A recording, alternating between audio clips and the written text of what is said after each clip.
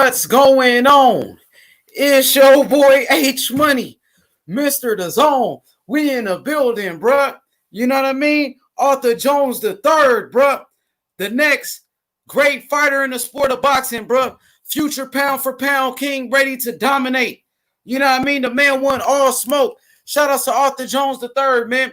Shout out to the whole family, bruh. Coming through, showing love. You know what I mean? Doing an interview with me. Like I was saying in the beginning of that live stream, bro, the man ready to dominate the sport of boxing ASAP, man. Future king of boxing. You know what I mean? Future pound for pound king. The guy got what it takes. You know what I mean? He definitely got what it takes. I love the charisma. You know what I mean? I love the energy. You know what I mean? I love the work ethic. The man is a gym rat. He lives in a gym. All the time he's in the gym. You know what I'm saying? I just talked to him today. Shout outs to the whole family, first of all, bro. You know what I mean? Shout outs to the whole family, bro. You know what I mean? Coming through, showing love. You know what I mean? Responding. You know what I mean? Communicating with the people. That's real, bro. That's real, man. The kid is a future star, bro. A future star, man. Shout outs to Eddie Hearn. Film study, bro. We finna get into it. Make sure y'all hit that like button right away. And subscribe to the channel, man. Arthur Jones the third, future king of boxing, bro. Future pound for pound king. Make sure y'all hit that like button right away and subscribe to the channel, bro. The man ready to dominate, bro. You know what I mean? The man ready to dominate. You know what I mean? We want everybody, bro. And all the champions at 126 pounds. Gary Russell Jr., you know what I'm saying? Gary Russell Jr. can get it, bro. No doubt about that. Gary Russell Jr. can get it, bro. Shout outs to Soul City Boxing TV, bro. Soul City Boxing TV, salute, bro. You know what I mean? Came through and showed love, bro. That's what it's all about, bro.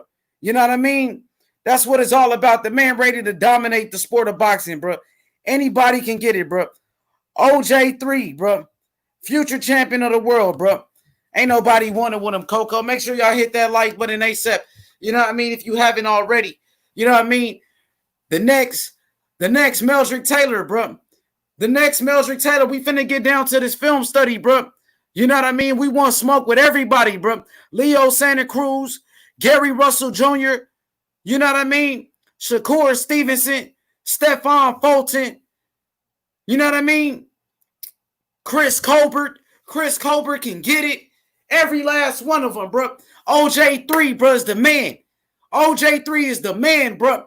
From 126 pounds and 130, bro. OJ3, he's the top dog, bro. You know what I mean? Arthur Jones the third is the top dog at 130 pounds. You know what I'm saying? 126 pounds, bro. He running the division. He running it, bro. You know what I mean? Staying active, bro. He the most active fighter in his weight class, bro. He the most 6 fights a year. 6 fights a year, only just turned 20 years old, bro. The man just turned 20, bro. Bro, the man just turned professional, bro. Staying active, bro. You know what I mean? Got it out the mud. My boy got it out the mud, bro. Let's make it happen. OJ3, let's go, baby. Let's go. We want smoke. We want smoke. The next Meldrick Taylor. Meldrick Taylor, a former Olympic gold medalist. A former Olympic gold medalist, bro. Arthur Jones the third. We want smoke, bro. You know what I mean? Eddie Hearn knows what he's doing, bro. Eddie Hearn knows what he's doing. Arthur Jones the third is a 21-time national champion, bro. A 21-time national champion, bro. You know what I mean? Over 270 wins as an amateur, bro. 270 wins as an amateur, bro. You know what I mean? The man is the real deal, bro. He the real deal like Holyfield, bro. You better know it, bro. We want smoke. He got the skills to pay the bills. Hand speed, punching power. You know what I mean?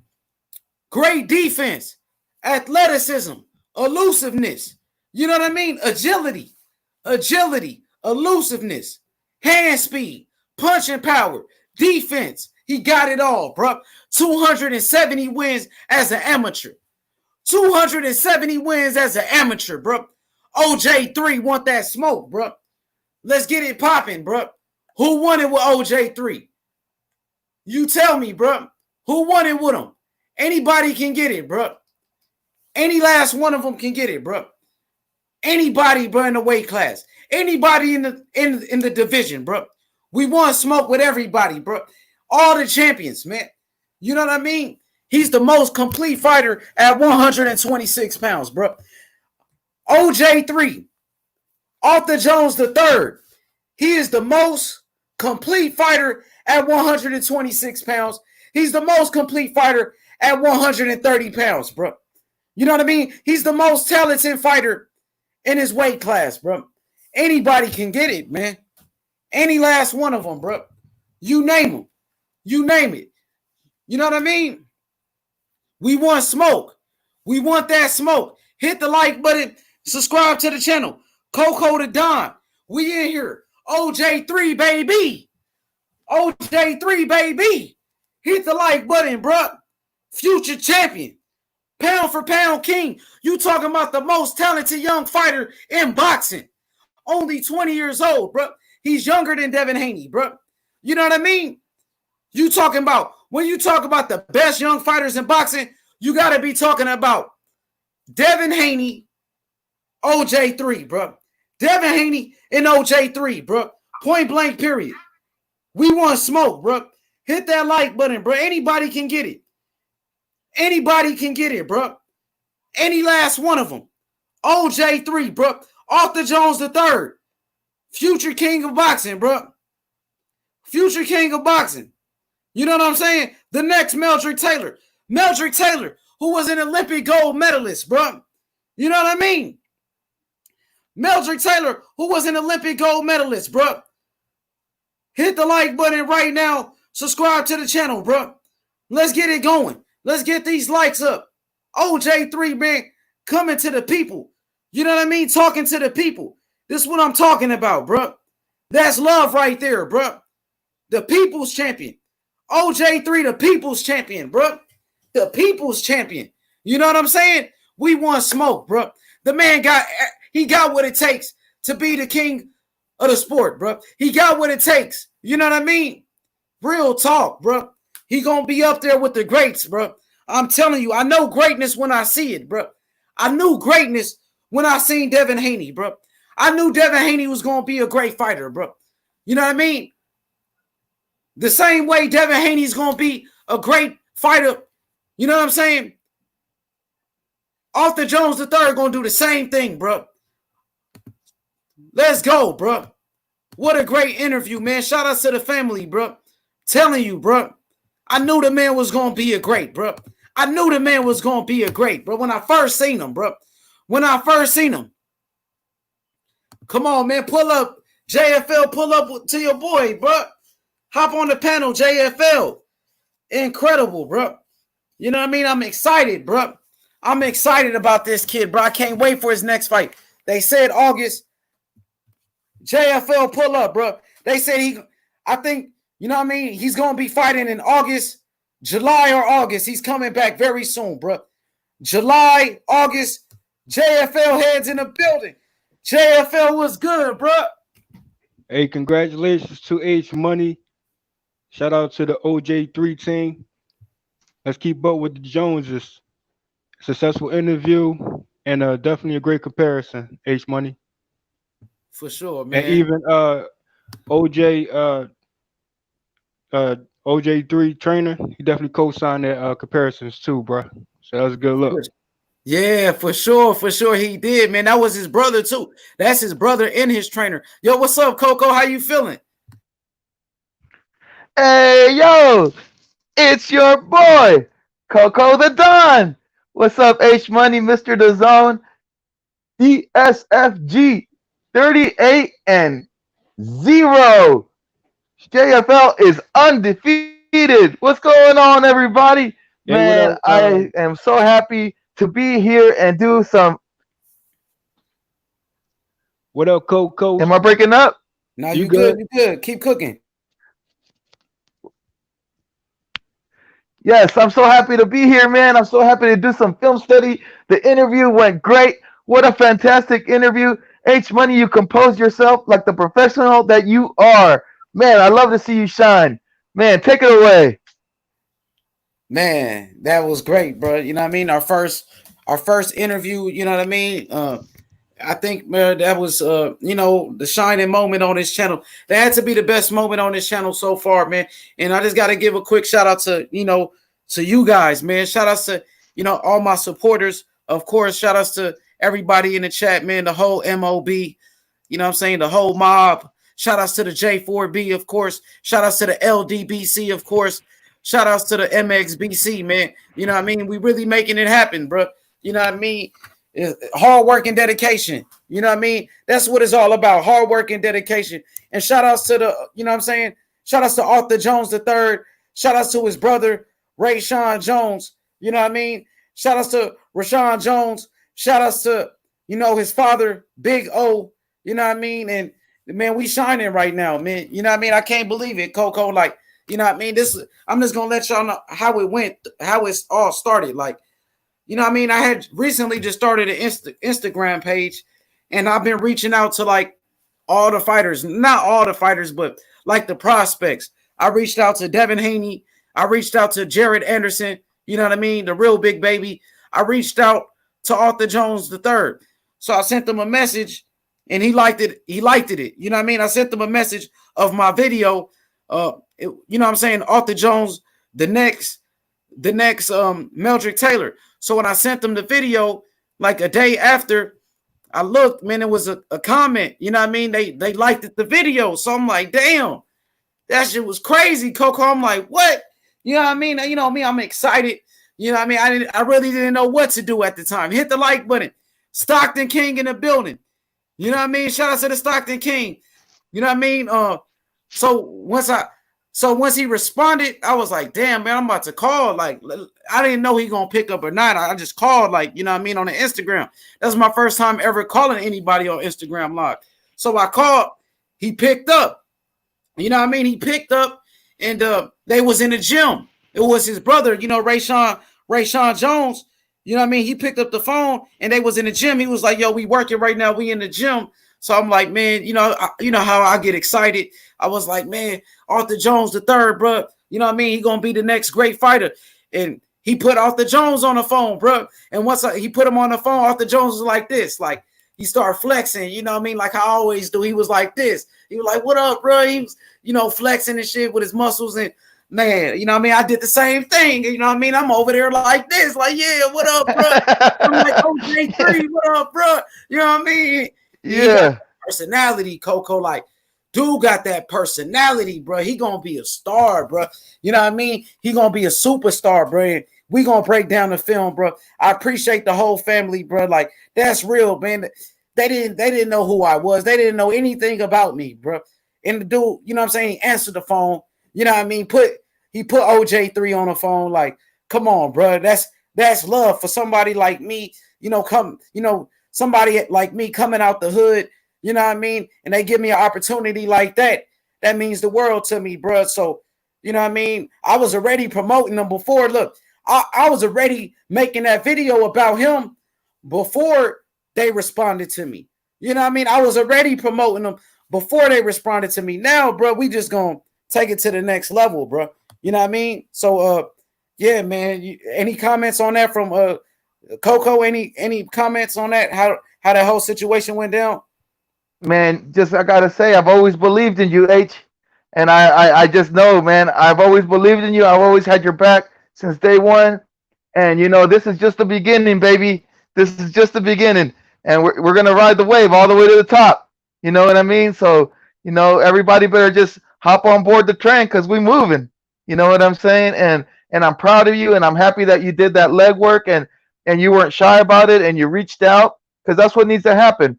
And a lot of people aren't willing to take that chance. And if anybody deserves that chance, it's you, H Money. So like for me, just seeing it develop, and I don't know if I would have been able to keep it to myself.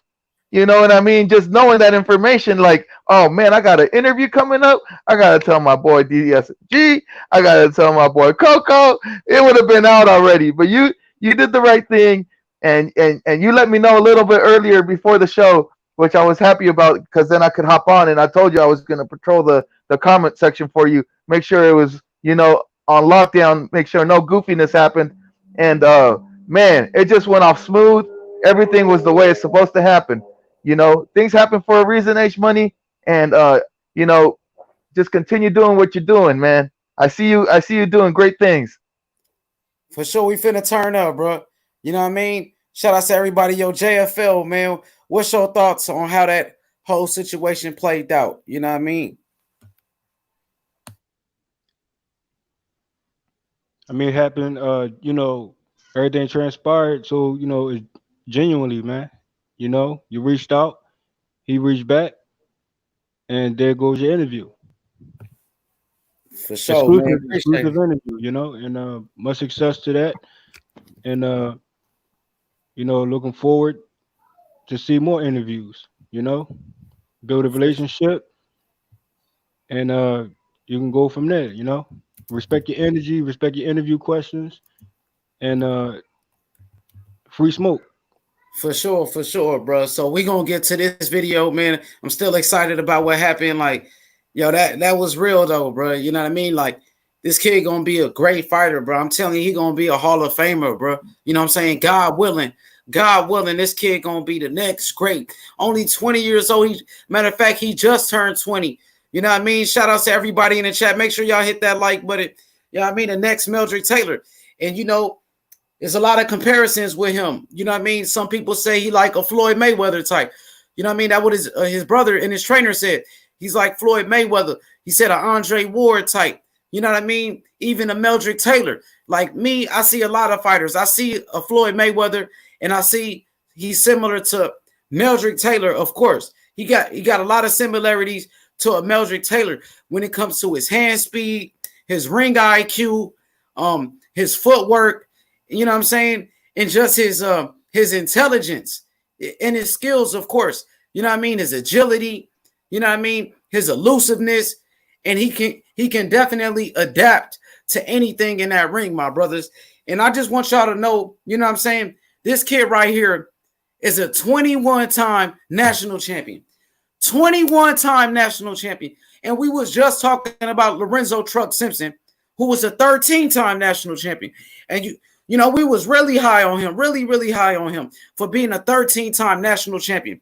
Arthur Jones III is a 21-time national champion, bro. 270 wins.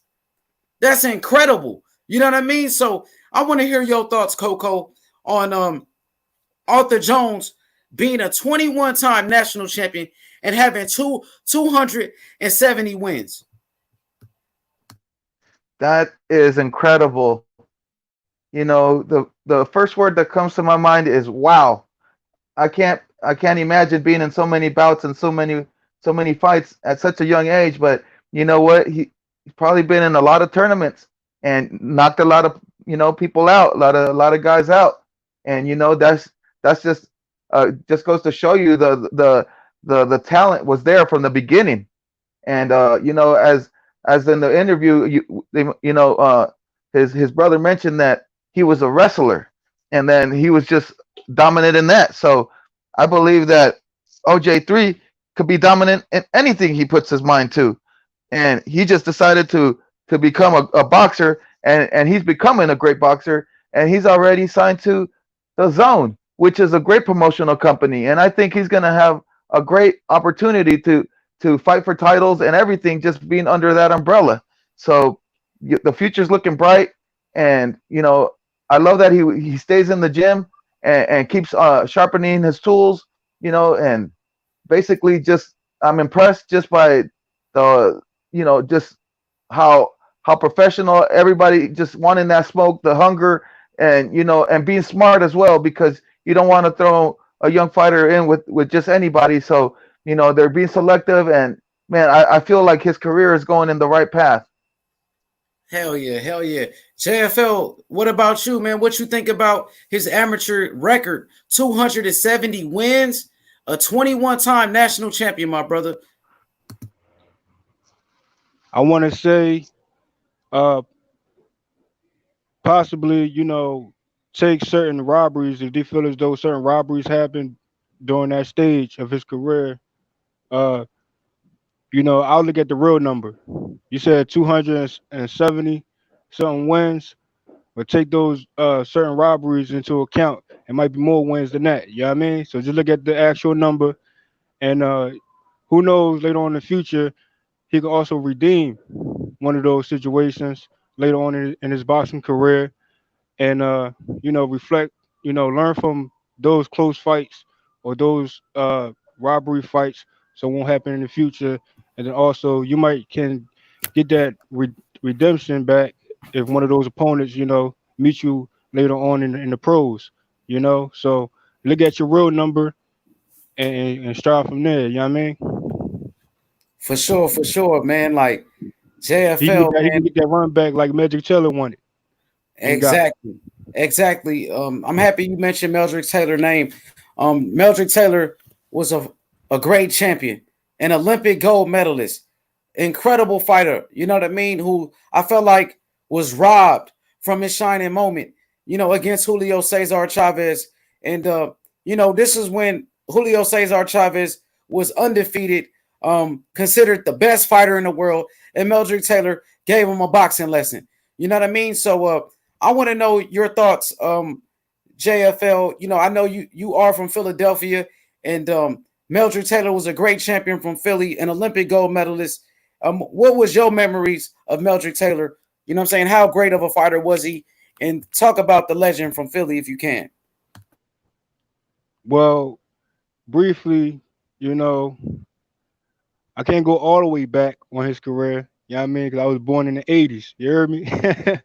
So, anything in the 90s going forward, that's, yeah, I can highlight certain fights, which is mainly his big fights, also with Chavez, you know, and a few other opponents, man. But the style that Magic has is second to none, man. Like his style was like so incredible. You know what I'm saying? When he throw punches, the angles, he give you a tough fight, man. All 12 rounds, and yeah, he's a problem, man. Uh, pretty much like the Chavez fight is a highlight point for me, and there's a few others though. For sure, of course, it was. He had a big win over Buddy McGirt against Yeah, McGirt, yeah, Buddy McGirt, who's the trainer of Sergey Kovalev. Buddy McGirt, the great trainer, was a former champion in boxing, who was a great fighter, and Meldrick Taylor beat Buddy McGirt. You know what I mean, for his first world title, and Meldrick Taylor was an exceptional talent. Like that Olympic team was possibly the greatest Olympic team of all time. You had Pernell Whitaker, Evander Holyfield, you had Meldrick Taylor, you know what I mean? All a part of that team. So Coco to Don, what was your memories of Meldrick Taylor as a fighter? I remember he was in two fights with Julio Cesar Chavez, and he gave Julio Cesar Chavez all he could bargain for, and it could have gone either way. The judges saw it another way, and then I just I remember him fighting like James McGirt, and then winning the IBF title, and then he just had like a little run from like the late 80s to like the mid 90s, and he picked up a couple losses along the way, but he definitely was a slick fighter, and he was a great fighter, and he had a lot of heart, and I don't think that he caught a lot of breaks while he was fighting. I think that he Yeah, got like the raw end of the stick a couple times. You know what I mean? he got robbed. He got robbed, bro. Julio Cesar Chavez was the best fighter in the world at that time, yo. Julio Cesar Chavez Jr. No, Julio Cesar Chavez Sr. was the best fighter in the world. Meldrick Taylor, I believe, was only 23 years old. At only 23 years old, Meldrick Taylor outboxed Julio Cesar Chavez, the best fighter in boxing. And he got robbed from greatness. He got robbed from his victory, bro. He deserved that victory. You know what I'm saying? Meldrick Taylor, he put on a great performance. He stood toe to toe with Julio Cesar Chavez at 23 years old and dominated. You know what I mean? Gave him a boxing lesson. And he was robbed from his victory. You know what I mean? So Meldrick Taylor, for a fighter at only 23 years old to challenge themselves against the best, man, I never seen that done, bro. You know what I mean? You talking about, I mean, only the greats have done that. Only fighters such as a Muhammad Ali. You know, Ali against Sonny Liston at 21 years old, dominated. Sonny Liston knocked him out. You talking about Julio Cesar Chavez was the best fighter pound for pound in the world. And Meldrick Taylor gave him a boxing lesson at 23. You know what I mean? So Meldrick Taylor, bro, was one of the greatest, bro. You know what I mean? He was going to be one of the greatest fighters in the world. You know what I mean? If Meldrick Taylor didn't get robbed from his victory against Julio Cesar Chavez, he was going to be the best fighter in the world, pound for pound. You know what I mean? An American fighter, bro. You know what I mean? Got robbed in his own country against Julio Cesar Chavez. That had to be one of the most disgusting robberies in the history of the sport, bro. You know what I mean? And I feel like if Meldrick Taylor would have got his victory over Julio Cesar Chavez, no telling, you know what I'm saying, what his potential would have been. If he would have got his victory, if he never got robbed against Chavez, Meldrick Taylor would have been a hero, bro. He would have been celebrated. You know what I mean? He would have been the biggest name in the sport of boxing. For at only 23 years old, he would have snapped Julio Cesar Chavez winning streak, bro. You know what I mean? So I remember just pure greatness from Meldrick Taylor. You know what I mean? I remember the hand speed, the punches and bunches. I'm talking about the flurries, bro. Meldrick Taylor used to throw flurries like bop, bop, bop, bop, bop, bop, so quick, bro. About, you know what I'm saying? Like 10 punches at a time, bro. You know what I mean? And he was so smart. You know what I mean? He would get in and out. He had the great footwork, the great foot movement. But he was also a Philadelphia fighter who loves to stand and bang, a Philadelphia fighter who loves to go toe to toe, who loves to go blow for blow. You know what I mean? So that's what I feel like was going on with that. You know what I mean? Meldrick Taylor, he was a Philadelphia fighter and he loved to go toe to toe. And when you talk about Philadelphia fighters, you talking about just greats. Bernard Hopkins, Joe Frazier. You know what I mean? You talk about Meldrick Taylor, Danny Garcia. You know what I mean? Julian Williams, Jaron Ennis. You talk about great fighters like David Reed, another Olympic gold medalist out of Philadelphia. David, the dream, you know what I mean? The American dream, David Reed, bro, who was a great fighter as well. You have fighters like Tyrell Biggs, another Olympic gold medalist from Philadelphia. You know what I mean? If I'm not mistaken, even Sonny Liston was from Philadelphia. You know what I mean? So Philly breeds fighters, bro. Just like Ohio, where, you know what I'm saying, where Otha Jones III from Toledo, Ohio. Great fighters such as Aaron Pryor from Ohio, Adrian Broner. You know what I mean? You got fighters like Jared Anderson, the real big baby, a great prospect in the heavyweight division. Otha Jones III. You know what I mean? Robert Eastern Jr. You know what I mean? Fighter after fighter. His sister. You know what I mean? His sister, O'Shea Jones. You know what I mean? A fighting family. Like, yo, man, watch out for his sister as well, man. Y'all need to go check out O'Shea Jones, Otha Jones III, his sister. You know what I mean? She's going to be a great fighter, bro. You know what I mean? She's going to be a great fighter, bro. You know what I mean? So he's coming from a family of fighters. And, you know what I mean? I think he's going to be a great fighter, bro. You know what I mean? I definitely think he's going to be a future pound for pound king in the sport of boxing. I want to talk to JFL real quick about the history of Philadelphia fighters. You know what I mean? What's your thoughts on the legacy of Philadelphia fighters, JFL?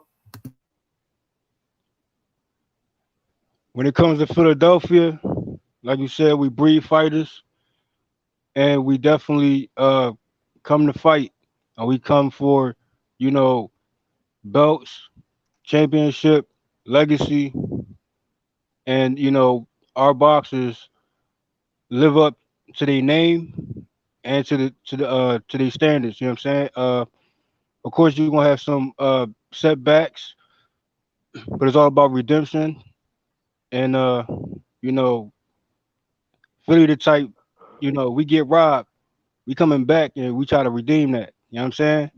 So we got a heart of a champions, and we even get highly respect from the GOAT Mayweather himself, and he acknowledged Philadelphia fighters as well. So I like the comparison that you have with Meldrick Taylor and OJ3 and skill set wise, and that's a good comparison. You know what I mean?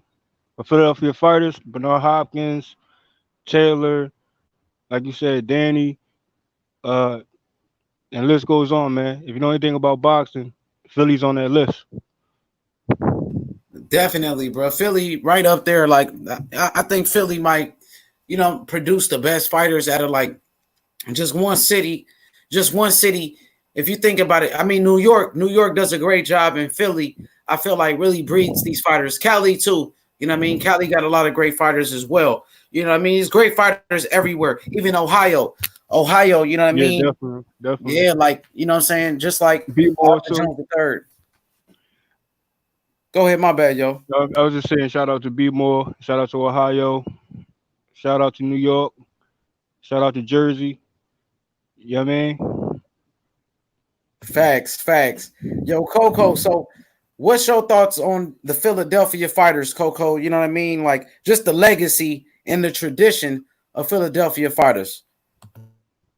One word, tough. Like Rocky Balboa, just gritty, tough. You know, get down and fight you to the end. A lot of heart, a lot of discipline. Uh, you know, I believe like Joe Frazier from there too, right?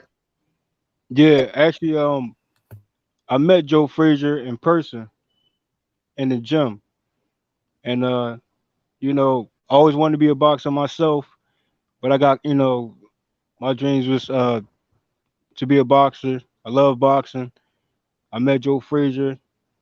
He looked at my hands, and he was like, "Yeah, hit the bag." You know what I'm saying? I hit the bag. You know what I mean? He saw boxing in me too. So rest in peace, Joe Frazier. And unfortunately, it was an uproar when it comes to his gym at a particular location in Philly, uh, on Broad Street, you could say. You know what I'm saying? Um, I feel as though they should bring that gym back because it's still in the heart of the city, and bring more fighters to that gym, especially in that location. You know what I mean? Because a bunch of fighters around this area, bro. But yeah, that's my little backstory on that.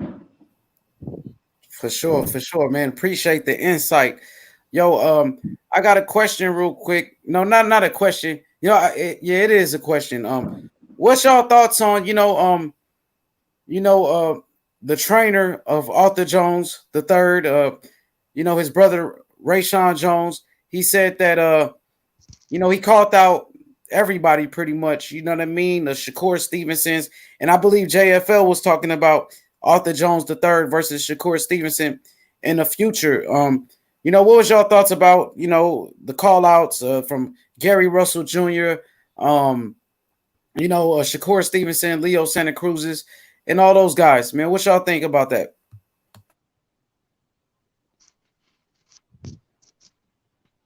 JFL, you want to go first? Yeah, I can go quick. I mean, free smoke, man. That's the energy I got, and I respect where this trainer mindset is at. Uh, he definitely looking towards the future, and he want all free smoke. And I like that fight, Shakur Stevenson and OJ3, man. I mean, that fight should be happening later on in the future, man. I definitely see it. Yeah, that's a hell of a fight, bro. That's gonna be a hell of a fight, bro. You know what I mean? So, Coco, what's your thoughts on that? You know what I mean? The trainer and brother of Arthur Jones the third. Rayshawn Jones. Saying they want smoke with everybody. They want all the smoke. All the champions. Shakur Stevenson, Gary Russell Jr., Leo Santa Cruz. Josh Warrington, you name it. You know what I mean? Carl Frampton. They want everybody. What's your thoughts on that? Well, first of all, I'd like to you know, mention the unity. I felt a lot of unity, a lot of togetherness from them, but from just talking to the brother, So I felt like they got a game plan and they're willing to take on all comers and to become a champion. Like I said earlier on the previous episode, H Money exclusive interviews. Um, I uh, I think that's the mentality you have to have. You have to be like willing to take on anybody to become the champion. So you have to have that mentality of being able to beat everybody. That's why when you mention a fighter to a fighter, hey, can you beat Mike Tyson? They're like, yeah, I could beat Mike Tyson, because in their mind, that's how you have to be programmed. You have to have that confidence, or else the opponent could sense it. They could smell it on you, and they pull that energy from you, and next thing you know, you're on the canvas. So I believe that that's the mentality you have to have, and that's the kind of energy you have to have to become successful. And I think they have a great team, and I felt the love and I felt the energy from them. So it's free smoke all day, every day. That's how it has to be. For sure, Coco. Man, he just turned 20, bro. He just turned 20, bro. You know what I mean? So the man, he's very young. You know what I mean? He wants to fight the best. He's doing his job. He's staying active. You know, 6 fights a year. You know what I mean? That's what I like to hear. You know what I mean? Staying active. Like I said, when I talked to him today, he was in a gym rat, like his brother said, and he got a great team around him. Eddie Hearn, you know what I mean? His father and his brother. So he got, family surrounding him. He got his family surrounding him. He comes from a fighting family. His sister is a fighter. You know what I mean? So we definitely, bro, I'm very happy for this kid. I love the team, and I think the sky is the limit for him, bro. He got the keys to success. You know what I mean? He got a great head on his shoulder. He's dedicated to his craft. You know what I mean? He loves the sport of boxing, and he loves to fight. He got everything that you need, bro, to be a great champion. He got the skills. You know what I mean? He got the talent, and he got the hard work. He got the hard work ethic. You know what I mean? And he's dedicated. Hard work and dedication, like Floyd Mayweather Jr. said, my brother. You know what I mean? So this is what it's all about. We're about to get into the film study. We about to do you know what I'm saying, the tale of the tape. Yes, yes, Coco. The tale of the tape. You already know, Coco. Thank you, man. And you know what I mean? I'm about to switch computers. Y'all hold it down until I come right back. You know how we do it. For sure, I got you, man. I'm Oh, excited about the tale of the tape. H Money has an eye for great fighters and great comparisons, and I'm excited to see where we match up, the height, the reach. I'm excited to see the comparison. The film study is going to be great. We're going to break it down. It's always special to be able to enjoy this time with everybody out there, and and enjoy boxing together. You know, I feel like when we do these comparisons, we're learning together, and we sometimes we catch on things that we didn't know. Because none of us know everything. So just put on you know what I'm saying, your little study hat, and get to it with us. You know what I'm saying? DSFG, how do you feel about the situation and the tale of the tape? I'm actually excited for this comparison, and also have to mention uh, They said that his sister's box. So that's good that within the family you have a brother and a sister that's in the same field, and they gym rats. You know what I'm saying, and they box. So I'm looking forward to keeping up with the Joneses, and hopefully we can have comparisons for a sister eventually too. Hell yeah, bro. From what I'm hearing, his sister going his sister going for 3 Olympic gold medals. Like she trying to go for break. She trying to break Clarissa Shields' record with 3 Olympic gold medals, bro. She gotta be that. Like she gotta be good, bro. You know what I mean? For them to talk about her like that, and I seen her actually doing some interviews in the past. Like I seen her name. I didn't know they was related at first, but now I'm knowing that's his sister, bro. She gonna come up in the game, bro. She gonna be. You know what I mean? She gonna be really good, bro. I'm telling you, we need to get an interview with the whole family, bro. You know what I mean? I ain't gonna lie, bro. Those are our people right there, bro. You know what I mean? They show love to us. I'm show love right back. You know what I mean? I was already showing love, and that's how we got to this position. So, man, thank God for everything. But right now, let's go to the tail of the tape. Meldrick Taylor, former Olympic gold medalist, bro. Let's go break down this film real quick. Meldrick Taylor, hell of a fighter, 38 wins, 20 knockouts. You know what I mean? A former Olympic gold medalist, former champion, and I think he was a champion in 2 different weight classes, if I'm not mistaken. We're about to break it down. Meldrick Taylor, 5'7", with a 66-inch reach, 5'7 and a half. 5'7 and a half with a 66-inch reach for Meldrick Taylor. You know what I mean? An Olympic gold medalist. Some of the fastest hands in the history of boxing, bro. You know what I mean? Incredible fighter, Meldrick Taylor, bro. One of the best, bro, that I've ever seen, bro. You know what I mean? What a great fighter. Let's go look at some of the notable victories for Meldrick Taylor and how many belts did he win. Let's go check it out.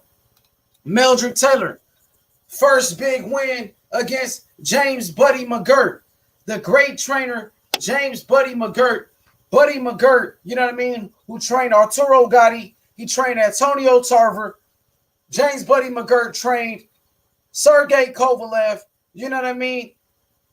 I remember James Buddy McGirt trained Antonio Tarver when Antonio Tarver knocked out Roy Jones Jr. You know what I mean? So Buddy McGirt was a great fighter, and he's still a great trainer to this day. And he was a great champion. And Meldrick Taylor, he beat James Buddy McGirt, you know what I'm saying, for the 140-pound title, the junior welterweight division, the super lightweight division. He beat James Buddy McGirt for his belt. You know what I mean?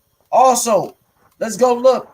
He fought against Julio Cesar Chavez. In my eyes, Meldrick Taylor dominated Julio Cesar Chavez, gave him a boxing lesson, dominated the fight, and he was robbed from his victory. So I look at that fight by Meldrick Taylor against Julio Cesar Chavez as a victory for Meldrick Taylor. And keep in mind, Julio Cesar Chavez was in his prime at this time. Julio Cesar Chavez at that time, 68-0, 68 wins, no losses. You know what I mean? Julio Cesar Chavez was the best fighter pound for pound in the world, and Meldrick Taylor dominated him. He dominated him at only 23 years old, bro. You know what I mean? So after that, you know what I mean? Meldrick Taylor moves up to welterweight, becomes a champion again, becomes a 2-time champion, beats the undefeated Aaron Davis. He beat an undefeated Aaron Davis, became a 2-time champion. You know what I mean? A 2-time champion at the time. Just dominating the sport of boxing. Meldrick Taylor, 2-time champion. You know what I mean? Unbelievable fighter. So Meldrick Taylor was a 2-time champion in the sport of boxing in 2 different weight classes. Meldrick Taylor was a champion at 140 pounds, and Meldrick Taylor was a champion at 147 pounds. So now let's go break down my boy, Otha Jones III, OJ3.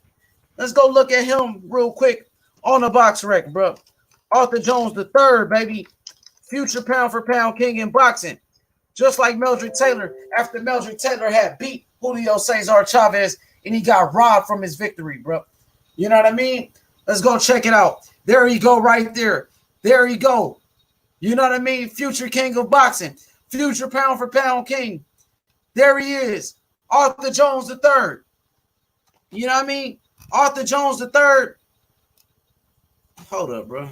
This thing moving kind of funny. Let's go back to it. Arthur Jones the third, 5'7". Meldrick Taylor was 5'7.5".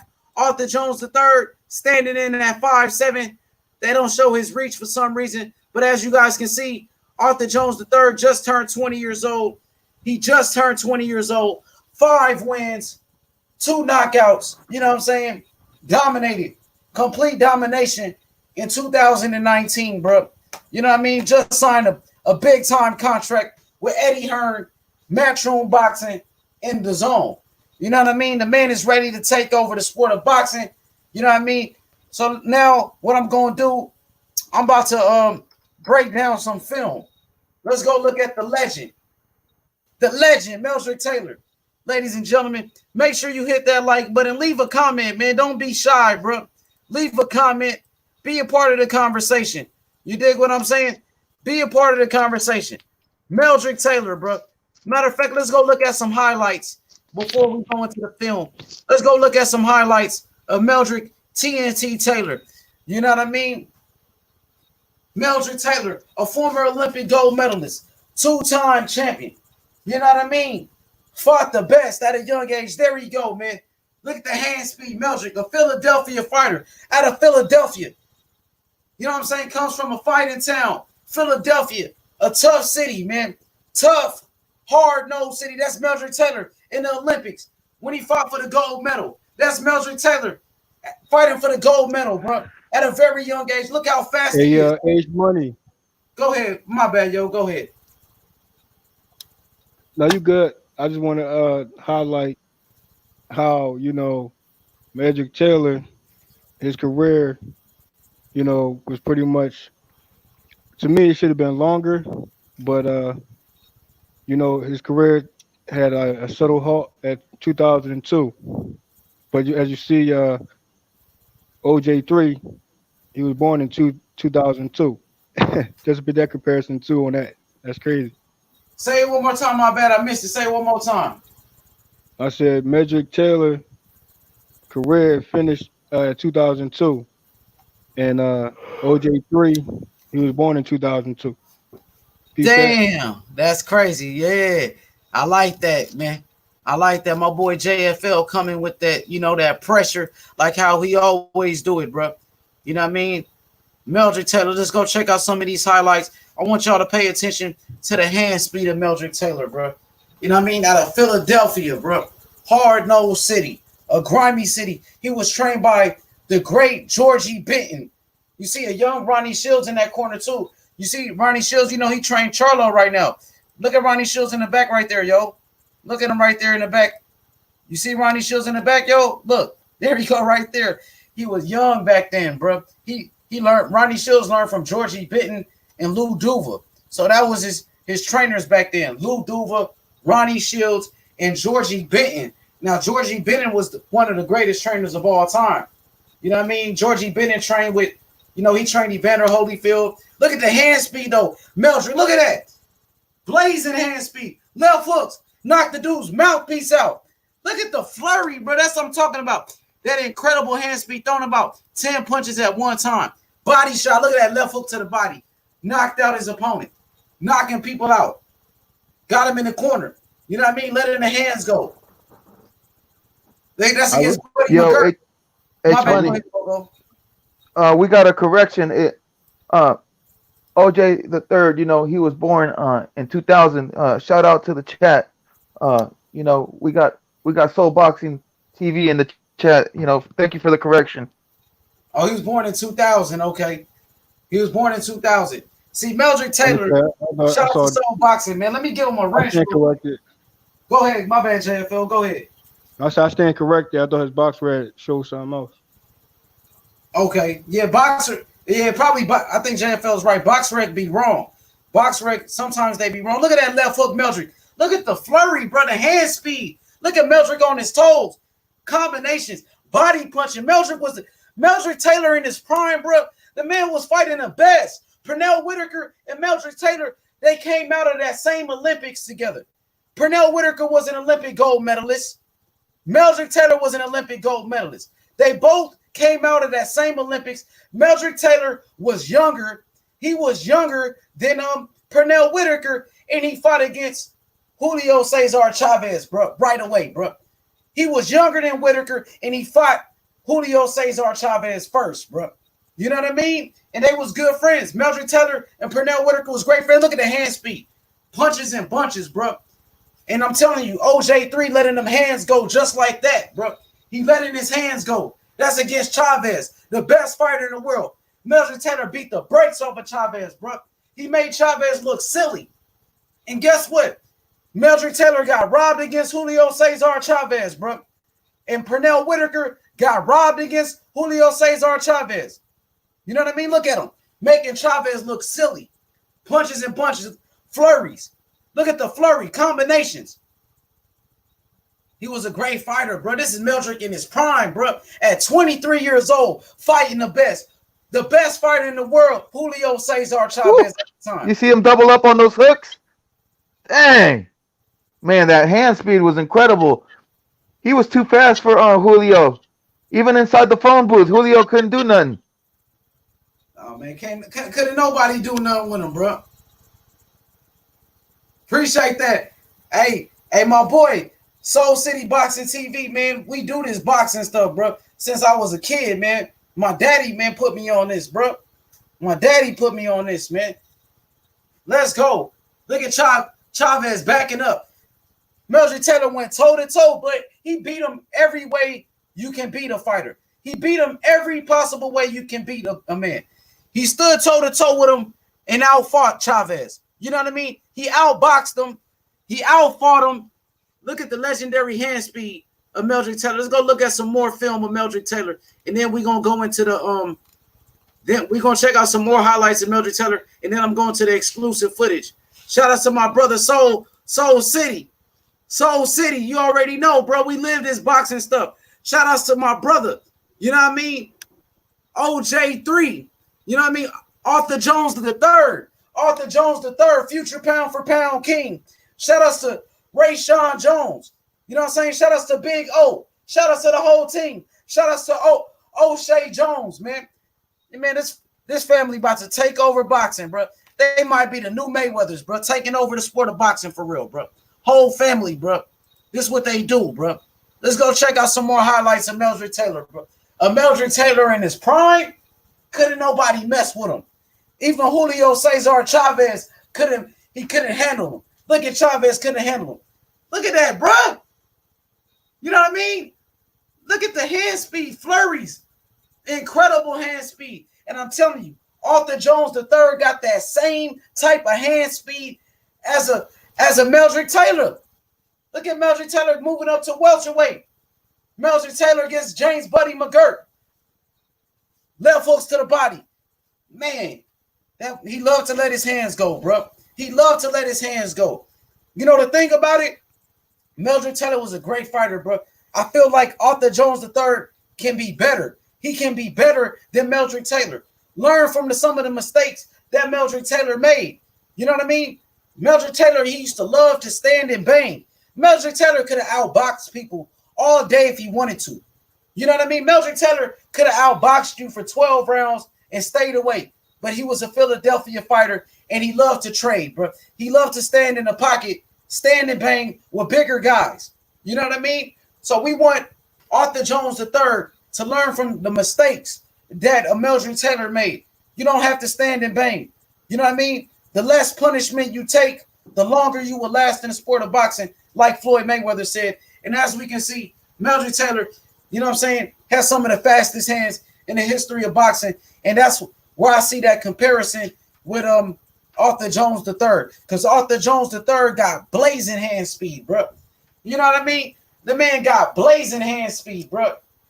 Punches and bunches for sure. Hit that like button. You know what I mean? But Meldrick Taylor was a great boxer. He was an Olympic gold medalist. He just loved to stand and fight. When he didn't have to. Meldrick Taylor didn't have to stand and bang with people. Meldrick Taylor didn't have to, you know what I'm saying, go to war. But it was that Philadelphia heart, bro. You know what I mean? The man, he just loved to fight. You know what I mean? Look at the hand speed. Look at the flurries. Look at the combinations against James Buddy McGirt. You know what I mean? Against Julio Cesar Chavez. Beating the brakes off of Chavez, bro. He beat the brakes off of Chavez, man. Real talk. At 23 years old, bro. At 23. Fighting the best man in the world, bro. Who you know doing that right now? You know what I mean? Who you know doing it at 23, fighting the best and winning the fight and dominating the fight? Look at the uppercut. Hit that man right on his temple. Put him to sleep. You know what I'm saying? Let's go. Meldrick Taylor, Olympic gold medalist, bro. Real deal, Holyfield. Stick and move. You already know, Soul City. Soul City Boxing TV. You already know. I want him to be better than Meldrick. So now let's go to this legendary nights. You know what I mean? I want to get into the legendary nights. Meldrick Taylor. Let's go to exclusive footage of Meldrick Taylor real quick. H Money, Mr. The Zone. We in here. Shout outs to Coco. Shout outs to Soul City TV. Make sure y'all subscribe to his channel. Shout outs to my brother JFL, man. We in the building, bro. You know what I mean? We taking over the sport, man. Otha Jones III, bro. Future pound for pound king in boxing. Let's get it, bro. I got an exclusive footage, bro. Let's get into it. Ain't nothing to it but to do it. You know what I mean? This how we do it.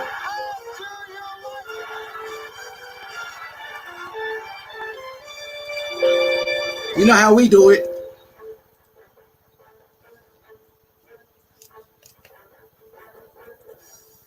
Hello, I'm Jim Lampley. Welcome to this look back at the stories behind Chavez Taylor, one of the most memorable fights in 30 years of boxing on HBO. As St. Patrick's Day 1990 approached, the boxing world was still in shock from Mike Tyson.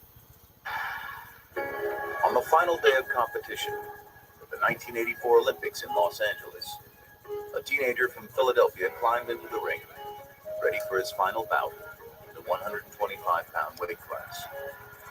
He was part of one of the best American boxing teams ever assembled, including future Hall of Famers Vander Holyfield and Brunel Whitaker.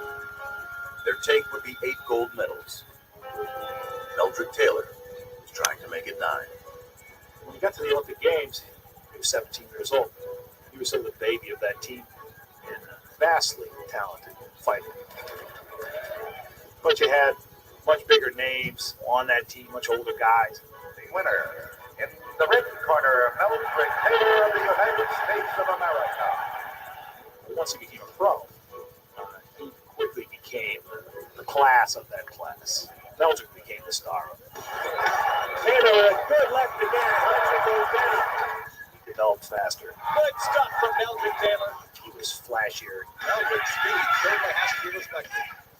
He could do everything. A lot of people thought he was a new Ray Leonard. Bro, you heard that? They said he was the next Ray Leonard. They thought Meldrick Taylor was the next Sugar Ray Leonard, bro. You know what I mean? Good left again. Meldrick goes down. He developed faster. Good stuff from Meldrick Taylor. He was flashier. Meldrick's speed certainly has to be respected. He could do everything. A lot of people thought he was a new Ray Leonard. Meldrick Taylor was dazzling. He had hand speed. He had good foot movement. I don't know if there's been too many fighters in the last 25 years who were any more fun to watch. They could snap off these 7-8 punch combinations just in the blur of an eye. But I think his greatest strength and perhaps his greatest weakness was he was a Philadelphia fighter. He thought of himself as a fighter more than a boxer. Which was the tradition passed down through the years in gritty North Philadelphia, a boxing neighborhood renowned for its gym wars, producing legends like Smokin' Joe Frazier. Quick, let me run this back real quick. Meldrick Taylor was dazzling. He had hand speed. He had good foot movement. I don't know if there's been too many fighters in the last 25 years who were any more fun to watch. They could snap off these 7-8 punch combinations just in the blur of an eye. But I think his greatest strength and perhaps his greatest weakness was he was a Philadelphia fighter. He thought of himself as a fighter more than a boxer. Which was the tradition passed down through the years in gritty North Philadelphia. A boxing neighborhood renowned for its gym wars, producing legends. He thought of, look, Meldrick Taylor thought of himself more as a fighter than a boxer, bro. That's one of the mistakes that he made, bro. Look. Himself as a fighter more fun to watch. We could snap off these 7-8 punch combinations just in the blur of an eye. But I think his greatest strength and perhaps his greatest weakness was he was a Philadelphia fighter. He thought of himself as a fighter more than a boxer. See, he thought of himself more as a fighter than a boxer. You know what I'm saying? Yeah, I mean, what's y'all thoughts on that real quick? I want to get y'all thoughts real quick. What's your thoughts, Phil, on that? JFL. Oh. Let me holler at him. Let me just say, see, that's what they say, you know, hit and don't get hit. You know, like a main principle in the game is to hit and not get hit. You know, it's very important, man. So I know when you have to fight, you have to fight. Sometimes you get caught up in that situation where you have to exchange but you have to be able to get in there, you know, throw some combinations and get back out of there, and you know, never give the opponent a same target. Keep the levels going, you know, continue the lateral movement and having good footwork.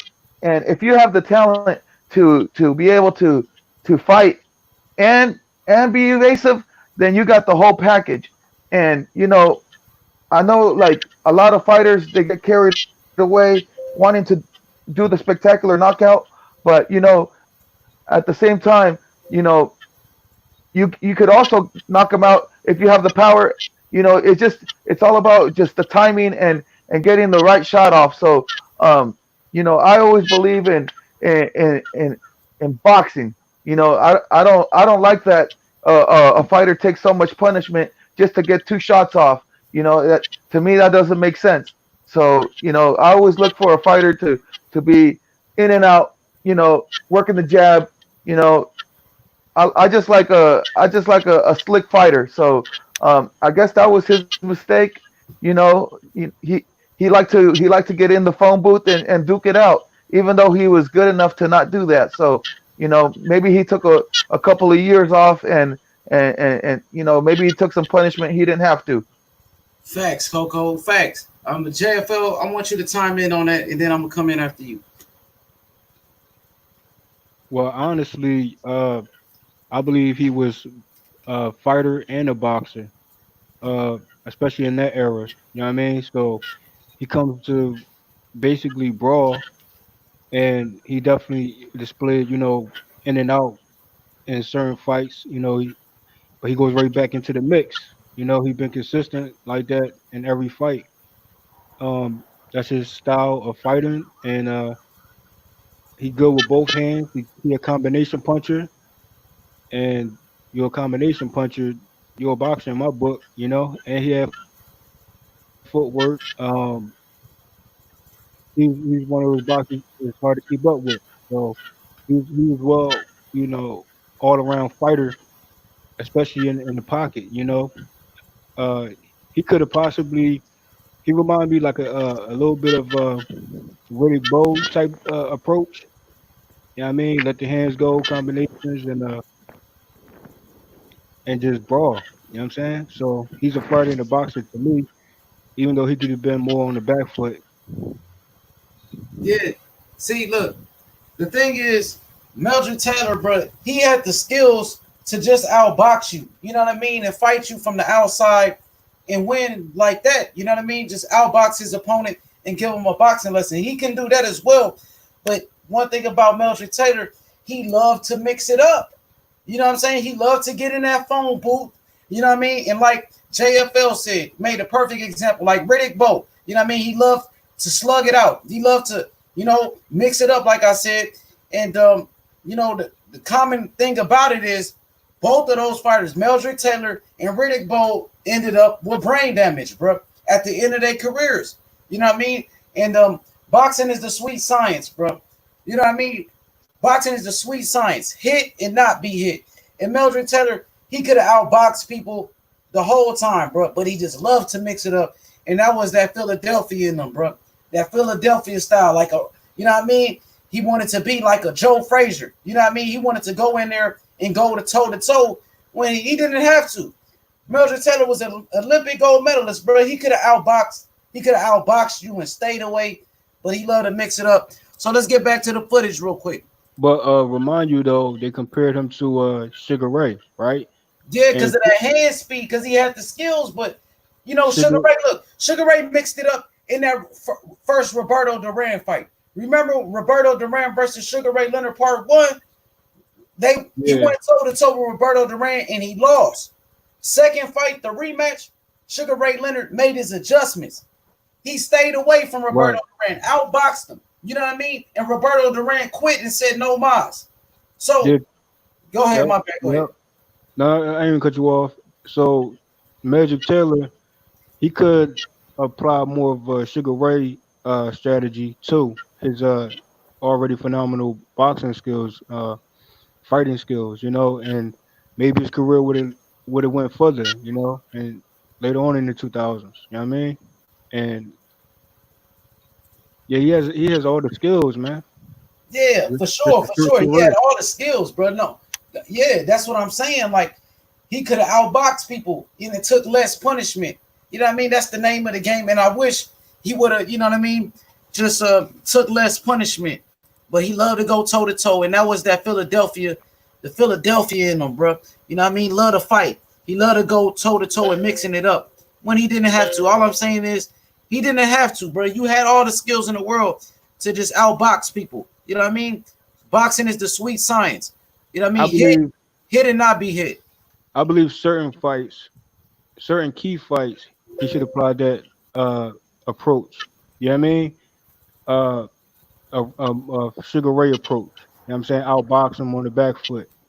You know, but majority of his other fights, he walks him down, get him out of here, as he should.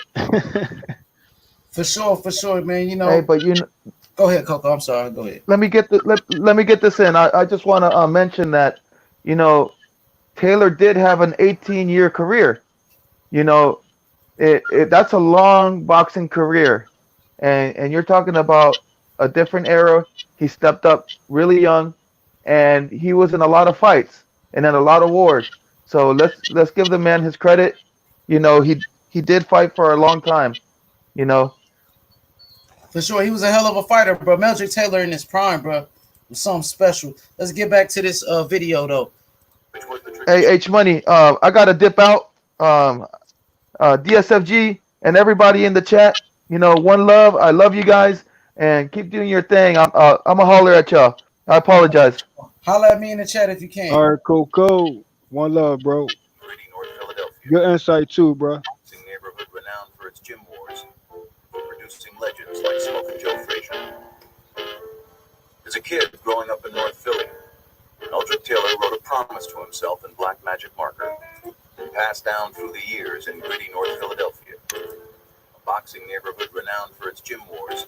His greatest strength and perhaps his greatest weakness was he was a Philadelphia fighter. He thought of himself as a fighter more than a boxer. Which was the tradition passed down through the years in gritty North Philadelphia. A boxing neighborhood renowned for its gym wars, producing legends like Smoking Joe Frazier. As a kid growing up in North Philly, Meldrick Taylor wrote a promise to himself in black magic marker. It read, "I will be a champion someday." To do so, he would box and fight the Philadelphia way. A Philadelphia fighter that has a lot of heart, a lot of desire. They come to fight every minute, every round. He had the mindset and he had history. This is my home. What Meldrick wanted to be, in a way, was Joe Frazier. Meldrick Taylor was too much of a Philadelphia fighter. He had real quickness and boxing skills, but he loved to get in there and fight. And sometimes when it wasn't to his best advantage. He's flailing away. This is a brawl. But that's what made him the outstanding young fighter he was. In just his 21st professional bout, Taylor fulfilled his childhood dream. A wicked right hand by Taylor. When he upset Buddy McGirt to win his first title. And the brand new junior welterweight champion, Meldrick TNT Taylor. He was in demand. The crowd loved him. TV loved him. He entertained. He threw punches. He boxed. He danced. For Flash, you couldn't beat Meldrick Taylor. But Taylor, with his Philadelphia heart, was determined to prove himself as more than Flash. What better way than to be the least flashy fighter in the sport? A budding legend who appeared to be Taylor's polar opposite in nearly every way. Mexico's Julio Cesar Chavez.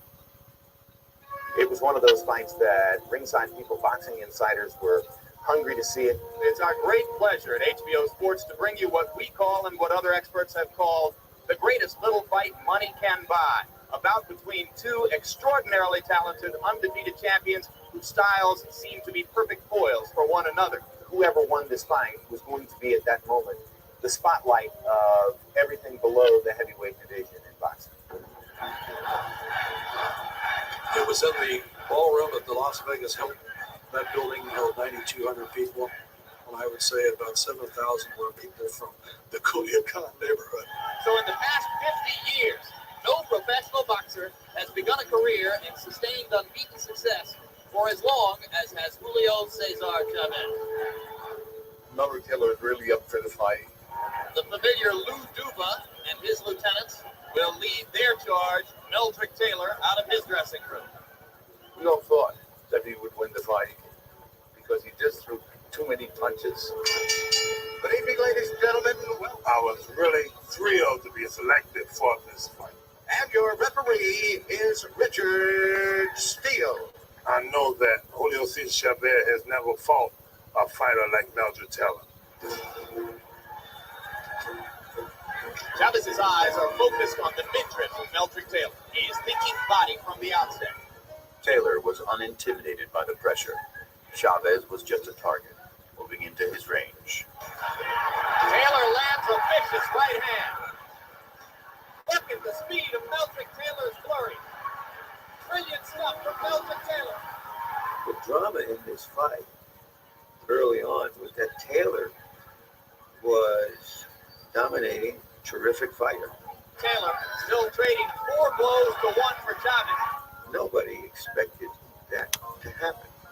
You heard what he said, bro. He said Meldrick Taylor was dominating Julio Cesar Chavez, bro. 4 rounds, Meldrick Taylor would appear to have built an early lead.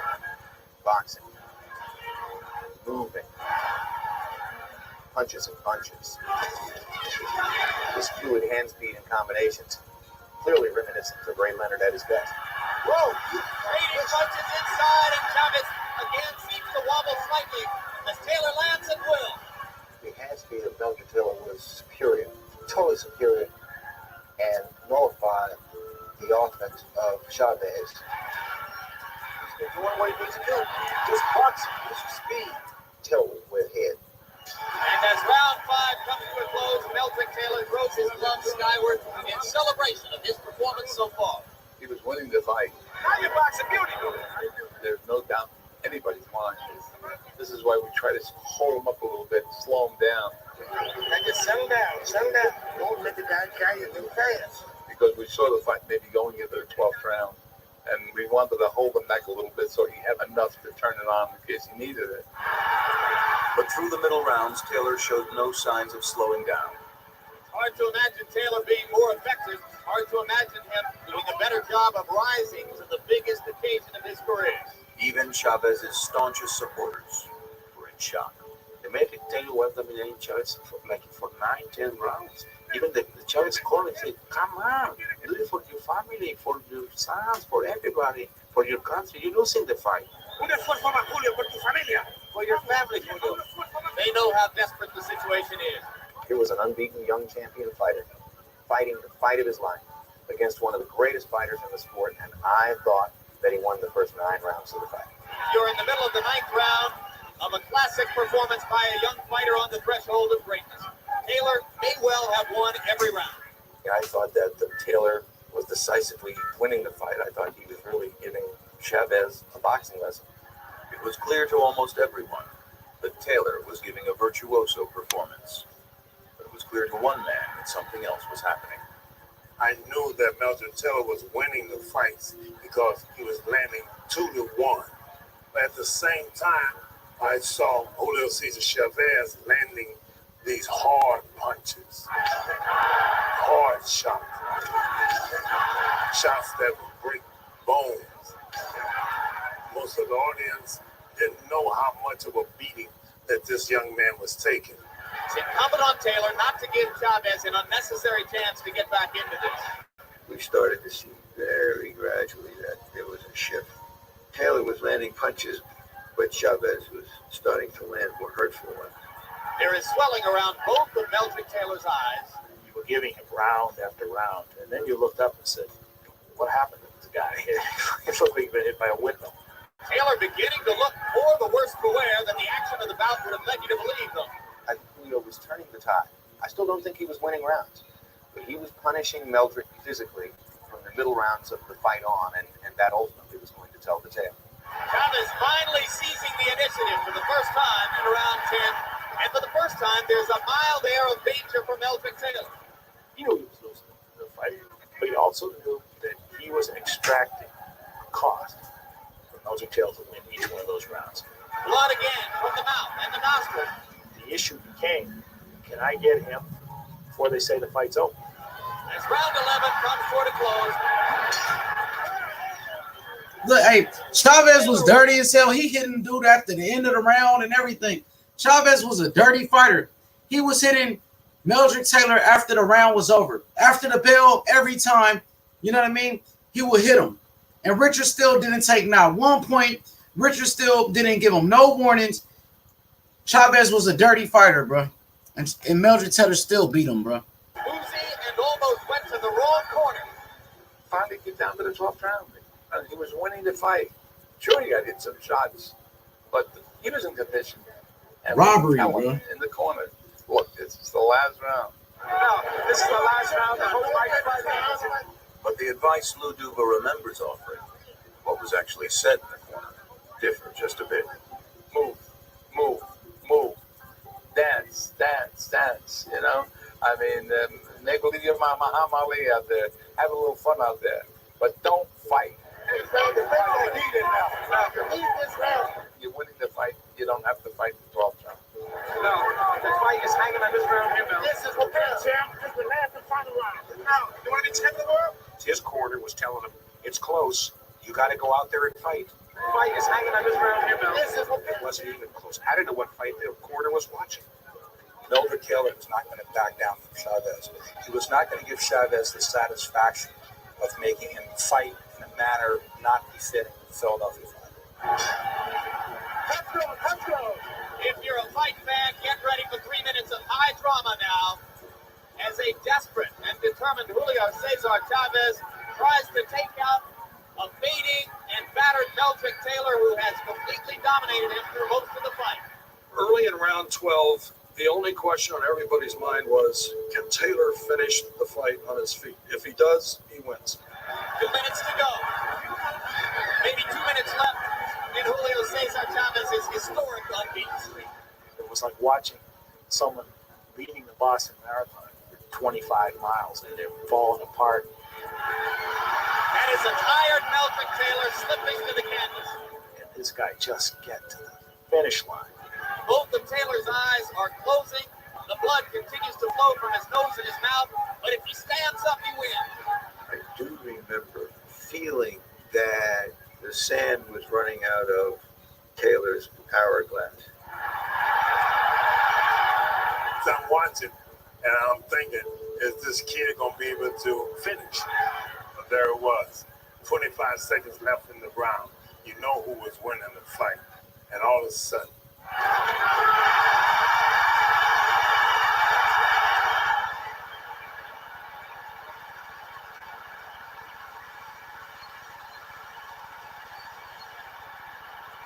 And he got back up. He got back up, bro. Well, plenty of time, bro. He got back up like at 6. He got back up at 6, bro. Look, Meldrick Taylor got back up at 6 of the count. Got right up. You know what I mean? And Richard still stopped the fight with 2 seconds left. He's up. And he stopped the fight. A fixed fight, bro. Robbed him. He look at him like, what? I'm up on my feet. He stopped the fight with 2 seconds. The fight was over. Stopped it so Chavez can win, bro. A robbery. That's what you call a robbery, bro. The fight was over, bro, and he stopped the fight. The fight was over, and Richard still stopped the fight. I was shocked when Steele stopped the fight. The official time will be 2:58 of the 12th Crazy, round. bro. He knocked him out with 2 seconds left. What are you doing stopping this fight? Giving victory away. This guy's earned the right. He's a champion. Got up. What are you doing? Stopping the fight. Richard, you describe the end of the fight and why Some bullshit. Well, Larry, I stopped because, Meldrick had took a lot of good shots, a lot of hard shots. When that famous right hand that Julio Cesar Chavez landed, he went down like there was no more life in him. He got up. He got up. He pulled himself up. Richard still was a corrupt referee. Richard still, bro, was out here, you know what I'm saying, fixing fights. Piece of shit.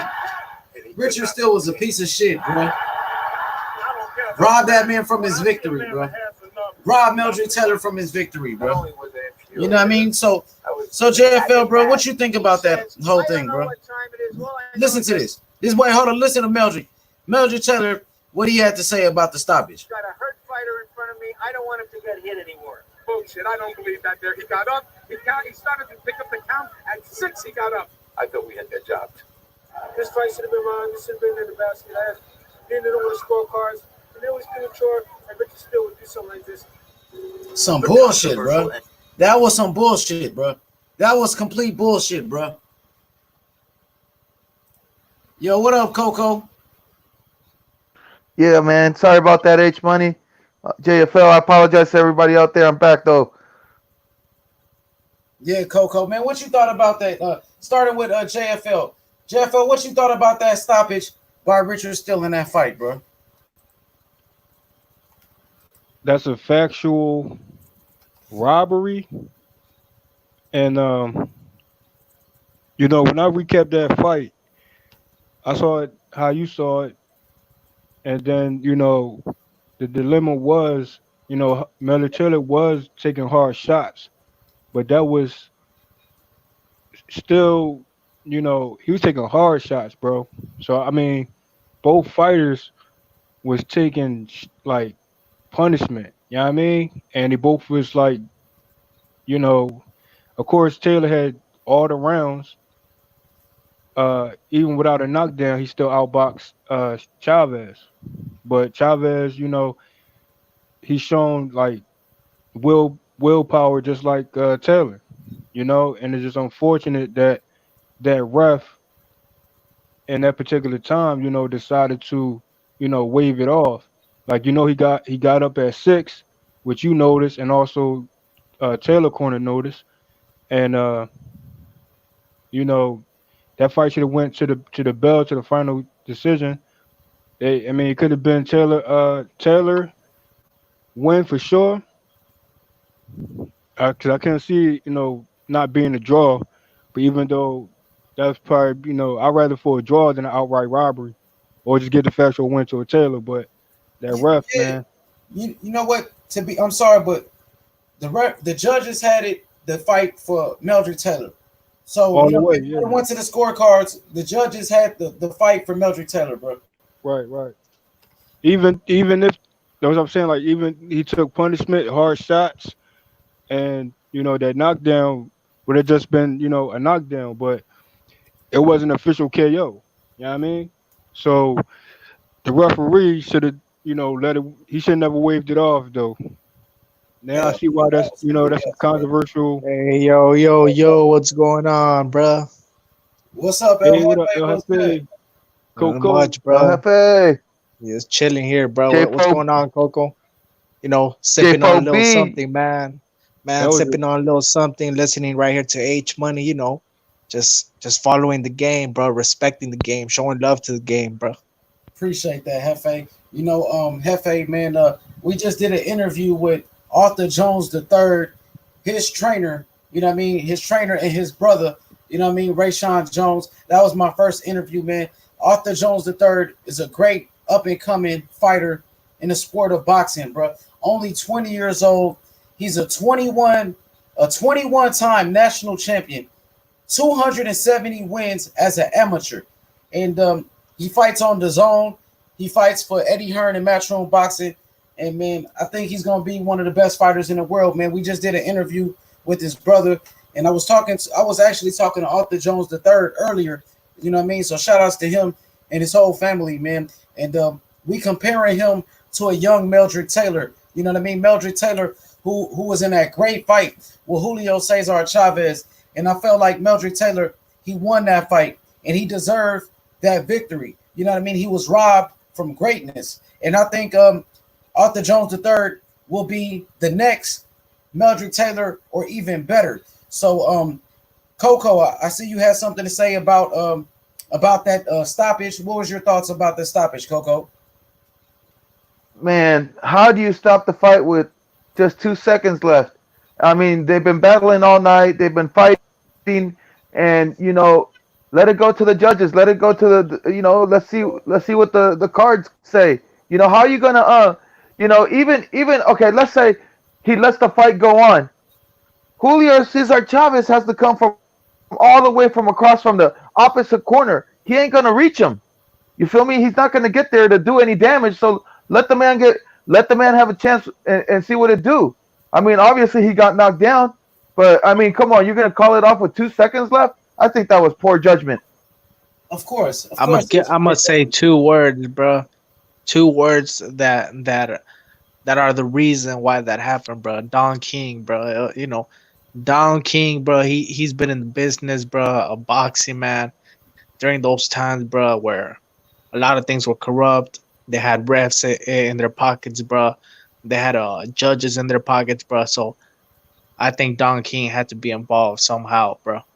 Facts. That's facts. Yeah, Don King had something to do with that. That's for sure. Don King, man, was a corrupt promoter, known for cheating fighters. He had Richard Steele in his pockets, bro. Don King owned Richard Steele. That wasn't the only time Richard Steele did that. It was another fight, bro, that I was watching not too long ago, and Richard Steele stopped the fight out of nowhere. Man, and the people went crazy. It was almost a riot in the ring. You know what I mean? So Richard Steele, he was known for doing stuff like that. But, yeah, man, it's crazy, bro. I want to say something to JFL, bro, before I forget, bro. I was on Semantics channel, bro, and he was talking about JFL, but I had to check him, bro. Just I want to let JFL know about that, man, because I hate when they talk about people behind their back, bro. So I had to check Semantics on that shit, bro. Just keeping it a G, man. I respect that, but we're gonna get back to that though later. You're okay. Well, before El Jefe dips, El Jefe, what was your thoughts about Meldrick Taylor as a fighter? You know what I mean? What do you remember about Meldrick Taylor? Man, he was fast as fuck. I remember watching it. Well, I didn't watch the Chavez fight, of course, but I've seen it a couple times on YouTube, bro. He was fast. For every punch Chavez threw, he threw like 5, but Chavez ate them, bro. So he lacked power, but he had speed and he had athleticism. I don't know, bro. I don't know what to say about Meldrick Taylor. I think he was a great fighter, but I wouldn't consider him to be an elite fighter. You know what I'm saying? And him, bro. I think if he were to fight in this era, bro, I think he would be a champion in today's era, man. I think he could have beat any 140. He would have beat Josh Taylor. He would have beat Jose Ramirez, and I would have loved to see him mix it up with today's 147, bro. For sure. I mean, to be honest, I thought he was a great fighter, though, El Jefe. For him at 23 years old, he was only 23.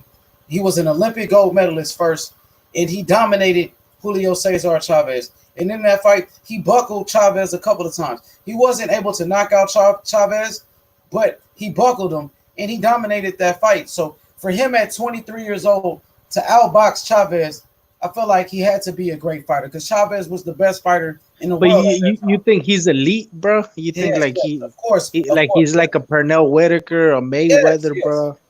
He beat Okay. Chavez, bro. He won that fight. He got robbed. He What fight do you recommend me to see other than the Chavez, bro? Because Buddy McGirt, I've seen some. James Buddy Which one? McGirt against Buddy James, McGirt. I'll check it It's out. a good fight. Check him out when he Yeah. first became a champion. His first time becoming a champion against Buddy McGirt, he dominated. And you know, Buddy McGirt, he's the trainer for Kovalev. Buddy McGirt is a great trainer right now in boxing. He's a trainer, but he was also a fighter and a great champion. He dominated Buddy McGirt. You know, Meldrick Taylor was in the same Olympics as Pernell Whitaker, and they both won the gold medal. He won the gold medal, and Pernell Whitaker won the gold medal, and they was actually great friends. They was very close. You know what I mean? I feel like Meldrick Taylor was just as good as Pernell Whitaker, but you know he took some damage, and he had brain damage, and you know what I mean. Who would have won, bro, if they would have fought each other, Pernell or Meldrick Taylor? That would have been a great fight. You never know who would have won. Man, I don't know. It would have been a 50-50 fight. I think Meldrick Taylor threw way more punches than Pernell Whitaker. And Whitaker, he didn't have that much power either. He only had 17 knockouts out of 41 wins. So I know Pernell Whitaker wouldn't be able to knock him out. And yeah, man, Meldrick Taylor was fast. Like you said, he was really fast. It was a 50-50 fight. I think, man, maybe Meldrick Taylor could have won, bro, because Meldrick Taylor threw too many punches, bro. He threw way more punches, and I think Meldrick probably would have got that win, to be honest. I think, and he was from Philly, right? Yeah. Meldrick Taylor was from Philly. Yeah, I think Damn, it would have Philly's been producing fighters, bro. Like I'll give him props for that, bro. For sure, man. Appreciate it, Hefe, bro. Thanks for coming through, my brother, for sure, man. Yeah, man, I'm not gonna dip yet, bro. I'll be on here for a little bit. For sure. So what I'm gonna do now, I'm about to introduce you to Otha Jones III, bro, who I think will be the next Meldrick Taylor. Hey, Ace Money though. What's up, bro? That Whitaker and Taylor fight, that could possibly be a draw to a trilogy. You know what I'm saying? I think it'd be one of those type of fights. Yeah, you know, yeah, exactly. There you go, right there. There go Otha Jones III. You know what I mean? Future pound for pound king, man. 270 wins as an amateur, a 21-time national champion, future star, bro. You know what I mean? What weight class, bro? He's at a 130. You know, he's right now he's still trying to find exactly what weight he is. I believe his record is 5 wins. 5 wins with 2 knockouts. He just turned 20 years old, and right now he's fighting, I think, around 126 and 130. He's trying to find. How tall is he, bro? 5'7". Oh, okay, yeah, he's probably 130, 135. That's a great weight class, bro. There's a lot of talent. Matter of fact, he was just sparring against Tony Harrison about a couple of days ago. That's him right there when he was a teenager in a sparring match. He was 16 years old right here. This when he was 16 years old, he going against a professional. You know what I mean? Just showing you some of the skills that he got. This at 16. How quick he is. Laser fast, bro. Great defense. Right hand lead, left hook upstairs. This is at 16 years old, he going against a professional. And he whooping him. And he was just sparring against Tony Harrison a couple of days ago, like I was just saying. Great fighter, bro. Right hand upstairs lands by Otha Jones. 21-time national champion. You know what I mean? 270 wins as an amateur. Out of Toledo, Ohio. Same hometown as Robert Eastern Jr., Jared Anderson. A lot of great fighters out of that camp right there. He's trained by his father, and his brother, who just did the interview with us. You know what I mean? The guy got what it takes, El Jefe. I'm telling you, future star in the making. He got the personality too. He's funny. You know what I mean? The guy has a great sense of humor. You know what I mean? He's an entertainer. You know what I mean? He can do it all. Right hand upstairs. Look at him in that shoulder roll like Floyd Mayweather. You know what I mean? And we all know that the Philly shell defense is very similar to a Floyd Mayweather shoulder roll that Meldrick Taylor used to use. I think he's going to end up being better than Meldrick. Meldrick was an all-time great, but I think this kid can be better than Meldrick Taylor and take less punishment. As you can see, his defense, they can't even get to him. They can't even touch him. And look how small that ring is. Look how small that ring is, bro. And the dude can't even touch him. That's a professional, a 6-1 professional, and he was only 16 at the time. And he making it look easy. Right hand combinations, hand speed. And that was just during that interview, man, they called out Shakur Stevenson, called out Leo Santa Cruz, Gary Russell Jr. He wants all the smoke. Wow, bro. I don't know about Shakur, bro. Like Shakur is a real deal, man. Yeah, Shakur is Man. good too, but this kid is just as good, bro. I think, Meldrick Taylor, Arthur Jones III versus Shakur Stevenson will be like Meldrick Taylor versus Pernell Whitaker, bro. You know what I mean? Remember, I did the video Shakur Stevenson, the next Pernell Whitaker. Now I'm doing Yeah, that's true, bro. Yeah. Oh shit, that's Pernell crazy, man. Pernell Whitaker. Shakur Stevenson like Pernell Whitaker. Arthur Jones III is like Meldrick Taylor. And we was just talking about who would win if Pernell Whitaker fought against Meldrick Taylor. I think that'll answer that question when Arthur Jones III fights against Shakur Stevenson. That's going to give us the answer. You feel me? Man, that's crazy, bro. It's almost like deja vu, bro. Like these dudes, these styles resemble the old school fighters, bro, or fighters from a certain era, bro. And fights you would want to see from the past, some mythical matchups. We could see them in the future, bro, with these dudes, man, coming up, bro. And this is what I say, bro. This is real boxing talk, bro. Shout out to the J4B. Shout out to the LDBC, Coco One, JFL heads, aka DSFG, aka 5004, bro. H Money, bro. Mr. DAZN, bro. Real boxing talk, bro. Not like them other cowards, bro. Facts. Not like them other punks, bro. And he signed with Eddie Hearn, man. Matt, look, this is him right here sparring against Tony Harrison. This dude went toe-to-toe with Tony Harrison, and Tony Harrison fights at 154 pounds. This kid, Arthur Jones III, at 126, 130 pounds. Look, they said David versus Goliath. Look at him against Tony Harrison. You know what I mean? Arthur Jones III getting great work, bro. He lives in the gym, bro. This man is fighting 6 times a year. You know what I mean? Stays active. He's always in the gym. I talked to him today, and he was in the gym. When I talked to him, they was working, him and his brother. This is against Tony Harrison. JFL, what you think about that? Impressive, man. And that's tell you, what type of heart and will he has. They live right now. Yo, Soul City live right now. They live on their channel. Y'all hear me? Yeah. Shout out to Soul City, man. Coco, he live right now. He doing the Meldrick Taylor comparison too. Damn. Facts. Yeah. That's what's up. H Money. Yeah, we pushing it, man.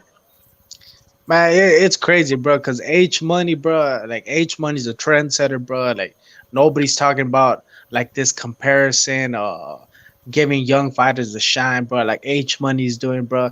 Soon these cowards, these casuals, bro, are gonna start copying H Money's swagger, bro. So we gotta give props to H Money, bro, because he's creating a new trend, bro.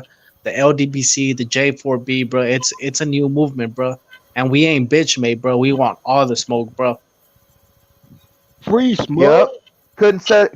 Couldn't have said it better myself, man. J4B is in the house. H Money, Mr. DAZN, is the best in the business, man. And I've been down with H Money since day one, and I got his back, man. I love H Money, man. We riding out here, and JFL and El Jefe, man. This is just a squad right here, man. And all these little copycats, they're gonna try to copycat, but by that point we're already gonna be advancing, man. Like H Money, I give you so much credit and so much, like I can't give you enough credit for all the hard work you've been putting in, my brother. And you know what? This comparison is perfect. And I've been watching this footwork this young man has. It's I just love the way he has that lateral movement, and he's able to come in and let off a couple combos and dip out, man. Hit and not be hit. That's the key to the game. I also I like OJ3 inside game too. He definitely has inside game. For sure, bro. That kid is the real deal. Hell yeah, inside game, defense. Y'all, I want y'all to go to their live stream real quick if y'all can. You know what I mean? And leave a comment if you can, bro. You know what I mean? That's him right there. I'm about to go leave a comment. You know what I mean? Hey, that's his brother. All right. I'll dip out. Channel. I'll be right back then, H. I'll be right back. For sure, I just hit the like button. I'm about to see what's up with him, man. Yeah, everybody subscribe to the channel. Arthur Jones, man. Salute. I'm about to say salute to him. Salute, bro. You know what I mean? We out here. Hey, yo, and H Money, bro. I saw you were on the phone with Ellie Segback, bro. I gotta give you a shout out for that, bro, because you're everywhere, bro. Putting in this work, bro. Hell yeah. Hell yeah. You know we working, bro. I'm working, man. I like to go, I be doing my own thing pretty much. You know what I mean? But I do go to like certain channels and I still talk boxing like Aki TV. I still go to Ellie Setback whenever he's live. Oh, which one you see me talking to that trainer, Ricky Funya? Yeah. I saw that one, bro. Yeah, man, that was cool, bro. I think I did a good job. There goes his brother right there training him. Look, JFL, you remember he did an interview with us earlier. That's the trainer that did the interview with us. He's training with his brother. So, you know what I'm saying? They always in the gym, bro. They always working, bro. But yeah, man, I was talking to Ricky Funes, and man, I just love Ellie Setback's channel, bro. He give me an opportunity, you know what I mean, to talk about boxing, and that's what I love to do. You know, we expose bums too, and I know El Jefe, he's always ready to expose these. Oh yeah, bro. And like a couple months ago, bro, you're with the good looking chick, bro, Cynthia Conte. You remember, bro? That shit was fire, bro. Yeah, man, she is fine too, bro. She's fine as hell, bro. That's all me, man. H That's all Buddy, me. bro, putting in that work, bro. You gotta give him props for that, man. That's a honey, bro. Yeah, man. She hasn't been live in a while though. You know what I mean? She hasn't been live in a while. She went live, bro. You said what now? I said she went live. Not recently though. Yeah, man, like this is a difference, bro. Like H Money be talking to these honeys, H Money be talking to trainers, bro. H Money be talking to real fighters. Meanwhile, you got bitch ass dudes like Semantics talking to old ass man, old grumpy dudes. All they do is fucking talk casual talks, bro, and they don't really put in this work that H Money puts in, bro. And that's a key difference, bro. All I can say is this, like El Jefe said from day one, man, we trendsetters, man. And we real about this boxing talk, and we got free smoke, and H Money is definitely, putting that work in and making things happen, man. For sure. Look, there go Arthur Jones III right here in the amateurs. You know what I mean? Check him out. That's him in the blue right there. Hand speed, bro. 270 wins as an amateur. Hell of a fighter, bro. The future of boxing right here. I'm telling you, like, as far as the young fighters in the sport, you got great fighters. Of course, you got Devin Haney, Teofimo Lopez, Shakur Stevenson. You know what I mean? And I feel like, of course, you got to put Arthur Jones III in there, man. OJ3, man. Future champion, bro. This is my fighter right here, bro. This the one that came to the channel. This the one that showed us love. You know what I mean? We're going to take him to the top, bro. We going to the top together, bro. You know what I mean? Hey, yo, and boxing champ, bro. Boxing champ in the chat, bro. That is true, bro. Glenn's a bitch, bro. And not to bring him up or anything, H Money, bro, but he's a bitch, bro. He be on Punchy and all these other chats kissing ass now, bro. He's like, oh man, y'all some real channels, y'all aren't like H Money. He's always bad mouthing H Money. He's always bad mouthing JFL, bro. But when he was over here, bro, he had his mouth open and we had our dicks in his mouth. That because this motherfucker is a cocksucker, bro. Like he don't keep it consistent. All he does is kiss ass and suck dick, bro. He's a fake, bro. He's a clown, bro. We don't waste time. He was the same one over here kissing butt. So you know what? Let me say this though. My bad. Let's go ahead. OJ. For my bad. OJ3. Definitely has He like the kid Meldrick, but with more attributes to his game, bro. So I see him going real far, and you know, definitely a force to be reckoned with. He definitely can box. He can brawl. He a fighter, and he a boxer, man. Hell yeah, bro. That's where it's at, bro. You know what I mean? Look at him, bro. I, In the Nationals, bro, dominating. Look at him, man. The kid loves to fight, celebrating his victory, man. You know what I mean?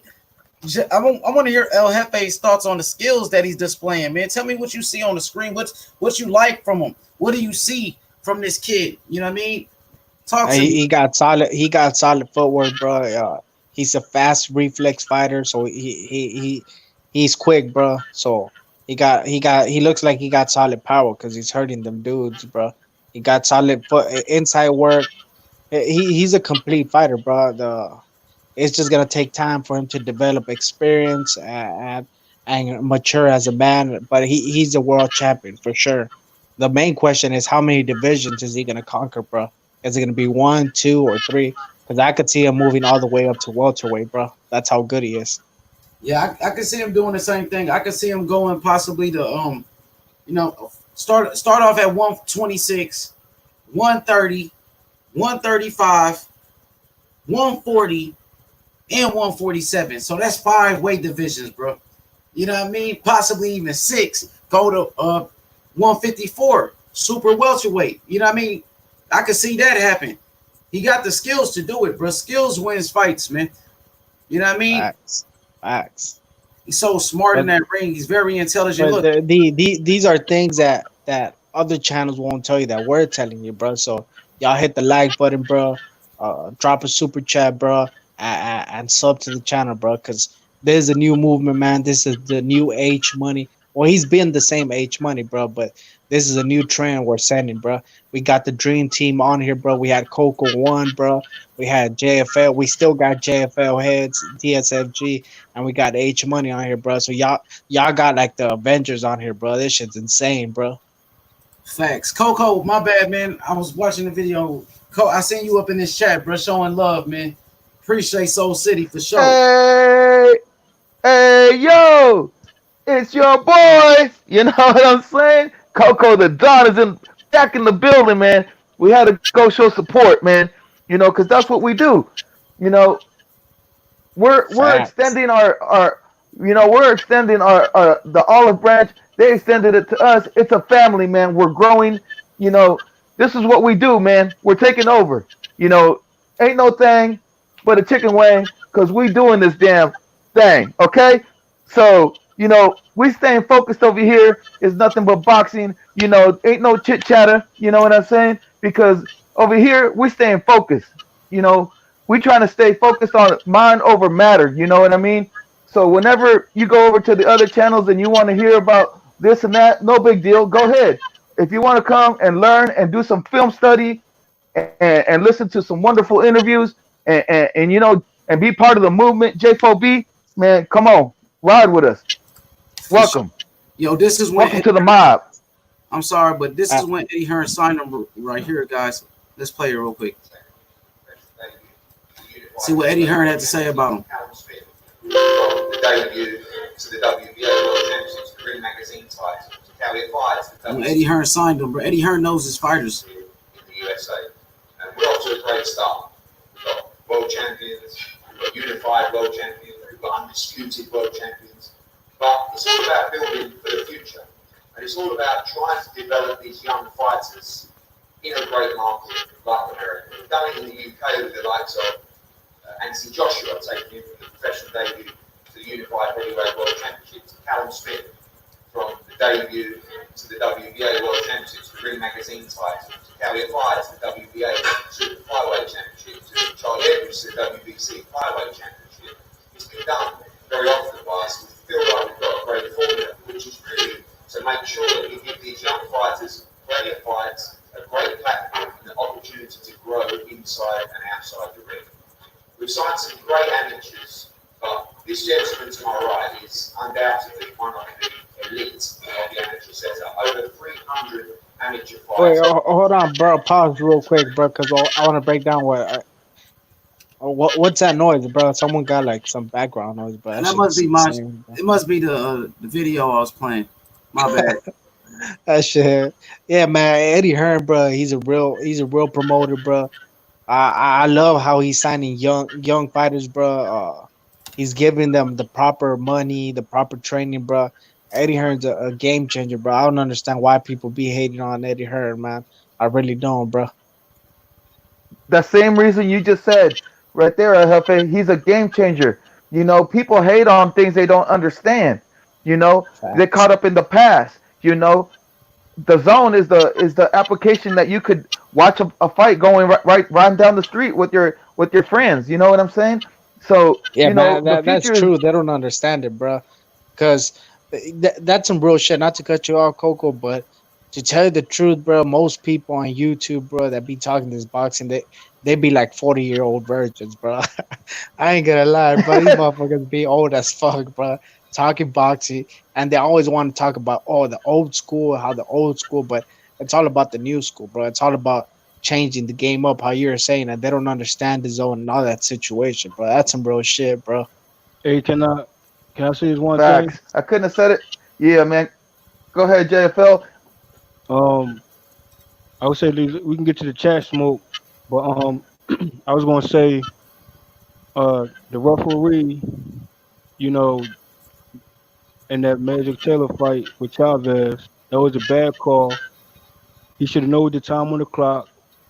Even though Taylor didn't say a word or whatever, it's all about body language. You know what I'm saying? And he was definitely still in that fight. And as you see at the end of that fight, he had an issue with the ref making that poor decision. And Yeah, if bro. anything, That's facts, JFL. yeah, yeah. That's facts, bro. And I But I also gotta want say something real quick, hold, bro. let me say it real quick, bro. All right, go ahead, bro. Cause I was about to explode, bro. No, Go no. ahead, man. Now I'm gonna say if that's if that's the case, right? And Meldrick outboxing Chavez, why the ref didn't stop it during that time? You know what I'm saying? Because he could have done the same thing he done at the end of that fight for all 9 rounds that Meldrick Teller had. So Yeah, man. it should have been mutual respect for both fighters like that. You know what I'm saying? But even though he got the knockdown, he got back up at 6. He wasn't on wobbly legs. He just needed to go. You know what I'm saying? Like, so that was obvious robbery, and they just stole that from Taylor. Yeah, that's facts, bro. I was gonna ask y'all something real quick, bro. Yeah, y'all smoke with swishers, bro. Y'all smoke with Phillies, bro. Oh no, I don't smoke no more, but I yeah, was listening to like raps though, like blunt yeah. rap. We're not going to let you go. I want. All right, go ahead. I don't smoke. Jeff's Yeah, confused, bro. I'm. Now I'm saying, Hey, yo, yeah. Jeff, man, fuck Phony Tony, bro. He's a No, we bitch, bro. want. I called him out, bro. Fuck Yeah, Phony Tony, bro. yeah. We definitely want to get back to that smoke. You know what I'm saying? I'm gonna holler at them though. You know what I mean? You know what we gotta do. You already Hey, yo, know. Jeff, I've been peeping you be low key nowadays, bro. Like, what's up, bro? He just Like, keeping it boxing. He been studying the sport. He been increasing his nah, knowledge. bro. Fuck that, bro. I'm on Phony Tony. I'm on all these counts, bro. I want That's not, smoke, bro. nobody worried about that, bro. Let's Yeah, talk yeah. about boxing. Come on, bro. Let's get back to this boxing though. You know what I mean? Let me see what he's talking about. This is exclusive video for y'all too, man. Let me turn this up Exclusive. to it. Let's see what he's talking about. This is Arthur Jones the third right here. I think that interview ain't that good, like the audio. Yeah, I mean, but this one Eddie Yeah. Hearn signed him. As you guys can see, it says Eddie Hearn signs highly sought after amateur Arthur Jones the third, bro. Eddie Hearn knows his fighters, bro. Eddie Hearn got him a young, up and coming superstar in the sport of boxing, bro. Eddie Hearn is smart, bro. You know what I mean? Let's get it popping. Look at Eddie, man. Eddie love this kid. With a 4 year deal. Yeah, long term deal. Man, H with Eddie a Hearn's 4 year all about deal. that paper, bro. He's all about the paper. They got a lot of money, bro. Look at Eddie after his fight. You know what I mean? Eddie Hearn ready to put him back in the ring. You know what I'm saying? There goes his brother right there that was on the stream with us that we did the interview with. You know what I mean? Yeah, that's what Eddie Hearn, bro. Facts. He's active with his fighters, bro. He's always speaking to them. He's always giving them the platform, either through the internet, bro, or his Instagram or Twitter, bro. So I love Eddie Hearn, bro. He ain't like that old ass, crusty ass Bob Arum, bro. That he don't do shit, bro. He just be he be half asleep during the fights, bro. High as fuck, drunk as fuck, bro. Like that's insane, bro. Like Eddie Hearn's a game changer, bro. For sure, man. This kid love boxing. That's hella funny. In the gym, bro. Man, I got exclusive footage I gotta share with y'all, bro. I got a lot of stuff I gotta show y'all, bro. That's why I'm trying to keep it boxing. You know what I mean? We can't give no bums no I shot. want to see some no shine over Yo, here, hey, man. Jabari, Hey, bro. Yo, Age Money is like, Age Money like we can't give these bums no shit. That's some real shit, bro. Nobody ever heard hell of yeah, saying their name, and people never nothing. heard of them. Now people heard of them because you said their name. You know what I mean? So you know what I mean? Facts. No shine. Keep So no shine over here. Ain't no sunshine when it rains, man. I want to see. I want to see OJ3 videos though, man. I want to see some more videos, man. I got you. I'm excited, man. Let me play these videos real quick. Let's get it popping. You know what I mean? Me, Eddie Hearn. You know what I'm saying? Prospect, bro. 22-time national champion, bro. Let's get it popping. Eddie Hearn got the best fighters, bro. Eddie Hearn got the Devin Haney. You know what I'm saying? Anthony Joshua. He got Usyk, Demetrius Andrade, bro. You know what I mean? Come on, bro. Eddie Hearn got these fighters, bro. You know what I mean? Fighter, champion after champion. He got Triple G. Eddie Hearn got Triple G. Mikey Garcia. Canelo, the number one. Yeah, Canelo was Golden Boy though. Yeah, but you know, the outlet is the zone. Yeah, I think you feel Eddie me? Got a partnership with the zone or something like that. Let me play this video real quick. Let it play. I don't want nobody saying nothing. De La Hoya. Bro. Okay, De La Hoya has the partnership with the zone. Wait, hold on. I think I know this channel, bro. Don't give that bum no shine. He got an interview with Otha Jones though that I want to hear. How you doing, champ? Doing good. How about you? I can't complain, man. Welcome to South Florida. Welcome to Miami. I can't stand this motherfucker. Yeah, man. So what? This is your fifth professional fight? Your fifth professional fight. How you feeling so far in your boxing career? I'm feeling good. You know, pretty good pace that we have. 2019 was a good year. I'm just looking to explode 2020. Absolutely. For people like that aren't too familiar with you yet, could you let them know about your amateur background and just what you did before you got into the pros that got you all this notoriety? Okay, I was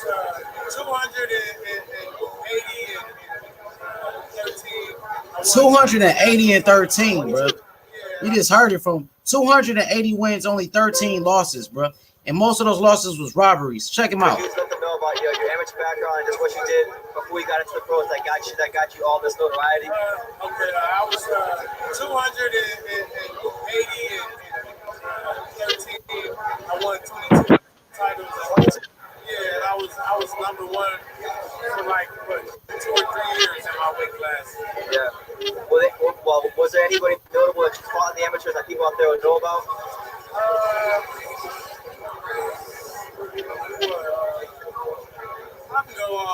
I can't really think right now, but I was fighting them all, you know. Yeah.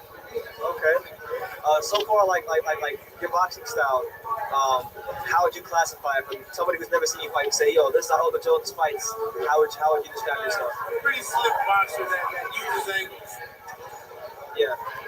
Is there any way that influence your boxing style? Influence was Aaron Pryor. You know, I came up. Okay, Ohio. Yeah, he was my favorite fighter of all time. You know, all time. Yeah. He was my favorite fighter. Yeah, he inspired me to keep going and keep pushing. Yeah. Do you have a favorite Aaron Pryor fight, maybe?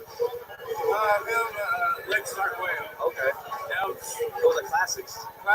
Big classics. Yeah. Okay. What's your weight class right now?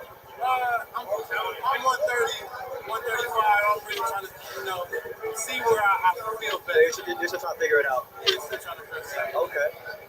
Is there anybody around those weights that you look at me and say, I want to fight that guy one day? You got the chance to? It's a lot of them, man. Loma,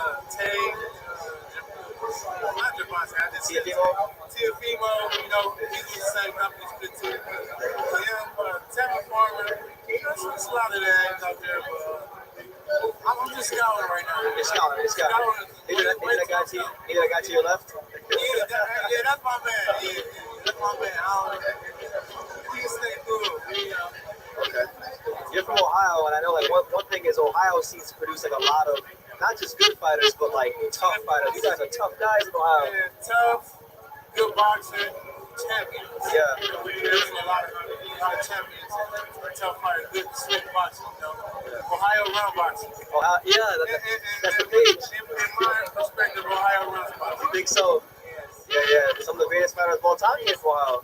Why do you think Ohio keeps producing like fighter after fighter after fighter? I really don't know, man. I think it's just something about Ohio that's just special. Yeah, special as far as boxing goes. Yeah, as far as boxing, a lot of good talent, I can't really say. Yeah, man. You seem like a silent killer, man. Like you just real laid back. Yeah, man. I like to just show what I can do in the ring. I really don't like, talking too loud. Yeah. I'm a whoopie. I don't like. Yeah. There's really no point. You're not gonna beat anybody with words. Right. You can just show them in the ring. Yeah. Okay. There go Devin Haney right there. Look. Like, Look at Devin Haney with him. There's really no point. You're not gonna beat anybody with words. Right. You can just show them in the ring. Yeah. See Devin Haney right there. Okay. Yeah, I mean, come on, bro. Like as far as Devin Haney is getting up in your interview like that. As far as like, I know it's a long ways away, so you probably haven't even thought about this, but like, when you hang up the gloves one day, what do you want people to remember Otha Jones for? Just a nice slick boxing carried the Jones legacy. Yeah. Your family is like deep in boxing. Deep in boxing. My brother was a professional, 3-0. My sister, she's an Olympic right now. I'm a pro. My dad was a boxer. So, I just want to keep that Jones legacy alive. Yeah, keep it alive and maybe even progress it if you can. My kids, man, they boxing. You never know. Absolutely. And hopefully, man, like you can make big fights because ultimately boxing it's a business too. So like you gotta make sure you take care of it and whatnot. Absolutely. All right. Any fights you're looking forward to? I know we got that Fury Wilder fight coming up. Yeah, that's what I'm looking forward to. I think if Fury survives and keep that slick boxing going on, he's gonna win. Because you can't hit, you can't catch. That's true. But Deontay Wilder has that one punch knockout. So don't count him up. Yeah. Which one do you think is more likely? Like, do you think the Wilder one punch is more likely, or the Fury to go to full 12? I don't know. It's tough, right? Tough with I just like the kid personality, bro. The kid seems smart. Shout out to Ringside, my boy. You know what I'm saying? Ringside Boxing. Shout out to the J4B, of course, man. You know what I mean? He says, smoke.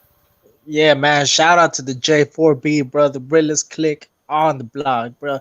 That's 100% fact. Shout out to JFL Head, aka DSFG, aka the Casual Killer, bro. Shout out to AH Money, Mr. DAZN, hashtag LDBC, and shout out to Coco One, bro. Facts. Yo, man, thank you for the shout out, El Jefe, man. The El Jefe runs these streets. If you don't know, now you know. Hey, man, I love the kids. I love the young man's personality.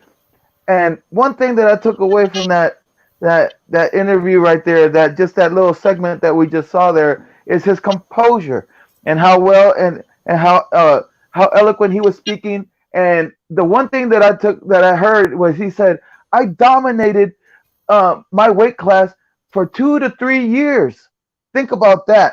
2 to 3 years he's dominating. As an amateur. That is huge. The young man has talent. No wonder they signed him to the zone. Because the talent was there. You gotta pick up on the talent. And when he was talking about how he's aware of all the options that he has out there, and the interviewer tried to give him a trick question and try to call out some names, and he said, no, I'm just prospecting right now. Smart man, because you know what, you don't want to get ducked right away. Right now he's willing to fight everybody. but you got to be smart on how you word your, how you put these words out there. So man, I could see him fighting I could see him fighting Devin Haney. I could see him fighting Teofimo. I could see him whipping on Loma. Let's go. Like the future is bright. And when you have that kind of talent where you could see it when it's that raw and that young, and right now he's got so much experience. You know how they talk about Loma's experience? The, let's talk about the experience. How many titles, how many years, 22 titles, H Money. I mean, come on, man. That's incredible. I'm impressed, and I definitely want to see more. I'm hungry. I want to see more. So basically, I have a great impression, and I can't wait to see him in the ring and display his talent. For sure, for sure. Appreciate that, Coco. Let me drop this interview real quick. He did. Have the number one amateur, Otha Jones. Number one amateur, bro. This one he was a free agent. Everyone Look, says they're the number one amateur. hey, this is what Ellie said back. Matter of fact, this is the interview with Ellie said back. This one he was a free agent. Top Rank ESPN flew him out to a fight. Top Rank wanted to sign him. Check him out. We have the number one amateur, Otha Jones. What does that mean, number one amateur? It sounds like what he's got like. Well, I know everyone says they're the number one amateur, but he really is. He's the number one guy. He's the guy in the division. $1 million smile. Look at this guy. I told him he's ready to give a speech in Congress. What makes him so good as a boxer? I just think his style. He has a very aggressive style. He's a little bit unorthodox. He's going to be very tricky in the pros. I like him. Who are you fighting? My own kind of style. My favorite fighter of all time, Darren Pryor. So do you grab bombs like Pryor? Are you the new Hawk? Do you fight like Floyd? Do you fight like Canelo? Do you fight like Triple G? All I have to say is I'm a boxer puncher. Watch out. So anybody can get you get that smoke. Yeah, I want all the smoke. Now you're thinking of turning pro, obviously. Want all the smoke. Sure, a lot of people want to sign you. How are you going to make your decision? Based on what? Based on what my team has to say. Okay. What does the team have to say? It's a great time to be a fighter. We're exploring all the options. Obviously, all the big guys want him, and we're going to make the best decision for him. 126, 130, 135, 130, over 200 amateur wins, Ellie. That's crazy. How many knockouts? So many knockouts.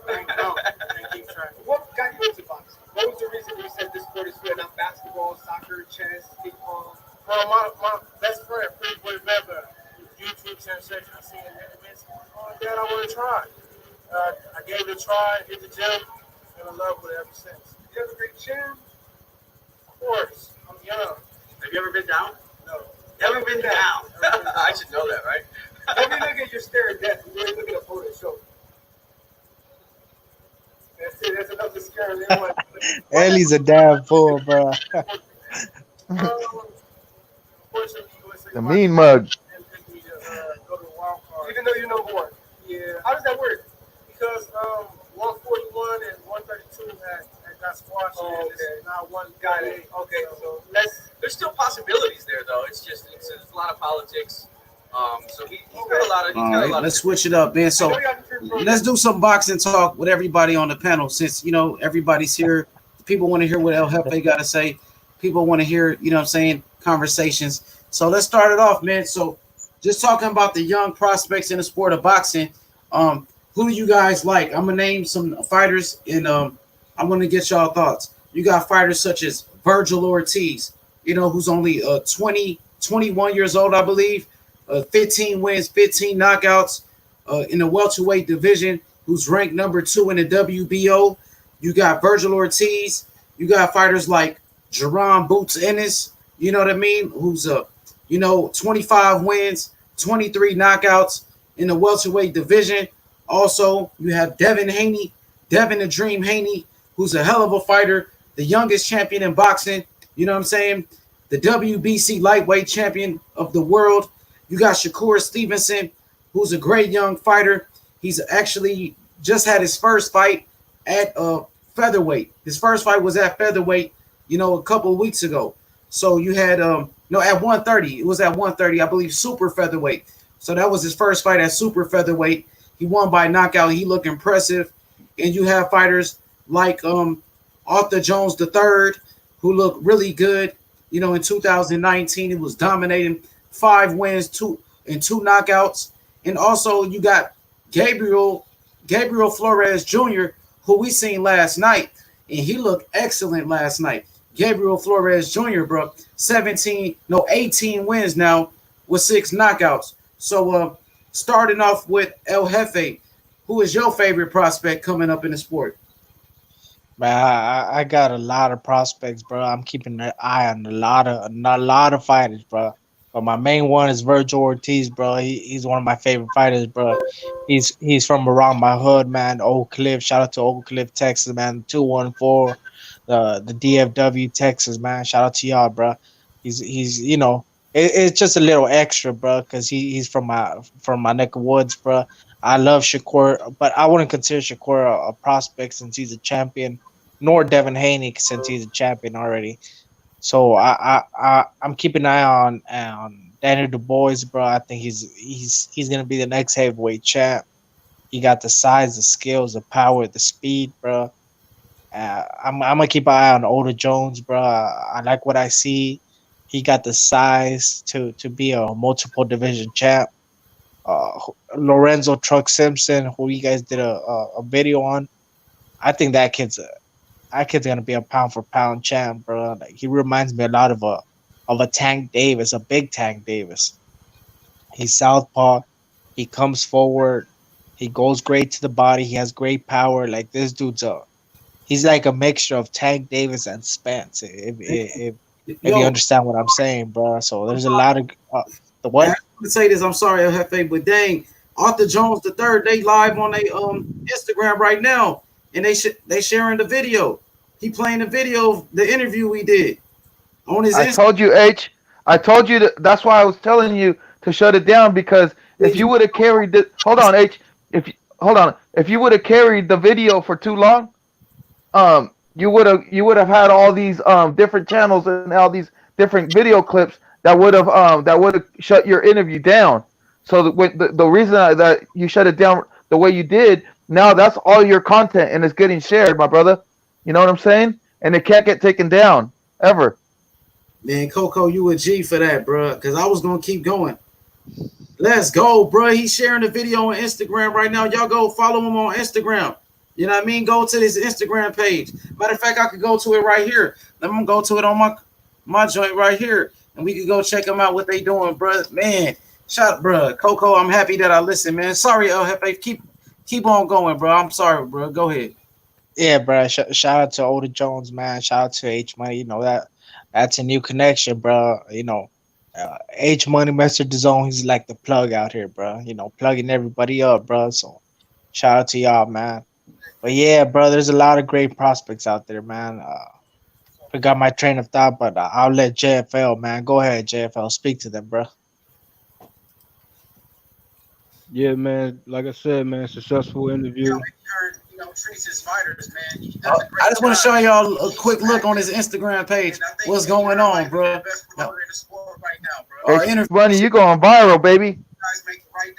He kept his word too. He did share it with everybody. You know what I mean? He stayed active. He's making good money. So, just the fighting style of Arthur Jones the third. He said that. Yo, H Money like Max Kellerman on there, bro. Hey, but you know what? H Money kept it hood because he kept his vest on, he kept his drip, and he had his wave check. I think H Money, no matter how high level, he's gonna keep it hood, man, and we're gonna respect him for it. Thanks. Man, shout out to the team, bro. Man, y'all go subscribe to his Instagram right here. There goes his Instagram channel right here. Arthur Jones the third, bro. Now, that shit was fire, Coco. I ain't gonna lie. Ooh wee! Hey, Coco, that joint was fire. I'm happy you told me to do that, bro. You know what I mean? I'm happy I listened, bro, because I wanted to keep it going how I always do. But I know you told me for a reason. You never asked me to do anything, so You know what I mean? I had to listen to my big brother Coco, of course. You know what I'm saying? I'm always out here, looking out for you, H. You know what I'm saying? We've been riding together for a long time. We've been in a lot of dog fights with people, and like we just standing strong. We riding together. It is what Yeah, it man. is. The, You the know what the I mean? fakes And the I'm fakes go along, bro. The real ones stay, bro. That's why you got a lot of bitches out here. They come and go, but the true ones stay, man. That's what. Facts, facts. You facts. It's all about boxing fan first, man, and team OJ3. You know what I'm saying? Team OJ3 over here. I can't even cap, bro. I'm Team OJ3. Of course, I love Devin Haney. We all know that. I love me some OJ3 too, bro. The Juice Man. OJ, the Juice Man, bro. You hear me? Man, Young Money. that's a good nickname right there, bro. Yeah, The OJ, Yeah. juice man, bro. Yeah. So prospects. My list is kind of long too. Um, Definitely prospects to watch out for. OJ3 is definitely one of them, and I'm also looking at other prospects. You know what I mean? But he That boy Boots, bro, definitely has the from Philly, skills. bro. Yeah, he has the skills, and he got the inside game, and he also has the outside game. You know, hell Oh yeah. shit, JFL went on mute, bro. JFL went on mute, bro. That's how you know JFL's in them streets right now, bro. So he gotta go on mute, bro. JFL been getting, man, he been getting his knowledge all the way up, bro. Like JFL been making some great videos too. When he did that, man, I forgot about Ryan Garcia in those prospects too. Ryan Hey, Garcia, but I be jamming out to JFL's jams, bro. Like J4B. We love it. What do you say? We're running We these running the running live the live stream. Yeah, bro. That shit's fire, bro. J4B. We running these live streams. El H Money. We running these live streams, dropping free smoke link, and that's me. Jefe. El Jefe. We running these live streams. Young Coco. We running these live streams. You know what I mean? But yeah, bro. So Coco, who you liking out these prospects? You know, you got Gabriel Flores. You know what I'm saying? Arthur Jones the third. You got Ryan Garcia, Devin Haney, Jerron Ennis, Virgil Ortiz. You know what I mean? Shakur Stevenson, Teofimo Lopez. Who you like, Coco? I like Flores's demonstration of the boxing ability and how to really win a fight. You know what I mean, and not get touched. So Flores, he definitely moved up my ranks. So as far as prospects, Flores from just down the street, about 45 minutes away from me in Stockton, California. I know that Devin Haney, he's already got his belt and whatnot, but I still consider him young, and I would like him to fight some some big fights. You know what I'm saying? So he's still young in my eyes. So and he's from Oakland, California. You know what I'm saying? So that's my hometown kid, and I'm always gonna root for him. So that's two. Um, you know, basically I like Virgil Ortiz as well because I like how powerful he is, and I like his fights. I started watching his fights on the zone, and I think he's just a young prospect, and as far as I'm concerned, he took over the Danny. Oh no, not Danny. What's his name? Oh, the Oscar. See, I already forgot about him because see, I already moved Ryan Garcia. Ryan, Ryan Ryan Garcia. Yeah, Garcia, right. man. I almost got JFL on my head right now. Almost. That was a close call. Danny Garcia. Yeah, almost. Oh my goodness. You I'm good? sorry, JFL. It almost happened to me. You feel No, you me? It good, gets bro. dangerous. It gets dangerous in these streets. But anyways, yeah. So I don't like the way he was conducting himself with Oscar De La Hoya. So I felt like Ryan Garcia, you know, maybe the way that he tries to communicate with Oscar is not the right way or this and that. I always feel like the boxer should get paid what he's worth and pay and get paid what he wants to get paid. But right now with the whole Corona issues, like you gotta, if you don't want to fight, fine, cool. But he was gonna give you 200 G's. That's pretty good for just like a fight. And I'm just looking at it, like how he's just like a little spoiled brat. So I'm riding with Oscar. You know what I'm saying? And I'm riding with B Hop. It's always team Golden Boy. You know what I'm saying? So um, yeah, that's it right there. And I like Simpson. I like Truck the Simpson. You know what I'm saying? That's a great prospect in the heavyweight division, and I'm excited to see what he does. You know what I mean? So uh, basically, that's it for me. My list isn't that big with the youngsters, so I'm just learning. I'm learning myself too. So I'm not trying to claim to be the knowledgeable person, but I'm just peeping game and seeing fights as they go by. So man, I'm really excited about Flores, and I heard that his back injury happened during his sparring, not in the he re-injured it in the fight, but it's not a broken back. It's more just just like one of those kind of things when you have those nerves kind of the back is a complicated thing. So hopefully that he could take it easy and he's young, so he'll be able to recuperate and he'll have the best attention. He signed with Top Rank. Top Rank is a major company, and he's one of the rising stars in that company. He signed at 16 years old, which makes him one of the youngest prospects to ever be signed by Top Rank. So that he turned pro at 16. So you got to give him credit for that too. Um, Yeah, man. Shout out to the town, bro. Shout out to North Cali, bro. For Shout out to sure, Oak Cliff, man. We connected, man. It's all love, for sure. all Facts, day, bro. every day. Man, Yo, y'all have Oak Land, we have Oak Cliff, bro. yeah, it sound alike. It do sound alike. Very similar. You know what I mean? For me, out of all those prospects from Devin Haney, Arthur Jones the third, Shakur Stevenson, Gabriel Flores Jr., Virgil Ortiz, Jerron Boots Ennis, Ryan Garcia, Teofimo Lopez. I feel like boxing is in great hands, bro. Boxing is in definitely great hands. For me personally, I like those boxers. Like I like the slick boxer puncher type of guy. You know what I mean? So obviously, Devin Haney will be first on my list. Number two, you got fighters like number two, I like well, not in order. I just like Shakur Stevenson is good. Arthur Jones the third is good. Virgil Ortiz, of course, a knockout artist. He's dominating the welterweight division and he's making it look easy.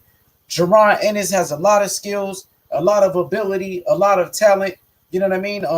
Ryan Garcia is one of the biggest names in the sport of boxing, if not he probably is the biggest name in American boxing already. You know what I mean? Also, of course, you got fighters like Gervonta Davis, who's knocking people out. He's been looking good. He's more of a brawler type. And, Gabriel Flores Jr. is another slick boxer that I like a lot. Gabriel Flores Jr. got a lot of skills, man. And not to forget, a fighter like Hector Tanajara. Hector Tanajara is a hell of a fighter, you know what I mean, who's training with Robert Garcia and and GB8. The Robert Garcia, boxing academy, and he's doing a hell of a job, man. I think Hector Tanajara is another good fighter. I think boxing is in great hands, man. So I just hope we can get past this pandemic and we can get back to the sport that we love, man, and we can really Facts. watch it. You know what I mean? Watch H these Money. fighters grow, bro. Yeah, man. Fuck the COVID-19, bro. Hey, Let me say something real quick, bro. JFL, because I'm about to jump off. Yo, Age Money, if y'all gonna be on here for a little bit more, bro, can you drop the link like in 5 minutes, bro? I'm gonna jump off and I'm gonna refill my drink real quick, bro. And we ain't on some Glen shit, bro. We ain't on some Glen shit, bro. But you gotta understand, bro. It's a Friday, bro. So Man, if you could redrop the link in a moment, bro, I'll be in and out real quick, bro. For sure, man. We gonna be turned up in here, man. We celebrating, man, this great day, man. We celebrating our first interview, bro, with Arthur Jones the third, baby. Let's go, man. Shout out Hey, to the trainer. I'm sorry, go ahead, H yo. Money, H Money. You know what? I forgot to mention it. OJ3. You know what I'm saying? I forgot. Oh That's yeah, my new prospect. yeah, That's my new prospect. hell yeah, So man. I OJ3 the guy, man. OJ3 ready for all that smoke, man. I think OJ3 going to be honest, man, Hey, I think OJ3 man probably give it to Shakur Stevenson, bro. You hey, know H Money. what up? My bad, JFL. Go ahead. That that link you sent me, right? A few days ago, that was Jones, right? Yeah, that was Jones. Remember, me and you was talking. Yeah, Yeah, you told me to check that link out. You know what I'm saying? And I'm like, the first thing that came to my mind, honestly, bro, when I first seen that link, I said, Jones versus Shakur. and that's And what you said. You sent me a message and you said that too. You sent the message and you sent that. yeah, I said, 'cause I'm like, bruh, that'd be a good fight. And then the comparisons you related to on both prospects, you know, man, it's just like that might align in the future, man. Like as long as OJ3 keeping themselves in position, earn his way up, you know what I'm saying? Fight free smoke, you know what I mean? Eventually we might can see that, you know what I'm saying? Facts, bro. You know what I mean? I just want to say this, man. Like JFL called it out. He really did. JFL was like, he said Arthur Jones the third versus Shakur Stevenson, and that was it. Kind of went over my head. And as you can see, when his trainer came No, through, it ain't went over your head, bro. Cause you made a comparison, bro. It's just like how soon is that fight could go down? You know what I'm saying? It's a time frame with everything. So as you see, Shakur had his successful win that night. You know what I'm saying? Congratulations to Shakur and congratulations to OJ3 uh for his what 5-0 record yeah, and his 5-0. Yep, two yeah, knockouts. yeah, in his amateur background, bruh. He's serious and he's dedicated to the sport, hard work and dedication, and he a gym rat. So I mean, you know, he definitely a promising prospect. He has more attributes added to Meldrick games fighting style, skill set wise. I mean, he can be on the back foot. He definitely an inside fighter. He definitely could box you out, on the back foot. And I like his style too. Like when I first seen him, I said, "Who is this guy?" He nice. Yeah, he nice, bro. 270 wins as an amateur, man. Some people say he had 280 wins, 21-time national champion. Some people say he's a 22-time national champion, bro. You know what I mean? So many championships, you can't even count them. Too many championships, we lost count, bro. So many wins, we done lost count. You know what I And mean? yeah, and also I like the fact that in his interviews he mentioned a few names, and certain names he mentioned uh should be still mentioned today. You know what I'm saying? Like the farmers. You know what I mean? That'd be a good matchup for him. Who else he mentioned? He said farmer. He mentioned Teofimo, right? Davis, too. Yeah, he said Javante Davis, yup. Yeah, so he looking at the landscape himself, and he's up and coming, man. He's moving up in the ranks, man. And I can't wait to see his next fight. I'm going back and recapping on everything. You know what I'm saying? So I analyzed his skill set. I'm gonna go back and recap some more, but so far I'm impressed, man. Facts. We gonna watch more film. I'm just getting started, bro. I'm gonna go hard tonight, bro. We gotta celebrate this one, man. Shout outs to OJ3. You know what I mean? The juice, man. You dig what I'm saying? Shout outs to JFL Head. Shout outs to Coco the Don. I got some Oh, more exclusive footage. Anybody got something to say before I go to this yeah, exclusive? I just got one more thing to say. Um, as we know, Magic Taylor, he was a brawler. You know what I'm saying? I still feel as though he a fighter and a boxer. But when it comes to the inside game, we know that Meldrick Taylor, if he would have more power in his, I'm pretty sure he got knockouts, but I'm saying like if he had just more power, uh, some of them fights would have been over a lot quicker.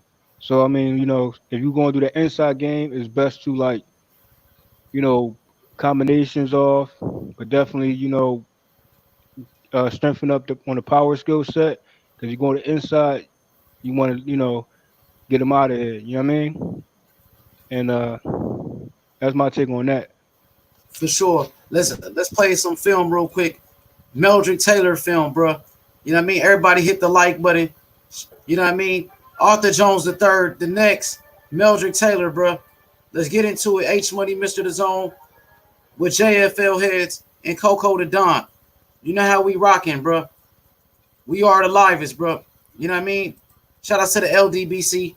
Shout out to the J4B, of course. You know what I mean? Shout out to the MXBC. You dig? Gaining undisputed heavyweight championship, it was Taylor who led the prayer for him. Very unusual relationship. Well, Meldrick Taylor and Evander Holyfield have become close friends as a result of their experiences in the ring. Now a look at the life outside of the ring from which Meldrick Taylor stepped up to be a boxing superstar.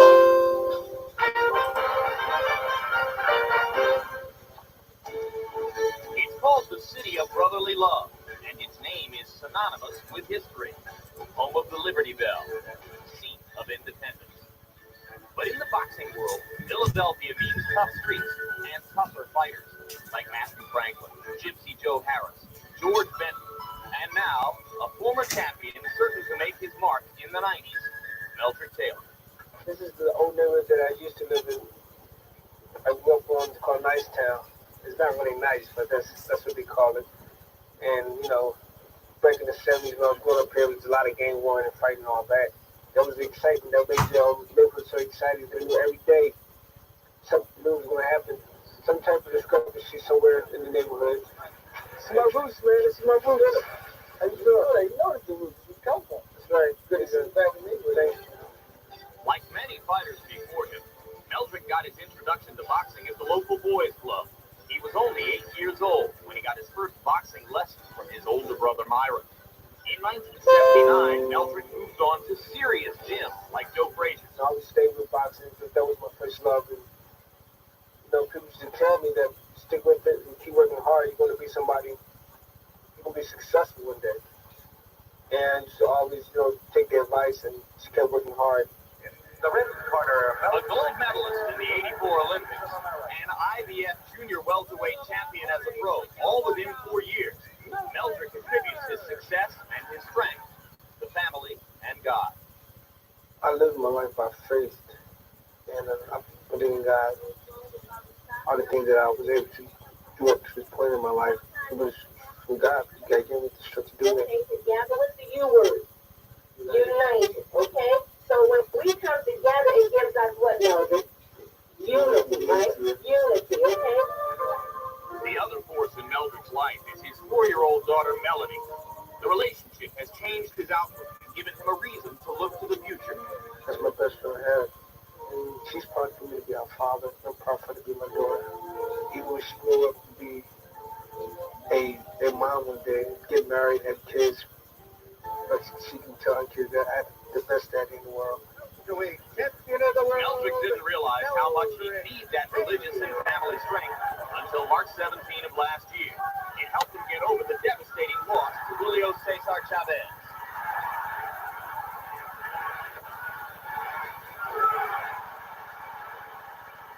It takes me a whole career to get to experience what I've experienced when we fight.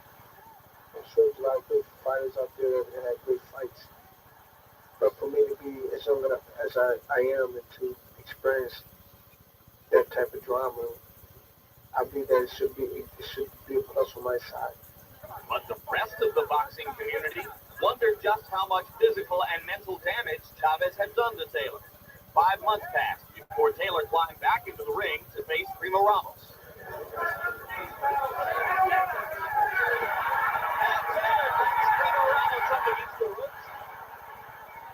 I know that in the past you get fighters that have been to big fights and they never was the same. So it was a fact that I questioned my ability. It was all mental. It was all mental. It had nothing to do with my ability. It was just a mental thing that can I overcome this traumatic thing that happened to me. How would I react if another fighter come at me and I'm thinking about the Chavez fight? Despite a lackluster performance against Ramos, Taylor survived an important test. In any inner city, streets are tough. But Meldrick Taylor came from these streets to become an Olympic hero, a role model, and world champion. Abruptly knocked off of that pedestal, he's been forced to look inward to come back, to gather strength from family and religion. Meldrick Taylor fights for another championship tonight, but he will always be a champion in the hearts of a unified Philadelphia. Meldrick's reverence and devotion fit neatly with the moment we are about to experience here, a moment surely that this fight will share in common with most Americans. I want to get y'all thoughts on that video, man. They said the kid, man, Meldrick Taylor was loved in Philly. You know what I mean? Training at the Joe Frazier gym out there. JFL, yo, y'all hear me? Yeah, we hear you. Yo, JFL, what's your thoughts on that? You know, Meldrick Taylor training out of that Floyd Mayweather, out of that Joe Frazier gym, you know what I mean? Being, you know, a hero in Philadelphia. Wait, hold on. Hold on, JFL. I got a question for you, bro. You trained at the Joe Frazier gym, right? I think I heard you say that before. I mean, I was there, you know what I mean, training before Frazier passed, but that they no longer have that gym, bro. So I mean, it is what it is. I feel there should be reopened. Wait. Who closed it down? The city or what? I mean, I don't want to get into that, but I just know, you know, I'm kind of like pissed off about it, but you know, Yeah, man, that's what's wrong, bro. It's other gyms out here, but Gentrification in the that hood, one bro. right there was It a fucks up the monument. game, bro. That was a monument place that should have been, you know, reopened as a gym.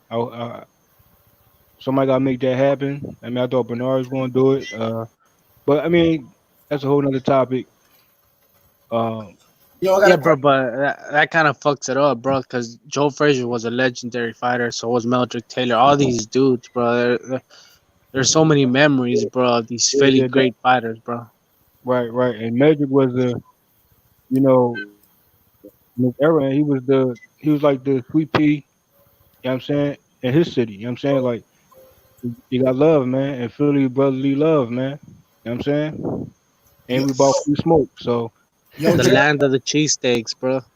Yo, Jeff, what's your, on that last video that I just played, what's your thoughts on, Meldrick Taylor and his legacy in Philadelphia and just being a Philadelphia hero in a way, a legend in Philly? Yeah, he a legend in Philly, man. He, official.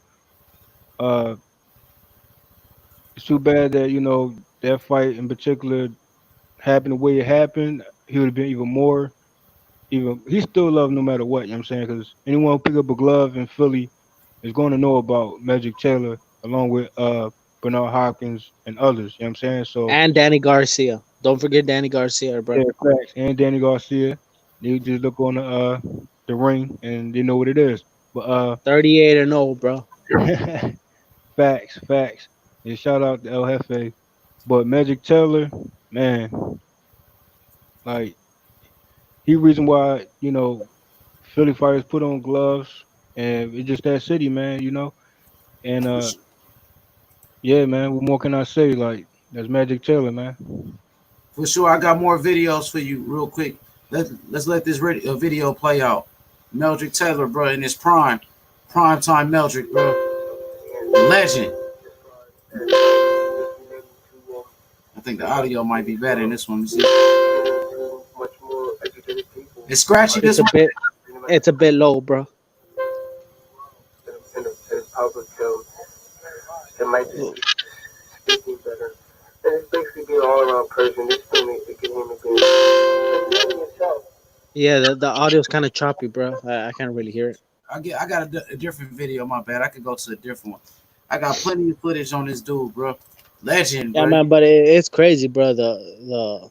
Meanwhile, you look for that video, bro. the fight culture in Philly, bro, it's crazy, bro. I got a lot of respect for Philly, bro. I hope one day I go to a Philly strip club, bro, and go Oh, to a man. boxing match, bro. Like that's my dream, bro. Vice versa, man. Vice versa, man. I'll be out there. Go and check out all them Puerto Rican mommies up there, bro. See what's good, bro. But like I said, Philly, uh, New York, Ohio, Ohio. You know what I'm saying? They definitely on the map. You know, in the tough spots, tough hard not life areas, bro. You know, that's when you get them gems, man. Them Facts, boxers. facts. It's diamonds in the rough, bro. That's what it's called, bro. And Yeah, and Charles Ducker, you're not allowed in Philly, bro. You're gonna get knocked out on sight. Charles Charles ducking. He's still ducking. But yeah, man, like I like this comparison, man. I definitely see uh Magic Taylor attributes and OJ3, man. He got like extra attributes with him, bruh. The juice man, bro. And there's four no flight zones, bro. You got Memphis. If you're a bitch and a snitch or racist, bro, you can't come to Memphis. You can't come to Oak Cliff, bro. You can't come to Philly, bro. And can't come to Oakland, bro. That's facts. Facts. There you go. I got the video. Let this video play real quick. No doubt about it, man. You know, Video play. one thing we're gonna do is we're gonna keep it real. H Money, Mr. The Zone. You know, we got the whole squadron in the building, man. Keep it You know real what I'm and talking about? consistent, bro.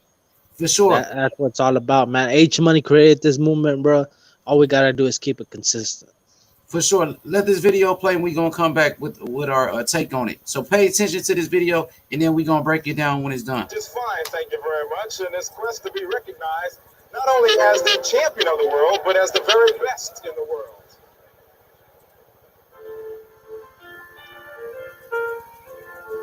Meldrick Taylor has been in organized boxing since he was 8 years old. As an amateur, he won various national titles and compiled a record of 99-4 on his way to winning the most coveted title in amateur sports, the Olympic gold medal. Like all the great Philadelphia champions before him, he's never learned to take a backward step. Combining blazing hand speed with thunderous body shots, he's managed to rise to national prominence. In his corner are trainer George Benton and co-manager Lou Duva. Benton, also a veteran of Philadelphia, handles the boxing duties. He's taught Meldrick what it takes to be a champion. George is a veteran trainer. He gives a lot of movement to my potential, my skills. He knows a lot, and I listen to him because he's just a good teacher. For Duva, shaping Taylor out of the ring is just as important as in the ring.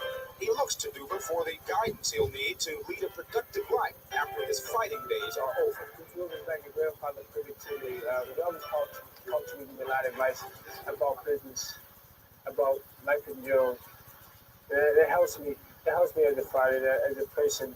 You know, that I always can rely on somebody like that's been out there, that's older, that that's been through the trials and tribulations of life.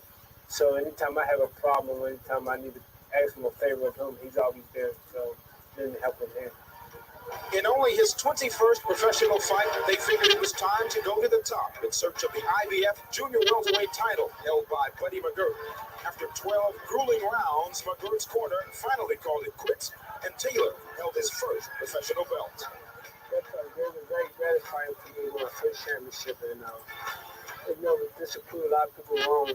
Me being Olympic gold medalist to come out and having a big reputation, I needed to win my first title in good fashion.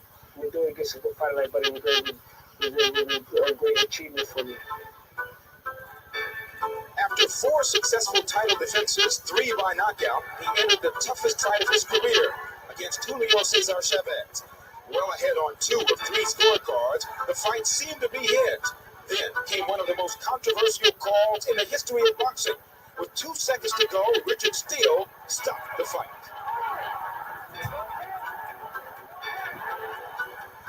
While While this loss to Chavez would have spelled the end for many boxers, Meldrick has managed to shake it off and is determined to beat Chavez on his own. I think it's going to be sorry for 90. I can't wait for the day that we can get Chavez in the ring, because he's going to see Chavez out of the ring. And I would hope to do it with TDKO as quick as we can do it. And I think after that fight there, people will know who Meldrick Taylor is. The funny thing is, I mean, even though it was a losing effort against Chavez, he came out more of a star than he had been previously. Since his loss to Chavez, he realized it was time to move up to 147 pounds. In only his second fight in the welterweight division, he went after WBA champion Aaron Davis. Once again, he proved everyone wrong and pounded his way to a 12-round unanimous decision. The way against Aaron Davis, I want tremendous experience to move up from 140 from a defeat of that magnitude of Chavez and to recapture being a world champion at a welterweight division. This renewed my whole faith and confidence that I was going to fight. Tonight, he beats Ernie Chavez, a tough southpaw from Southern California who's celebrating his 30th birthday. And Chavez, who's 15-1 in his professional career, Taylor knows he's facing a fighter who's got nothing to lose and everything to gain. Well, you just go into his confidence and you feel like each and every fight, you take this fight like you take every other fight. You train hard, and then you get motivated. You go in there and do what you've been told to do. And this guy is no big name, but I'm still motivated because I know there's a challenge that I have to beat this guy just to go into the next phase of my career. If he gets past Ernie Chavez tonight, we can look for Taylor to ultimately try to unify the welterweight division. But first and foremost in his mind is a chance to avenge his only loss against Julio Cesar Chavez. My plan is to beat Ernie Chavez, to go after a big fight with either Julio Chavez or Camacho sometime in December, January. That's my next goal, is to recapture, go ahead with the Chavez fight and next time come out with a victory. One upset is in the books. Will another one follow on this triple header night? Right now, it's WBA champ Meldrick Taylor against Ernie Chavez in a 10-round welterweight fight. For the action at ringside, let's go to Lynn Brooks. For sure. What y'all thought about that video?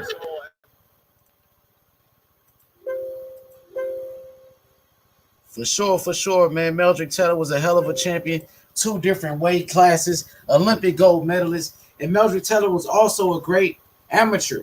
You know what I mean? I think that Otha Jones III got potential to be even better than Meldrick Taylor, bro. When his career is all said and done, I think Otha Jones will be better, you know what I mean, than Meldrick Taylor. That's what I'm thinking. You know what I mean? For sure. Hit that like button. Y'all there? Yeah, man. That's 100% facts, bro. That was a great. With like 2 or 3, right? What was that, my brother? It wasn't 2 or 3 weight classes, right? Yeah, Meldrick Taylor was a champion in 2 different weight classes. You know that robbery, though, JFL, when he got robbed by Chavez like that, a fight of that magnitude, bro, I don't think he was ever the same after. Man, he still won a championship. He won a championship. But to get robbed from, you know what I'm saying, like that, bro? I think the run back was kind of late in between time. You know what I'm saying? You know how in those times, you know, there's always like one fight in between the run back. So I feel as though he should have ran that back the next fight. Or the fight but after. the problem was that they did him like Danny Garcia, bro. You know how Danny Garcia was supposed to get Thurman fighter and the Porter fighter right away, but you know they stalled him a bit, pulled bro. that card. Yeah, they pulled that. Yeah, I mean, So, but eventually he got that rematch. But yeah, but he wasn't the same fighter. I think the time frame was kind of like will offset everything, man. Because he probably could have won that fight the following next fight. You know what I'm saying, or the fight after. You know what I mean? And it could have been a trilogy. You know what I mean? But at least you got that the fight I would have loved to see Meldrick Taylor, eventually. bro. Meldrick Taylor, I would have loved to see him fight Oscar at 147. I would have loved to see the style matchup. Meldrick Taylor versus Oscar De La Hoya? Yeah, 147. They could have fought each other, bro. So I would have wished we could have seen that fight, bro. That would have been a barn burner, bro. I mean, you got like fantasy fights for days with Magic Taylor, man. Like certain fights that should have happened, man. That's a list right there Well, in I got a itself. question for you, JFL. Since you're Philly native, bro, you've been in Philly, I guess, your whole life, bro. Like, what do you have Meldrick Taylor in your top five at all-time Philly fighters, bro? Um, he's definitely between 1 and 5. You know what I mean, I put him at 4 because I feel as though he could have won that fight, that Chavez fight, and a run back. You know what I'm saying? Like, but he wasn't given the opportunity that soon. You know what I mean? So they kind of stole that situation from him. So, but competition wise, like I said, he wanted to more fantasy fights with him. So, which is I feel as though he retired too soon too. But end of the day, he gave it his all. He gave you a show. He never backed down. He's a heart of Philly, and he's a great a champion. You know what I'm saying, twice. So all respect to Magic Taylor, man. And he's still and he's still good to this day. For sure. I think, bro, he definitely got to be top 5, bro. Look, imagine if Meldrick Taylor would have never got robbed in that fight against Chavez, bro. You know what I mean? If he would have got his win that he deserved, man, it'd be an all-time great, bro. You know what I mean? An Olympic gold medalist who beat the first man to beat Chavez. They robbed him from his glory, bro. They robbed him from his shining moment. Like, you know what I mean? That got to be the biggest robbery in the history of the sport of boxing, dog. You know what I mean? And Richard Steele, he did it a couple of times. And like you said, man, Don King had everything to do with that. And even when Pernell Whitaker fought against Chavez and Pernell Whitaker dominated Chavez in that fight, they said it was a draw, and they robbed Pernell Whitaker against Chavez. So it was some BS, man. Just to be honest, bro. You know what I mean? It was a But lot of it's all about legacy, man, and how quick you can get those run backs, man. That's the key. You know what I mean? Yo, I got a question real quick, bro. What happened to Brohood, bro? Because I haven't seen Brohood in a while. Y'all have any? No, he's still doing this thing. He's still, you know what I mean, he talking about other topics right now. So we want I definitely mean, holler at him. I was looking for Brohood, and I haven't seen him in a while. So I was just I mean, wondering, bro. I'll probably try to call him tomorrow. we I do know. we can do a free smoke freestyle live. You know what I mean, and everybody come out. So until then, you know what I mean, Yeah, Yeah, we man. Shout out to Brohood, bro. Yeah, shout out to the Brotherhood for sure, man. That's a real one. And he exposed DT3 like a week ago. So man, after he exposed DT3, The he crack man. disappeared from YouTube. He disappeared from YouTube for a couple of weeks now. So DT3's been missing since the Brotherhood exposed him. He went to a shop and cooked him. I don't know if y'all seen it, but he actually cooked the hell out of DT3. You know what I mean? So Nah, bro. My favorite cook video, bro, is when you cook that bitch, bro. On Punchy's channel, bro. That shit was fire, bro. yeah, man. Yeah, that was. And then they took my video down. I'm at that last exposed video. They got took down, bro. So they snitched. You know, Hey, when's your next exposed video, bro? Because I'm waiting for that one, bro. I'm excited for that. I don't want to Video. see the We're thing. laying low right now. Yeah, We're laying low right now. because that last Hold video. on, we're laying low. Hold on, we're laying low right now because when you leave all these bodies in the streets, it gets a little hot sometimes. So we just laying low. we Yeah, laying the low. Just feds laying low start for a little coming We bit. in, laying bro. low. The feds start coming The in, bro. YouTube streets, man. The Yeah, YouTube the streets streets, is hot. You yeah, know we what? laying low right now, man. I'm Let sorry them about that, JFL. Go ahead, we can Jay. let them yap, you know what I'm saying? Let them chat, whatever they do. That's more material, you know what I'm saying? They don't even dig it. So they just digging their hole even further, man, with their casual talk. As I'm Yeah, saying, real boxing fan first over here, you know what I'm saying? And it's team OJ3, you know what I'm saying? facts. And then we got OJ3 watching the channel now, so I don't want him to see me talking about, beef and all of that. So he's gonna be pushing people away. So now I'm just trying to keep it boxing. But we will get back to exposing bums because that's what the people want, and the people get what they want. But I got one more Hey, video. I'm sorry. Go ahead, Hey, Cole. hold on. I want to say something, H Money. Before we take it to the next video, I would like to say my favorite Philadelphia fighter. My favorite Philadelphia fighter of all time is Rocky Balboa, the man who has a statue over there. All right, that was a joke. Hey, for me, my favorite Philadelphia fighter is easy, Bernard Hopkins, bro. And second is Meldrick Taylor. Meldrick Taylor, you know what I mean? Damn, it might be number Hopkins. Nah, Hopkins, you got what? Nah, hold on. But what about you got Frazier. Yeah, yeah, man, you Can't take gotta put nothing away from Frazier up there, Frazier. bro. Hopkins might be my Frazier favorite beat fighter of all time. Ali, bro. I think Hopkins is my favorite fighter, period. Like out of anybody. I think Hopkins is my favorite fighter of all time, bro. To be honest. You know what I mean? I love Hopkins. Okay. Well, I got to put Frazier and then Hopkins on my list, and then we could just put Balboa, because he beat Clubber Lang, and then he went out there and beat the Russian dude. So yeah. But like OJ3, right? Yeah, Like OJ3. his skill set, man,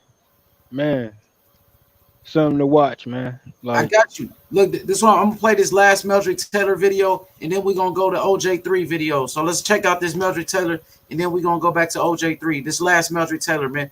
Shout out to the legend Meldrick, bro. We love you, Meldrick. Yeah, shout out to Meldrick, shout out to Valix, and shout out to Boxing Champ in the chat. Shout out to Boxing Champ in the chat, my boy. Boxing Champ. Here we go. Let's let this ride, and we're gonna come back. As the best fighter in the world. Taylor reigns as the IBF's junior welterweight champ and is seen as one of boxing's most exciting competitors. Neither man has ever suffered a ring defeat. Chavez, who has won at least 66 consecutive professional fights, has the longest win streak of any active fighter. Add Taylor's 24 victories and 1 draw, and these two warriors are undefeated in 91 bouts. And under pressure, both have risen to the occasion. Taylor's career best performance was in his first title fight against then-champion Buddy McGirt. Chavez has been tested 16 times in championship fights. 16 times he has willed himself to victory. But they differ in style. One is active, averaging 85 punches per round. Meldrick Taylor suffocates opponents with rapid-fire flurry attacks. The other is active. Chavez lands at least half his punches, utilizing a sculptor's approach, chiseling away until each rock finally crumbles. These are the requisite elements of an unforgettable prize fight. Tonight, we bring you the unification of the 140-pound weight division between WBC titleist Julio Cesar Chavez and the IBF champion Meldrick Taylor.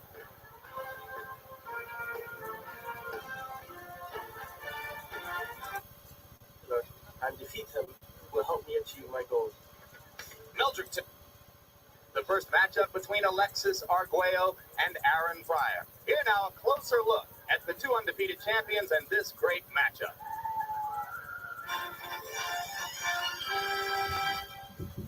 Tonight's fight is the climax toward which Meldrick Taylor and Julio Cesar Chavez have been working for the past 2 years.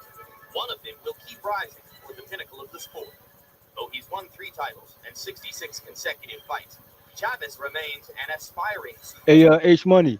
to the Spanish language. What are you doing? He's still a relative unknown outside his native Mexico. What's up, bro? On his behalf, I think it's the repeat. You know what I'm saying?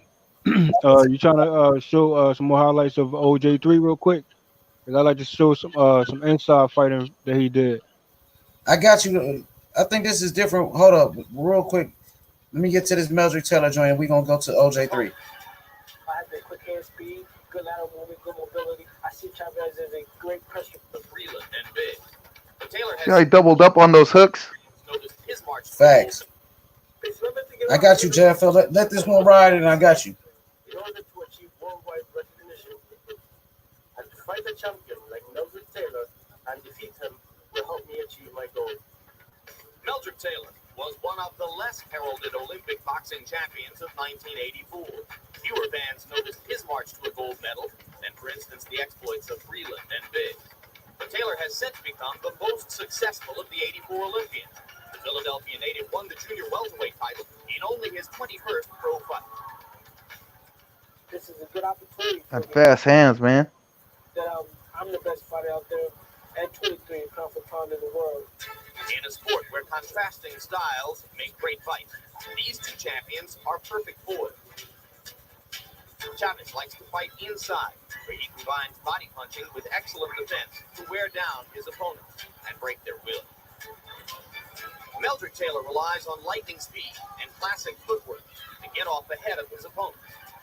I have the quick hand speed, good lateral movement, good mobility. I see Chavez as a great pressure fighter, good combination, relentless fighter. But I see me offsetting that attack. Boxing fans saw a similar matchup of junior welterweights 7.5 years ago. The Nicaraguan champion Alexis Arguello was like Chavez, a ring technician who held titles in several different weight classes. Aaron Pryor was like Taylor, an undefeated American champion who needed a major victory to propel him to worldwide recognition. There were two fighters that were the best in their weight class in their field. They had different type of styles, like this time here with me and Chavez. For the 90s, we have two young fighters, but our whole career and life is on the line here, and we went up against each other. Pryor and Arguello put their boxing lives on the line for 14 brutal rounds in an epic battle of will. The uppercut of the overhand right. Back with another overhand right. Pryor smiles at him out the bell. Arguello trying to come up. A special right hand.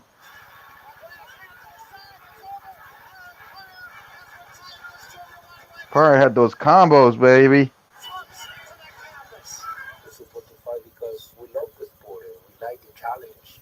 It's what he feels to defeat another human being with the same brain capacity, with the same boxing skill, and then to become the winner.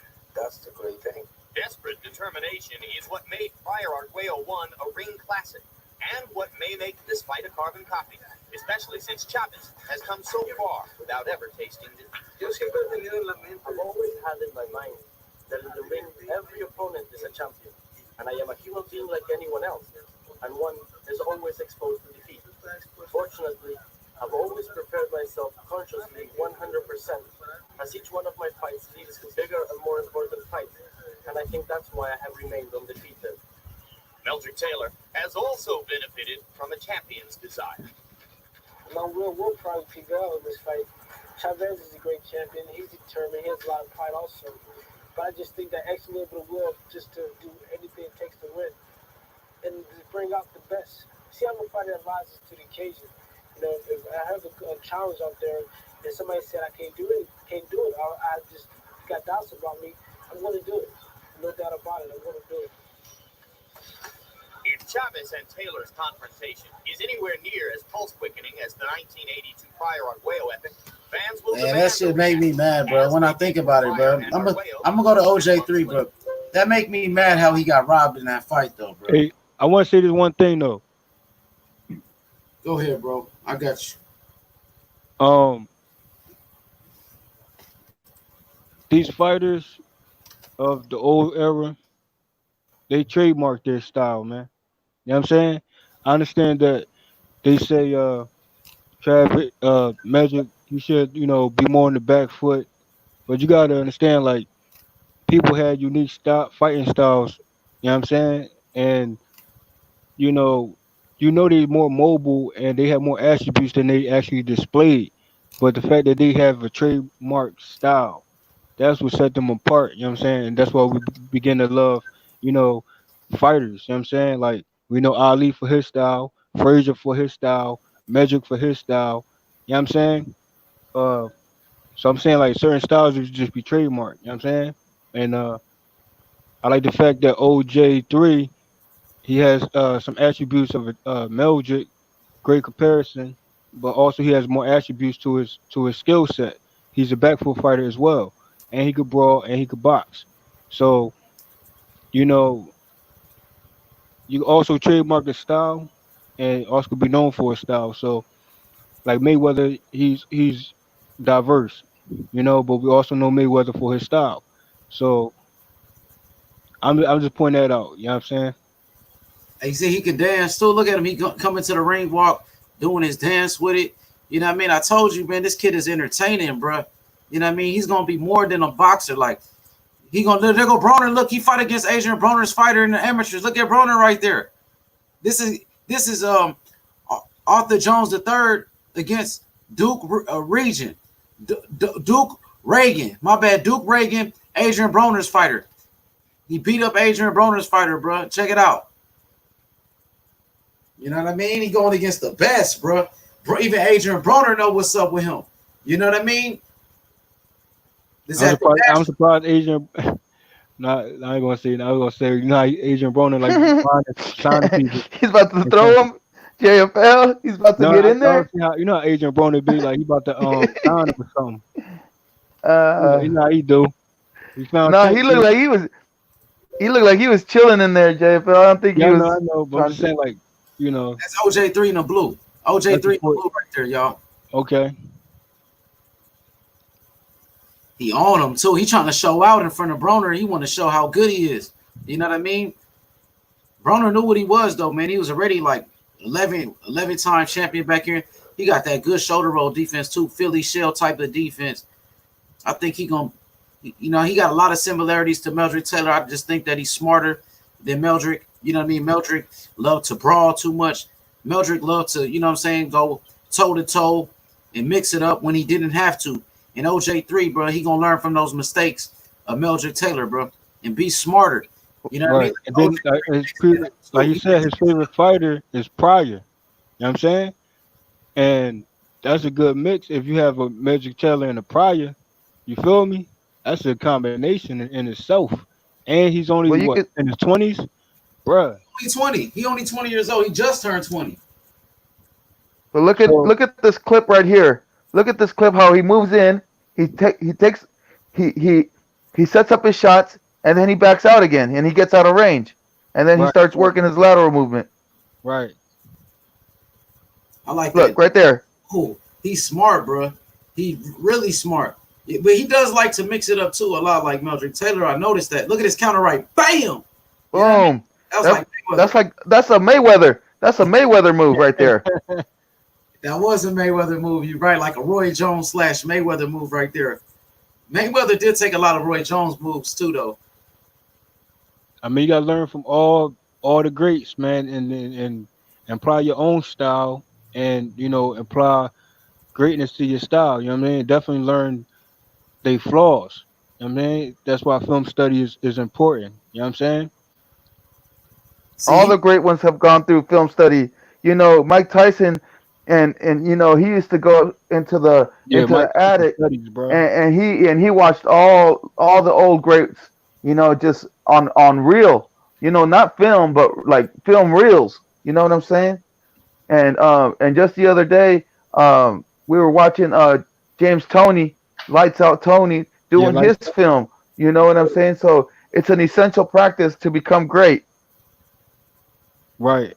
And I'm pretty sure like Tony, they all, you know, they film study, they watch the strengths, the weaknesses, and then they mix it in with their style, man. And you know, Tony, like you said, he never been dropped. And he was a brawler too, and he throw them hands just like a Meldrick. He got robbed in his fight against Broner fighter. That was a fucking robbery, bro. How did they rob him like that? He was beating the hell out of Broner's fighter. I think Adrian Broner was pulling him straight. Oh man, Don King, bro. Hey, I won't put that out. I mean, they did mention robbery, so I don't know. Yeah, Adrian Broner got to fight Keith Thurman, bro. That's a fight I want to see. They did mention robberies back in the day, so maybe certain fights I'm not sure what fights they talking about, but they feel that he was. But it's crazy how AB is still influencing, bro. AB's from Ohio, so all these fighters, bro, they got to be influenced by AB, man. He brought a whole different style to the boxing game, bro. A whole different aura to him, bro. I hate when people compare AB to Mayweather, bro. It's like AB is AB, bro. He ain't no Mayweather, bro. Yeah, but he always wanted to be like Mayweather. He was always saying, like, I'm the next Mayweather. And yeah, he started that. But this the thing, though. Shout out to AB, though. You know what I mean? AB from Ohio. Arthur Jones III. OJ3 is from Ohio. You know, Ohio breeds a lot of fighters, bro. But on some real though, like I just want to talk about it briefly when it comes to AB. Like honestly, bro, he was like the come forward version pretty boy, you know what I'm saying? So even though he so called, Nah, got bro, don't compare him to Mayweather. Come on, I'm not bro. I'm You not can't I'm do not that, bro. comparing no one to the No, no, GOAT. no, not even close to Mayweather. Come on, bro. Mayweather, he's No, he was arguably a pretty top boy, five of bro. all time, bro. Mayweather no, Mayweather seen him. He said himself like I see myself in AB. That's coming from No, but Mayweather. no. Mayweather's not AB, bro. Come on, bro. No, I'm not saying I'm not saying that, bro. I'm saying like Wait, hold on, yeah, JFL. We could debate this, bro. Like, I ain't no, got no no, right problem now I'm debating you, saying bro. right now I'm talking about earlier, Broner. Like No, that's no, why no, no, no. Mayweather, bro, was different, bro. You can't compare him to AB, bro. not what I'm saying is AB. I'm gonna put myself on mute. No, no, You could get the smoke, JFL. I ain't ducking the smoke, bro. we gonna continue this another time. Yeah, bro. Another day, bro. JFL, this is right here, OJ3 in England fighting. That's him in the red right there. You know what I'm saying? Look at him on his toes. You know what I mean? Look at him box, bro. Use that footwork. Yeah. Quick. That boy got them cat. He quick like a cat. I just saw on Google. He got a sister. Her sister's going to. His sister's going to the Olympics, man. So it's a fighting family, bro. The Jones. Facts. El Jefe with the facts. Yeah, man. His brother was just here and he was saying how his sister's trying to be a 3-time Olympic gold medalist. Yeah, man. She definitely on her way, man. Like I'm pretty sure she focused. OJ3's focused, and they about that smoke. So like I said, let's keep up with the Joneses, bro. They put a new meaning to that. It's sad that they ain't from Philly, bro. Like, No, they if from they would have been from Philly, bro, that Meldrick Taylor, Oda Jones style, bro, they would have been promoting the shit out of him, bro. Like to a whole different level. You know what, man? Ohio is a big time a fighting state. Ohio got, of course, you got Broner, you got Aaron Pryor, Arthur Jones III, Jared Anderson. You know what I mean? You got fighters, man. You got O'Shea Jones. You know what I'm saying? Robert Easter Jr. All type of fighters coming out of Ohio, bro. Yeah, You know, yeah. they breed them. They breed fighters just like Philly. Ohio breeds fighters. You know what I'm saying? Just like Philly for sure. Toledo got some great fighters, bro. You know what I mean? It's both fighting towns, bro. Both of them are fighting towns for sure. Yeah, that's facts, bro. And another thing, bro, that I was seeing that the Philly shell, bro, it didn't originate in Philly, bro. Like I didn't know that until I saw James Tony interview. The Philly shell originated in Detroit, bro. So that's crazy, man. It was called the Detroit Rock before it was the Philly shell, but shout out to Philly, bro. This kid love fighting, bro. This kid, George Foreman used it as well. This kid love fighting JFL. Mayweather perfected it. He mastered it. I think the Philly shell different than a shoulder roll though. I think it's much different though. It is. It has its variations.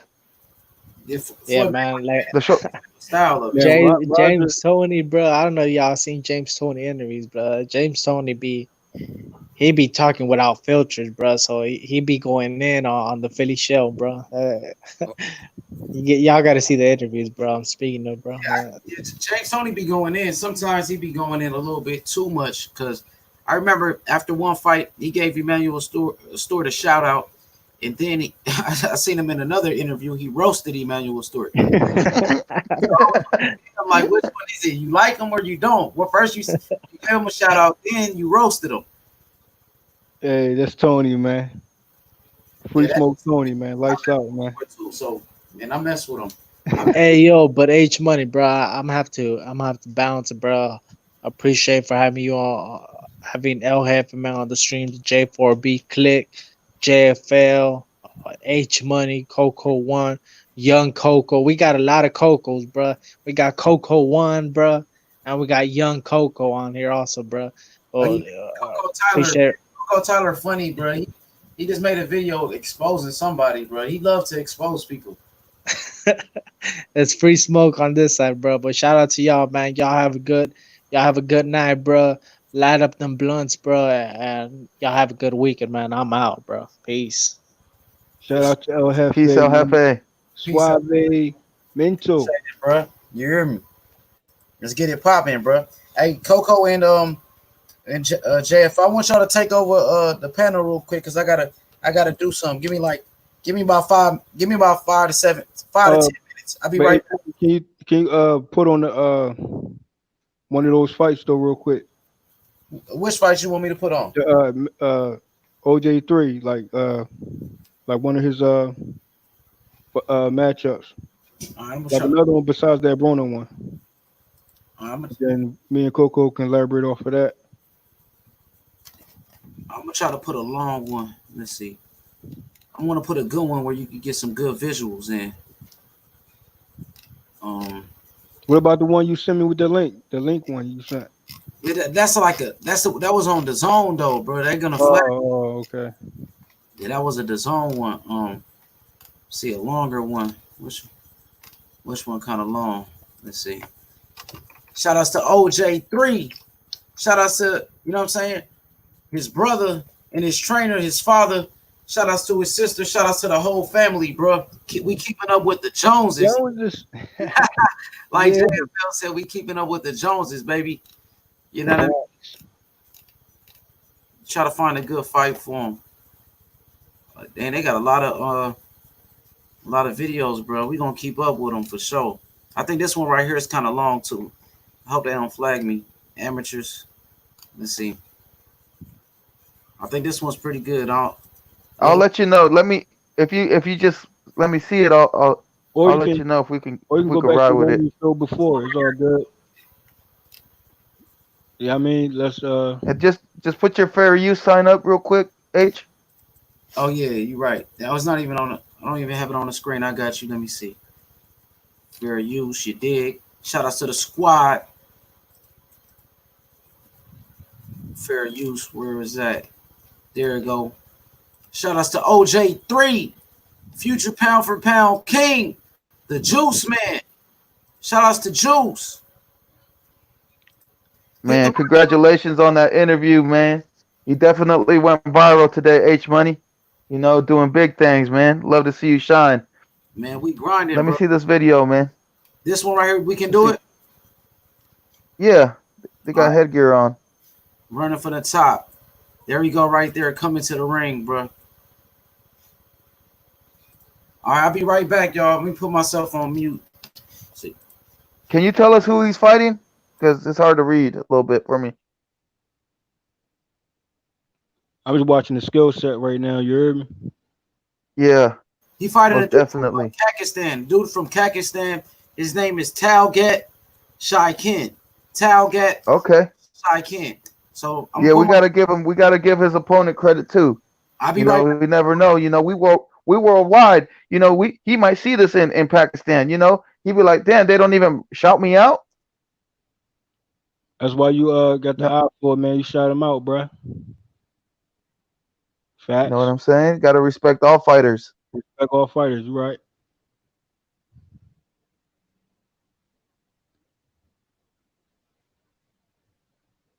You came in aggressive. We now He has the height advantage.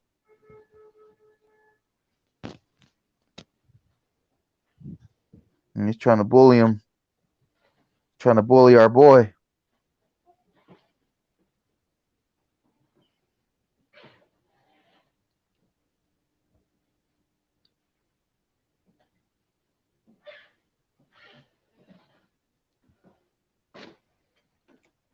So first thing I could tell that his opponent might have like a height and reach advantage, but that might not be the case. Yep, you're right about that. And he's trying to come in on him and give him pressure. You know, trying to bully him, trying to hug him. But what he doesn't know is that OJ3 has a wrestling background, so he's not afraid of contact. Yeah. He's staying in a good range, so he's trying to figure out right now. He's trying to see where where he could pop him at. But the bigger man from Pakistan, he's smothering himself.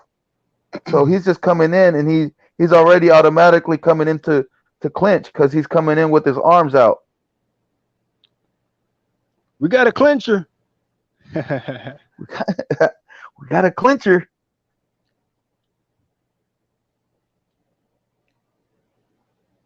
Right now, all he has to do is basically, if he can just step back when he's coming in like that, just step back, maybe 2 or 3 steps, and then just try to move to side to side and keep him guessing. Yeah, there you go. Boom. You come in like that. Come on, ref. See what I'm saying? His opponent's just he's just a clincher. The SFG.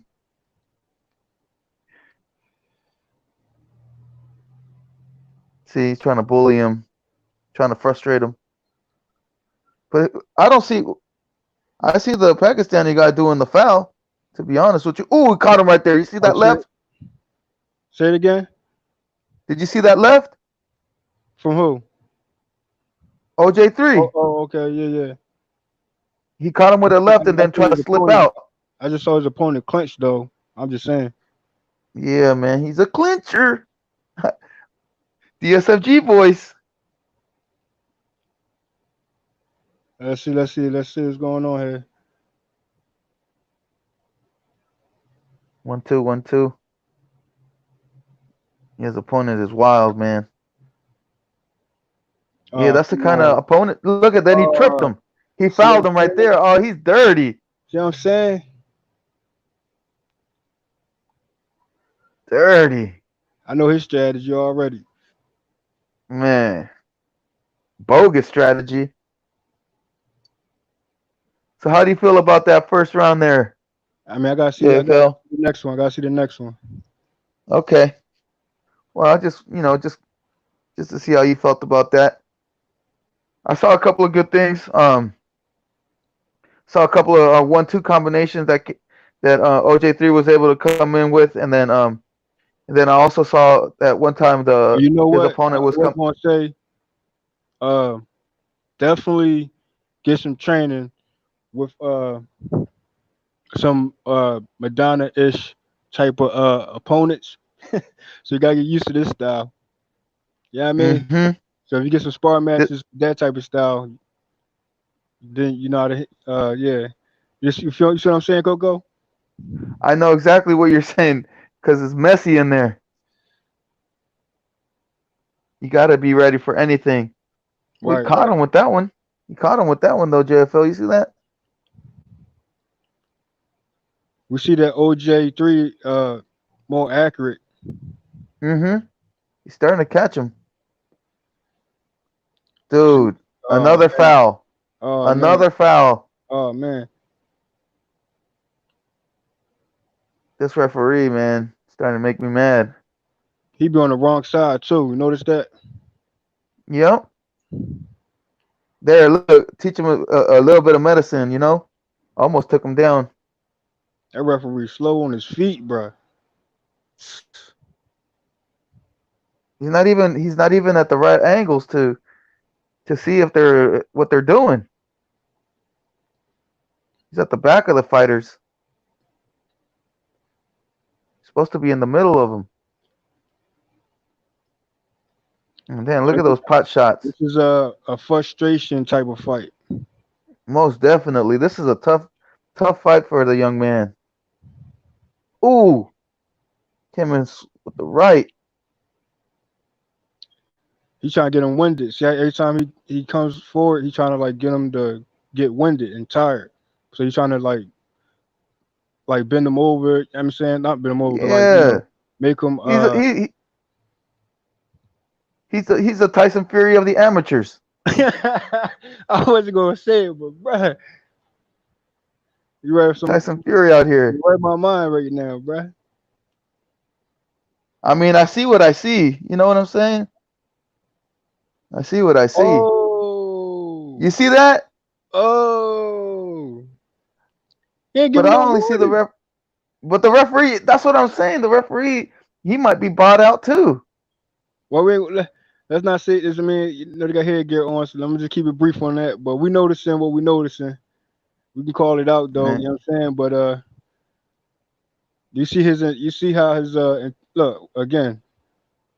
come on, bruh. Bruh, where H Money at? I thought, Yo, man, hey, where you at, I man? thought this was boxing, not wrestling. Got the UFC out here, man. No, but And the listen though, referee did, and the referee didn't even give him a warning. What was that, JFL? Look at this. OJ3, he's trying to deal with the frustration. You know what I'm saying? Like once you in the zone, you know what I'm saying, and you try to get into a rhythm, but this guy here, we got a clincher. Man, I love that voice. Got a Yo, clincher. I'm back. I'm back. So what's going on Man, in run that back, bro. Run that back, bro. Run it back. Man, we just discovered Man, the hey H Money. We just discovered the Pakistani Tyson Fury. So what's run going that on? back, bro. Hey, talk to me. What I missed? A whole bunch of wrestling. For real, it's a tough fight. It's close It's just a whole But bunch of fouls. run it from the top, bro. from the top. I Yeah, bet. bro. It's interesting fight, man. You know, he been in there with bro all around the world. He's been all around the world. He fought all type of different styles, bro. You know what I mean? Damn near 300. I want to know who hand we raise it after this, man. Hold up, man. You got almost like 300 amateur fights. You know what I mean? Man, this fight frustrating the hell out of me though. He just see OJ3. He just hit him with a right hook inside the clinch. OJ3 Look at that jab. Look at the jab.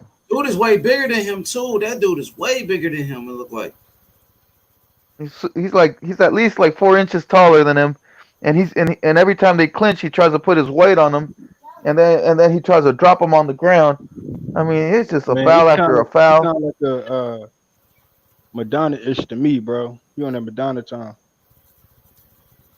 I see, man. I see the Fury, Maidana, but Maidana at least would try to punch you. This guy just No. Madonna, man, bro. Madonna's a dirty tactic fighter, bro. Yeah, he was dirty as hell. almost definitely.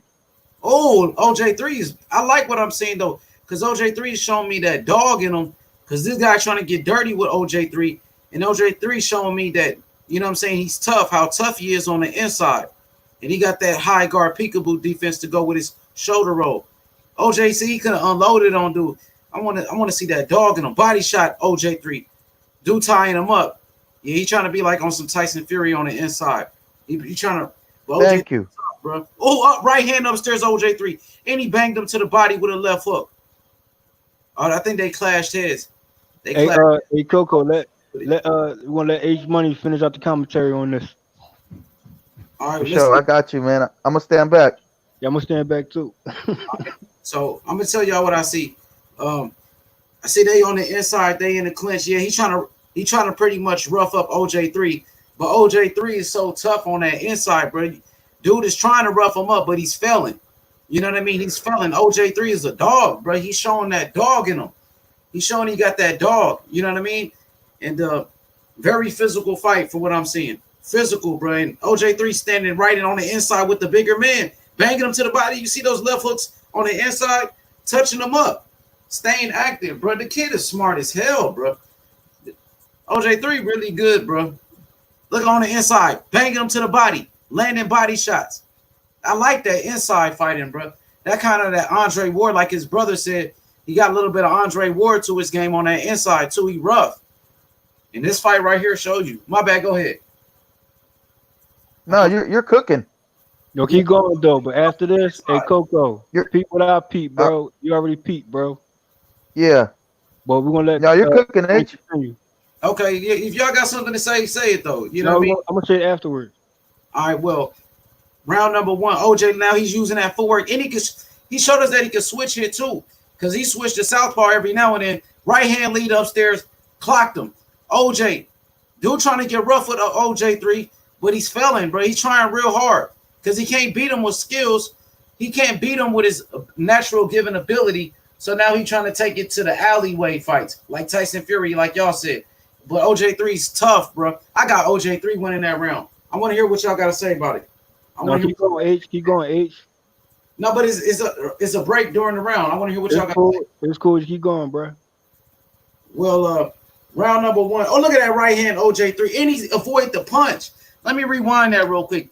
He hit him with a right hand, and he slipped. That was a Floyd Mayweather move right there, bro.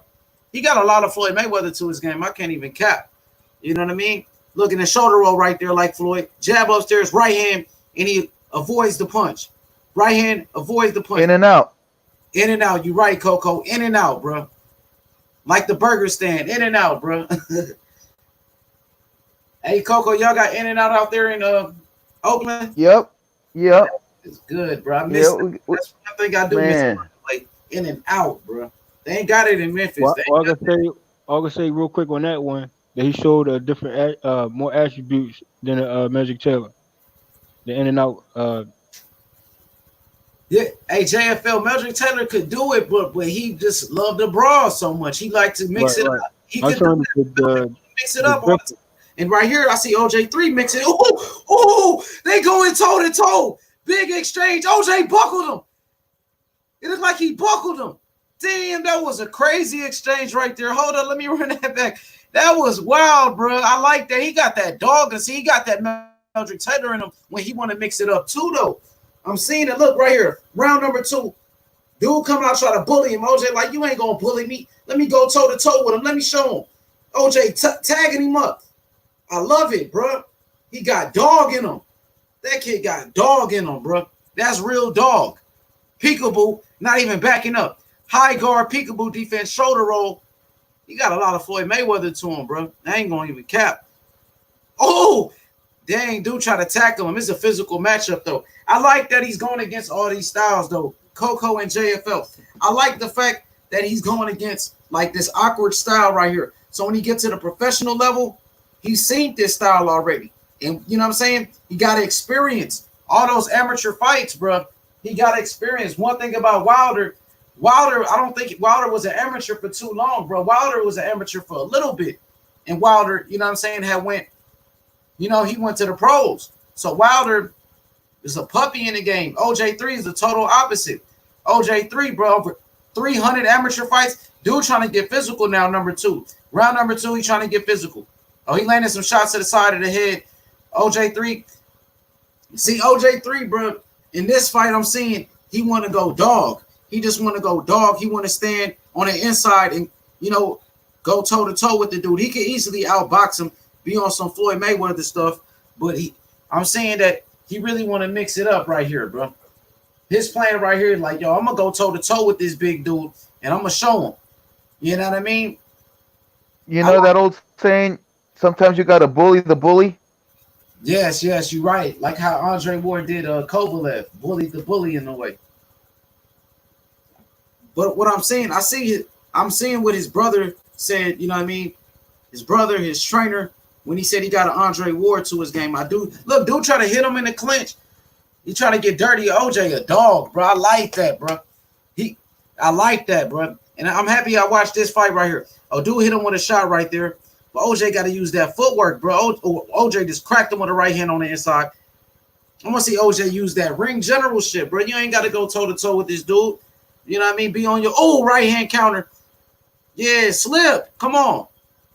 Round number 2 is getting physical. Dang, look at dude trying to get real physical, trying to bully him around. But OJ ain't budging. And the referee warning OJ, he ain't said nothing to the dude that's trying to wrestle with him. You know what I mean? Exactly. Go ahead, Coco. I'm sorry. Go ahead. No, that's exactly what I was saying. Yeah, you're right. I'm sorry. You were cooking it. I was starting to get mad at this point. He tackled him again. Yeah. But you know what? Yeah, No, I'm sorry, Coco. You know his brother said earlier that OJ3 started off as a wrestler. Like, they come from a wrestling background. You remember his brother was saying that in the interview? Yep, that's right. So he know how to wrestle. That's good. It helps him on the inside in the clinch. You know what I mean? So he's flipping this dude around too. He flipping the bigger dude around and stuff. Nice matchup. I think this is the third and final round, bro. That round number 2 was kind of close because dude, you know what I mean? Dude was getting real physical, trying to wrestle with him. It's more of a wrestling match. Round number 2 was more of a wrestling match. And this one I came in, and this is where we stopped the, you know, dang, look at this. You could have injured him and everything. What the hell? I don't see OJ start popping his ass, bro. Start popping him, bro, with some big shots. Come on. Everybody hit the like button. Let's go. Round number 3. This could be a close fight, man. Yeah, I mean, they could, you never know, this type of fight, they could try to rob him in this one. And he's overseas with it too. You never know what can happen, bro. You never know what can happen. The odds are definitely against him. You know what I mean? Odds are against him. He is black. You know what I mean? And he's over. Got that shady ref, not even positioning himself right. He's not even warning the dude in the red. You know. Everybody hit the like button. Let's go. OJ 3, round number 3. And big counter right hand, buckled him. OJ tagged him, and the referee keep warning him. Come on, bro. You know what I mean? He hit him with a big right hand. Then he tackled him again. Look at this. Damn, that's crazy, this fight, bro. Yeah, use your footwork. Come on, bro. Use your feet. Come on, OJ. You got to be smart in there. That's why I hope, man. You know what I mean? I was talking to his brother about that. I was like, yo, I want to see him use that footwork. You know what I mean? Be smart. You know what I mean? Hit and not be hit, like Coco said. Yo, dude, really wrestling.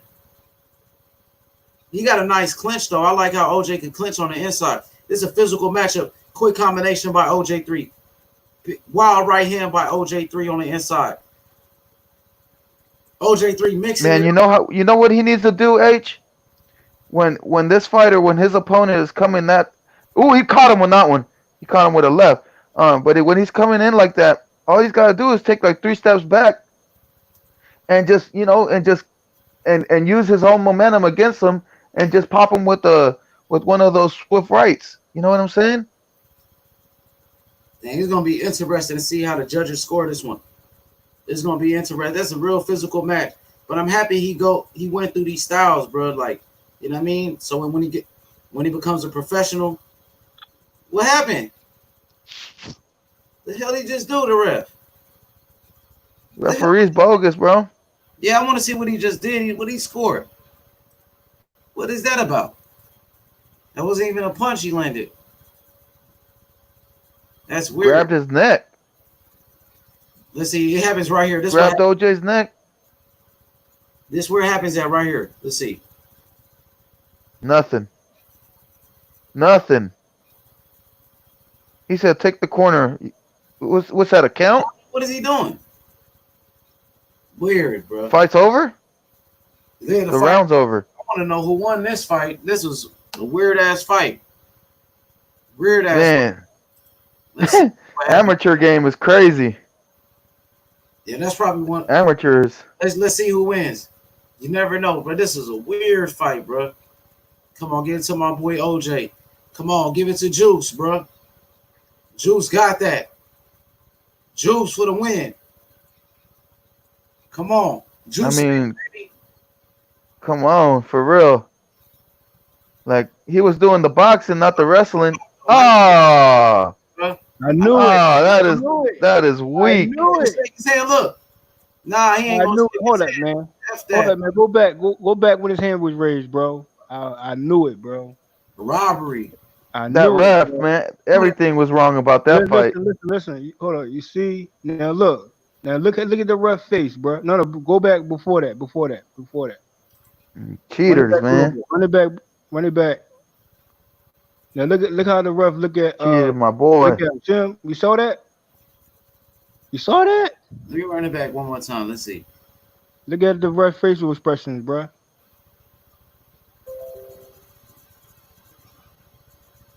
It's right there. That right there told me everything I need to know.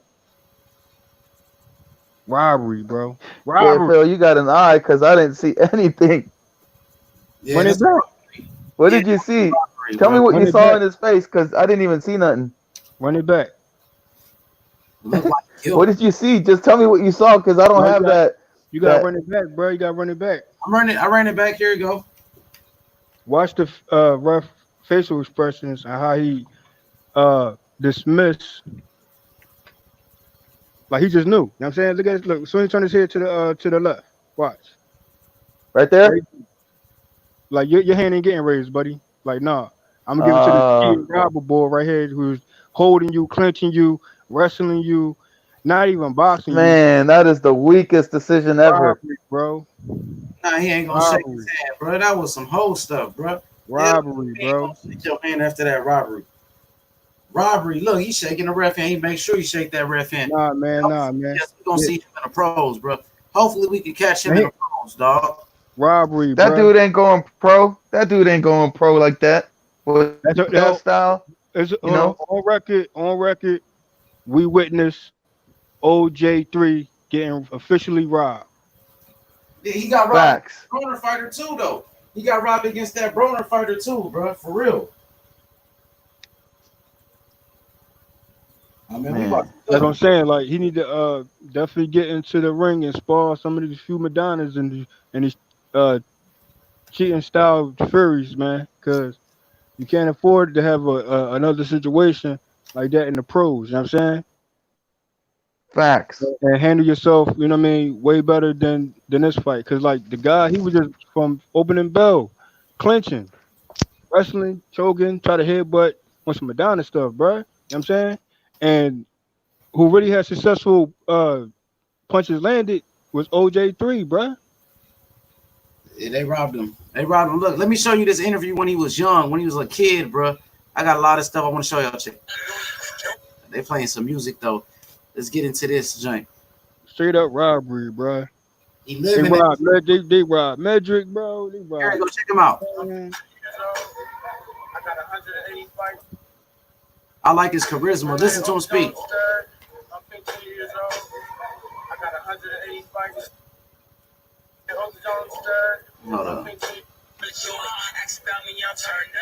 Hold on, bro. Hold on, the volume. I'm 15 years old. I got 180 fights. And out of them 180 fights, I only got 2 losses. I'm number 1 in the U.S. and number 7 in the world. I'm just getting ready for this pro lifestyle, man. 16 years old. I'm trying to pro. I'm coming. Who's your favorite boxer and why? My favorite boxer is Otha.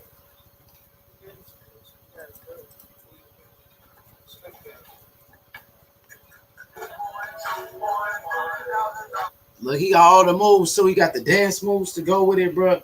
This kid is hella entertaining, bro. He got the personality, bro, to be a big time star in the sport of boxing, bro. Hey, can I say? I'm gonna say one thing though. Talk to me. There goes his daddy right there too. Just to let y'all know, his brother looked just like his dad though. Go ahead. I'm sorry. Now I'm gonna say, when it comes to cheaters like that, that's when you gotta utilize the uppercuts with power. You know what I mean? And of course, he's trying to get in the inside game and try to tie his arms up so he won't get a punch off. You know what I mean? So that particular ref, bro, he was warning OJ3 the entire fight for no reason, bro. I even think they even took a point for no reason. You know what I'm saying? And it wasn't even. You know what I mean? So when it comes to cheaters like that, that's when the jab is the most important punch in boxing, but the less punch to get like recognition most of the time, it'd be the uppercuts. And the uppercuts is definitely something utilized just as much as the jab. You know what I mean? Facts. That's like the missing art in boxing too, because a lot of people headhunt sometimes in fights, and when it comes to like cheaters like that, he comes in, he try to clinch. You know what I mean? Utilize that uppercut, bro. Couldn't agree with you more. I remember Mike Tyson used to utilize that big uppercut when bigger men would try to hug him and stuff, and he would break the clinch with the uppercut. Yeah, and you notice how Meldrick Taylor he throw punches in bunches, but most of the time he forget about that uppercut. You're right. Facts. Let's let this video ride. Let's see. You got a lot of music Hey, in. I'm a step off, man. I'm gonna catch you guys. I'm gonna All holler right, at you. I cool, cool. appreciate everybody, man. Dog. One love, man. Shout out to everybody out there. El Jefe, DSFG. You know what I'm saying? 38-0. JFL, man. Undefeated. H Money, Mr. The Zone. The best in the business, man. Yeah, Love we you guys, man. undefeated, Take it man. easy. We, man. Ain't no I and we, man. We undefeated, Ain't bro. no iron. We, you know that, Coco. Ain't no iron team. You know what I'm saying? We undefeated. So, take care. I'm gonna holler at you guys tomorrow, man. For sure, Coco, man. Appreciate it, bro. Thank you. Man, Love. Peace. DL Hughley had a stroke on stage and stuff. Damn. DL Hughley had a stroke on stage and passed out. Crazy. We hope he all right, bro. We hope he good. Let's let this ride. That's his daddy's trainer right there. His daddy right there. That's when he was a youngin'. He probably like 15 right there, 14. Working out. Look at him. 15-minute, no, a 45-minute, you know what I'm saying, speed bag on a heavy bag. You know what I mean? You got that charisma, I'm telling you, bro. Kid gonna be a future star for sure, bro. We gonna make him a star on this channel, bro. That's him. Look, there goes his brother right there who did the interview with us. There you go right there, bro. There goes his dad and his brother. Damn, they look just alike. I thought his brother was his dad at one point, but they look so much alike, bro. You know what I mean? But yeah, bro. Appreciate the whole family. That's for damn sure. That's for damn sure. On his way to Russia, 2015 World Championships in Russia. I did everything at 114. Going up to weight class 125. I'm gonna do everything I did at 114 and 125. He got confidence too, for sure.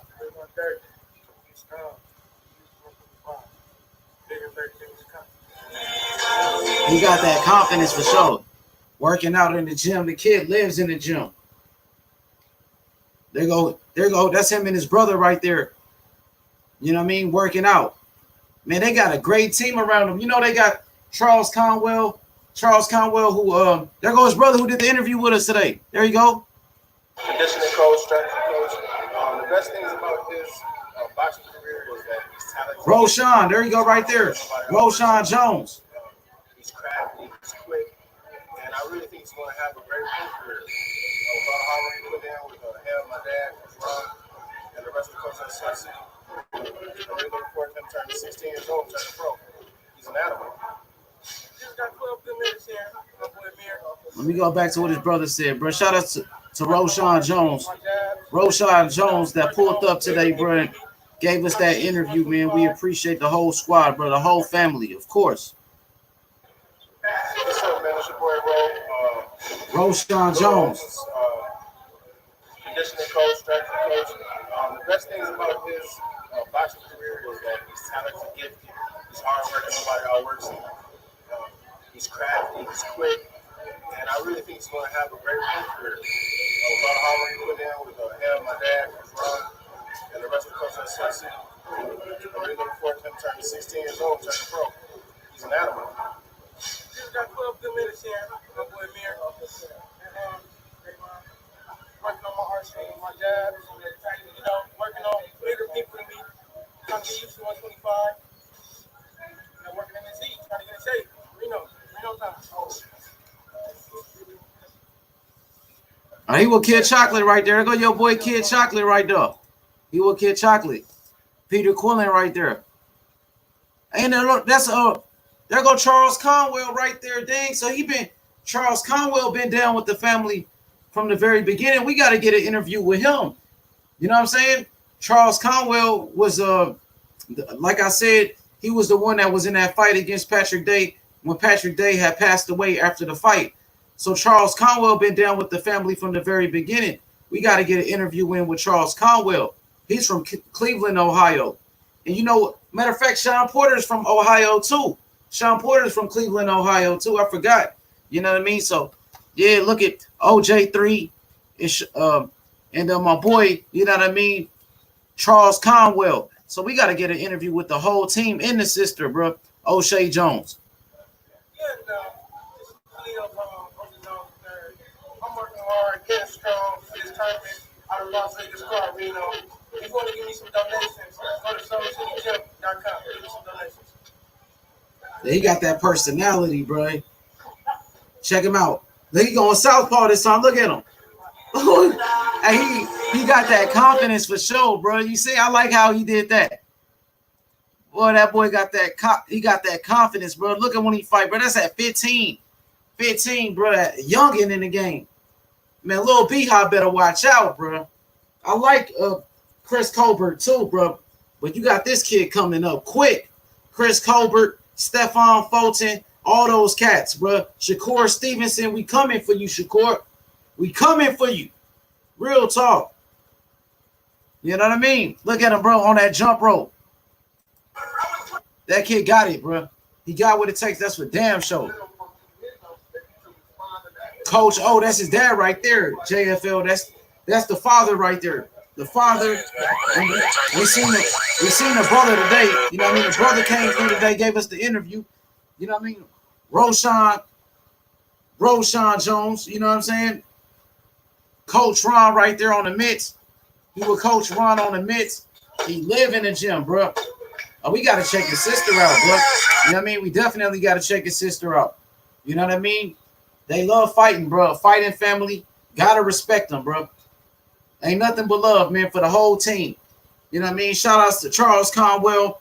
Shout outs to Big O. You know what I mean? Shout outs to Roshan Jones. Shout outs to everybody, bro. We taking over the sport, bro. Taking over the sport. Look at it. On the weights. Getting it in at 15, bro. 15. Check him out. That's him in a black. Putting hands on his opponent. Oh, give it to him. OJ, just got done sparring the pro. He was a testifier. I worked on my boxing. I had good boxing. My speed was good. You know, my timing and my structure was on point. My timing was good. And I was nice, sharp, and fast. I see progression as I'm going to Reno. Reno.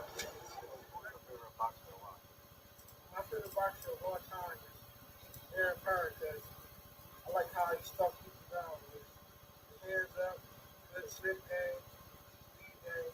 He's smart as hell, bro. You can listen to the way he talk. On the road to Buffalo, New York, get this work in, get ready for Reno. Gotta get my craft sharp, these jabs sharp, get everything sharp in my arsenal. Be ready for Reno.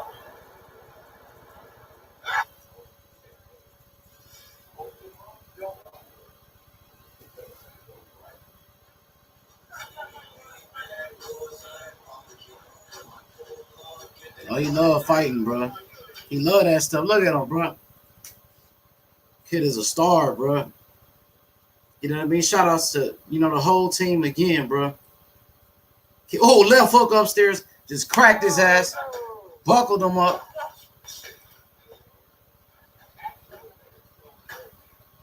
Who are your main supporters in your boxing career? My main supporters are my dad, Otha Jones Jr., and my brother, Rashawn Jones. They've been through there with me, good times and bad times, But they always find a way to get me to these big tournaments so I can advance to pro, get to this pro lifestyle.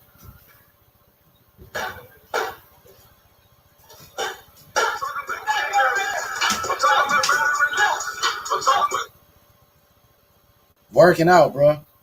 Gym rat, bro. That's what you call a gym rat, my boy. That's what you call a gym rat, y'all. Kid love it. He love it. He love it, bro. Hit the like button right now. Subscribe to the channel, dog. There go Big O right there. There go the father. This is where The best part. There go his father right there, bro. Made it all possible, man. His father and his brother made it all possible, man. Roshan Jones, you know what I mean? Big O, Coach O, you know what I'm saying? Otha Jones III, they a team, bro. They a real team, bro. They made it happen together, bro. They all made it happen together. You hear me? That's what it's all about, bro. Ain't no iron team, bro. They built this from the ground up. They built this from the ground up, bro. You know what I mean? JFL heads, man. What's your thoughts on that one? What's your thoughts, my brother? Yeah, shout out to the OJ3 family. You know what I'm saying? Definitely a prospect. Soon to be contender. Yeah, man. Keeping up with the Joneses, man. Goddamn right. They got what it takes, bro. The kid got what it takes. That's what damn show. Looking sharp, bro. Making it look easy. A very slick boxer puncher. That's what he is, a boxer puncher, man. You know what I mean? In the future, he's gonna be in some big fights. He's gonna be in some big fights with people like Shakur Stevenson, Gabriel Flores Jr., you know what I mean? Ryan Garcia's. He gonna be in there with all of them. You know what I mean? You talking about Gary Russell Jr. Gary Russell Jr. can get it, bro. You know what I mean? So I'm gonna just name a few opponents, and I want to hear your thoughts. What you think about OJ3 versus versus a Gary Russell Jr.? What you think about that one? And I mean, what fight would you like to see him in more? Gary Russell Jr., Leo Santa Cruz, or Shakur Stevenson? Out of those, who would you like to see him in the ring with? Carl Frampton, Josh Warrington, all those guys. What you think? I mean, I can see him in the mix with all those guys, you know.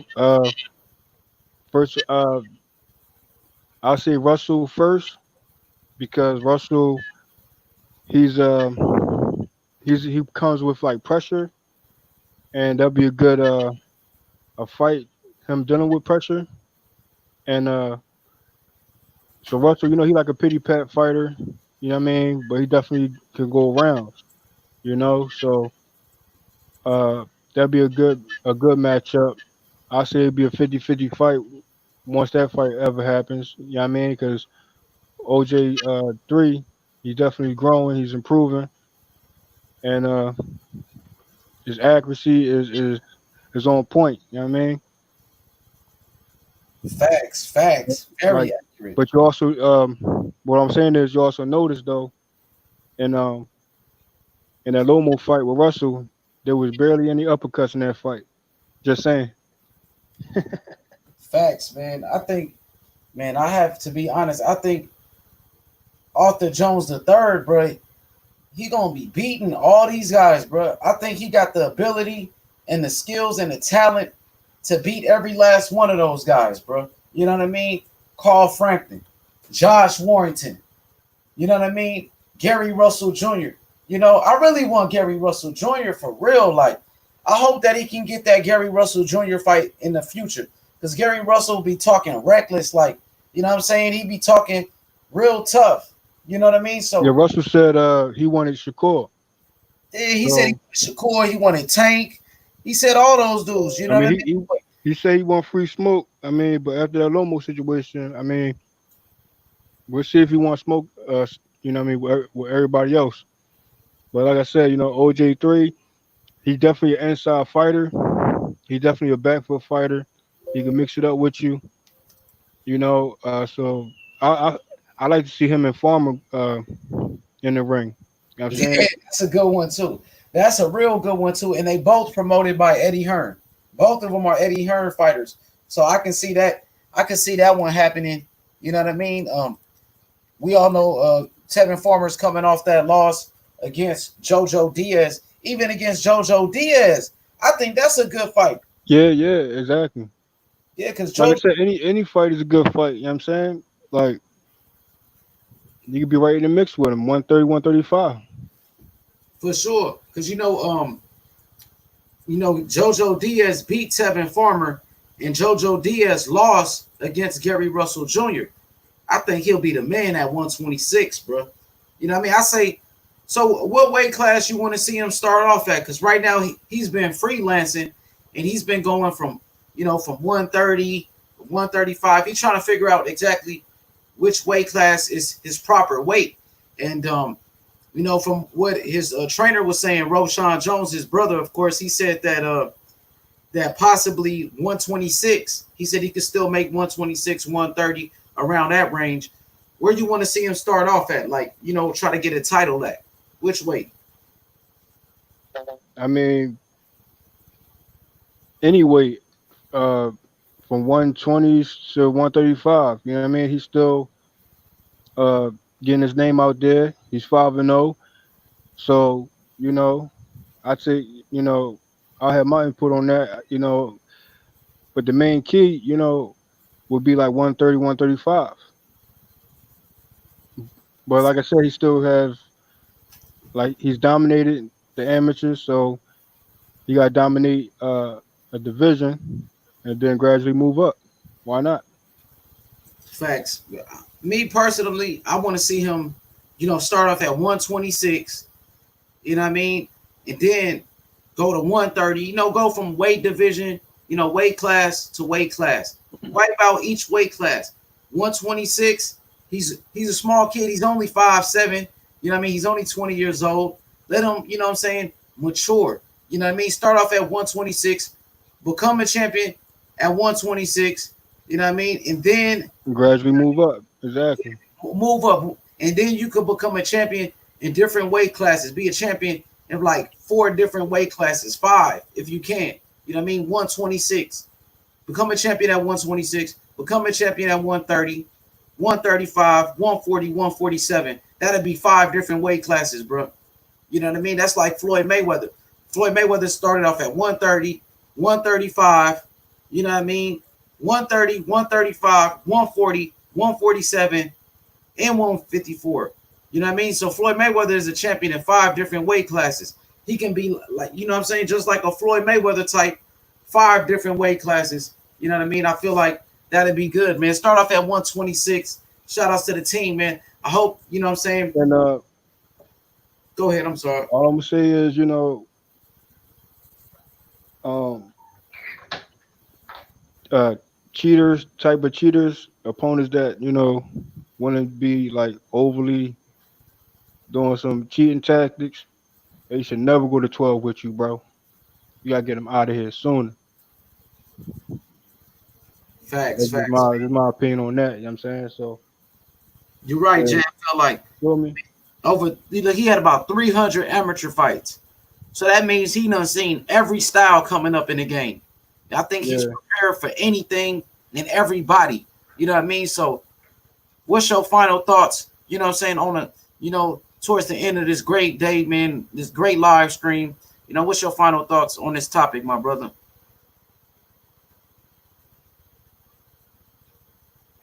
I'm trying to look for my charger. Hold on 1 second. For sure, man. Shout outs to OJ3, Arthur Jones III. Shout outs to Big O. You know what I mean? His father and his trainer. Shout outs to Roshan Jones, the brother and the trainer of Arthur Jones III, bro. You know what I mean? What a great team. And shout outs to O'Shea Jones, his sister. You know what I'm saying? Who will be in the Olympics this year and challenging, you know what I'm saying, for an Olympic gold medal. You know what I mean? So whole team, and shout outs to Charles Conwell, of course. You know what I mean? Bad news, Charles Conwell, bro. You know what I mean? Appreciate everybody, man, in the chat that's been listening. Otha Jones III, the next Meldrick Taylor. Meldrick Taylor, an Olympic gold medalist with some of the fastest hands in the history of boxing. Meldrick Taylor, who dominated Julio Cesar Chavez. You know what I mean? Julio Cesar Chavez, who was considered the best fighter in the world. And Meldrick Taylor, at only 23 years old, gave Julio Cesar Chavez a boxing lesson and dominated him, bro. You know what I mean? JFL, final thoughts on this topic, my brother. Yeah, shout out to the OJ3 family once again. Successful interview with the big bro / trainer. Good follow-up video, H Money. Comparisons to Meldrick Taylor. OJ3, definitely comparisons to Meldrick Taylor with more attributes, bruh, with more skill sets. And great prospect. And, bigger fights coming soon, man. For sure, man. Shout outs to JFL, man. DSFG 38-0. make sure you go subscribe to his channel right now, man. You know what I mean? Shout outs to, you know what I'm saying, Otha Jones III, OJ3, the Juice Man. You know what I mean? Appreciate you, man. Shout outs to Roshan Jones, his brother and his trainer.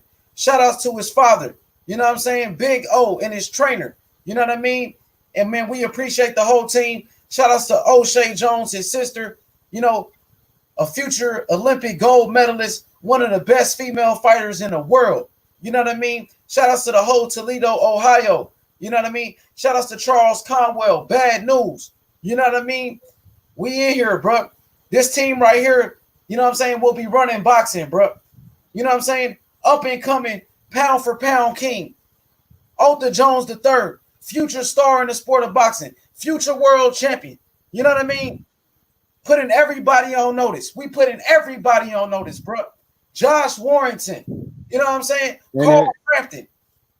And as boxing fans first, let's keep up with the Joneses, man.